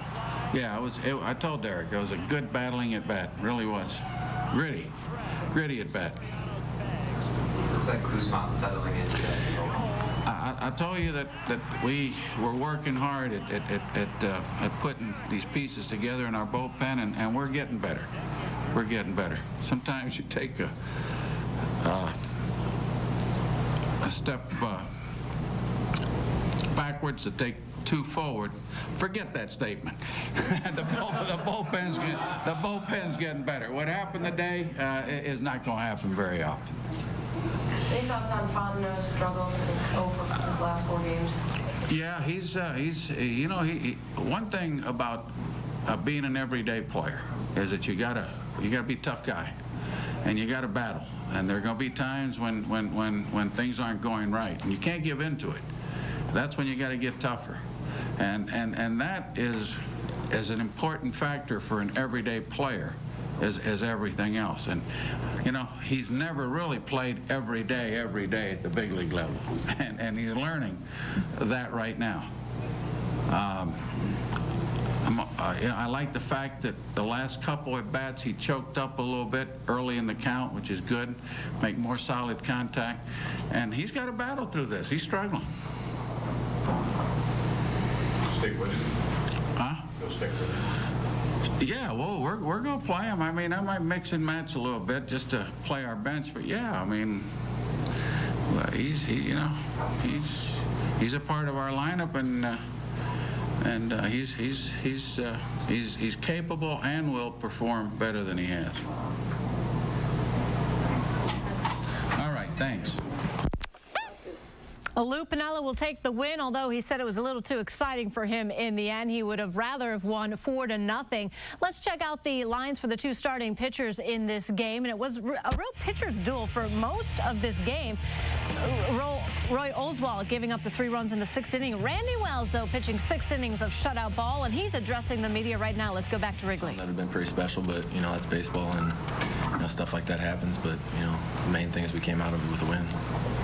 Can you talk about the second and third? You had to battle to get out of those innings, but you kept it scoreless. Yeah, I mean, it's kind of like the start in Milwaukee, too. You know, I got myself in some jams, made some bad pitches, and didn't execute. And, you know, it makes a lot more work for me. But, you know, I think Gio did a great job. You know, we went over the scouting reports earlier, and, you know, I pretty much put it all in his hands. And he put the signs down, and I tried to execute, and it came out all right. I know Greg is the kind of guy that you probably said something to. Who's that?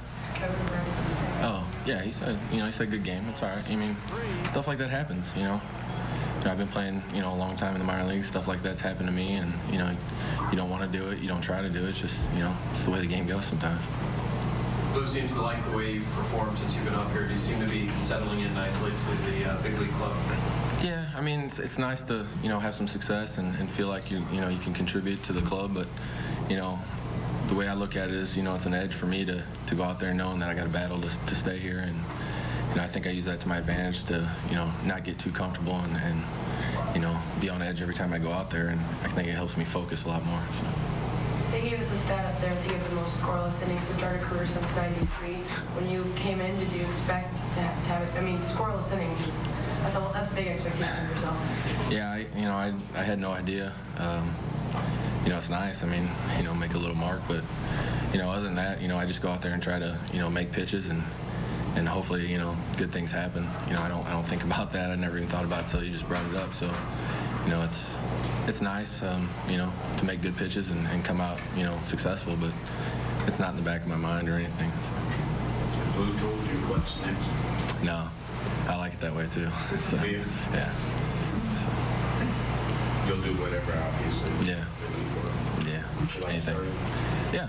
You know, I'm starting to get used to it. I think since I, you know, developed that sinker, it's been a little bit easier to manage games and pitch longer into games. And, you know, I used to like relieving a lot. You know, having, you know, if you had a bad day, you come back the next day and you didn't have to sit there for 4 or 5 days waiting to, you know, get them again. So, but, you know, starting's, it's becoming, you know, pretty comfortable to me, and I like doing it.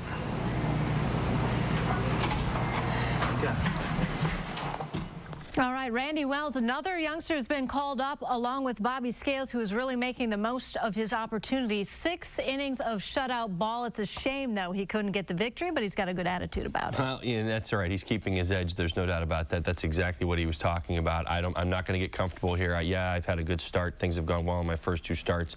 I don't know what's coming down the road, but that's going to help give me my edge. Those are all the right answers. That's what you want to hear. I mean, you even see it in the game today. He got himself in a little bit of trouble in the second and third. Trouble that he made. I mean, these were walks. These were, you know, I mean, this is a guy who survives on movement, and he's got a lot of it. And when he lost when his movement was moving off the plate, he got himself in some trouble today. He was able to get himself out of it. I circled on my box score 2 key double play balls that, you know, which both of those innings led off with singles. I mean, he showed you that he can get guys out and that he does not get rattled when there's runners on base, and that's a great sign for a very young pitcher.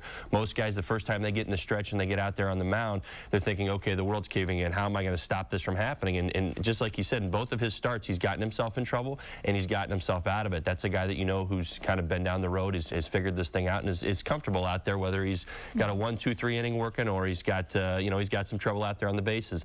He's not going to bend, or he's going to bend. He's not going to break. A lot of composure for him in his first 2 outings with the Cubs. We'll talk more about Randy Wells after this timeout as we head to our first break. Let's check out our Cubs opinion poll question of the day. Who do you want to be the regular starting third baseman until Aramis Ramirez Ramirez returns, Mike Fontenot, Ryan Friel, Aaron Miles, or Bobby Scales. Log on to CSNChicago.com, then visit the Cubs team page to cast your vote. We'll have the results later on Lowe's Cubs Postgame Live. Because of what's at stake now, just naturally, there's going to be a little more bite to everyone's game, and bring it. Let's have fun. Long feed for Bolin, in short-handed. David Bolin's again, and he scored! A short-handed goal, right to the goal. Big save by Javi Bolin. He centered. Here's a shot. They score. Patrick Kane to the middle of the back end. Patrick Kane has a hat trick. The Blackhawks are in the Final Four in the NHL for the first time since 1995.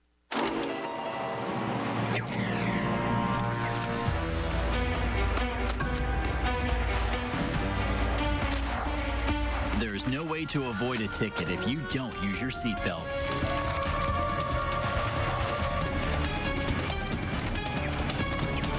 Cops are stepping up enforcement and looking for unbuckled drivers like never before. If you don't buckle up, you will get stuck with a ticket. Click it or ticket.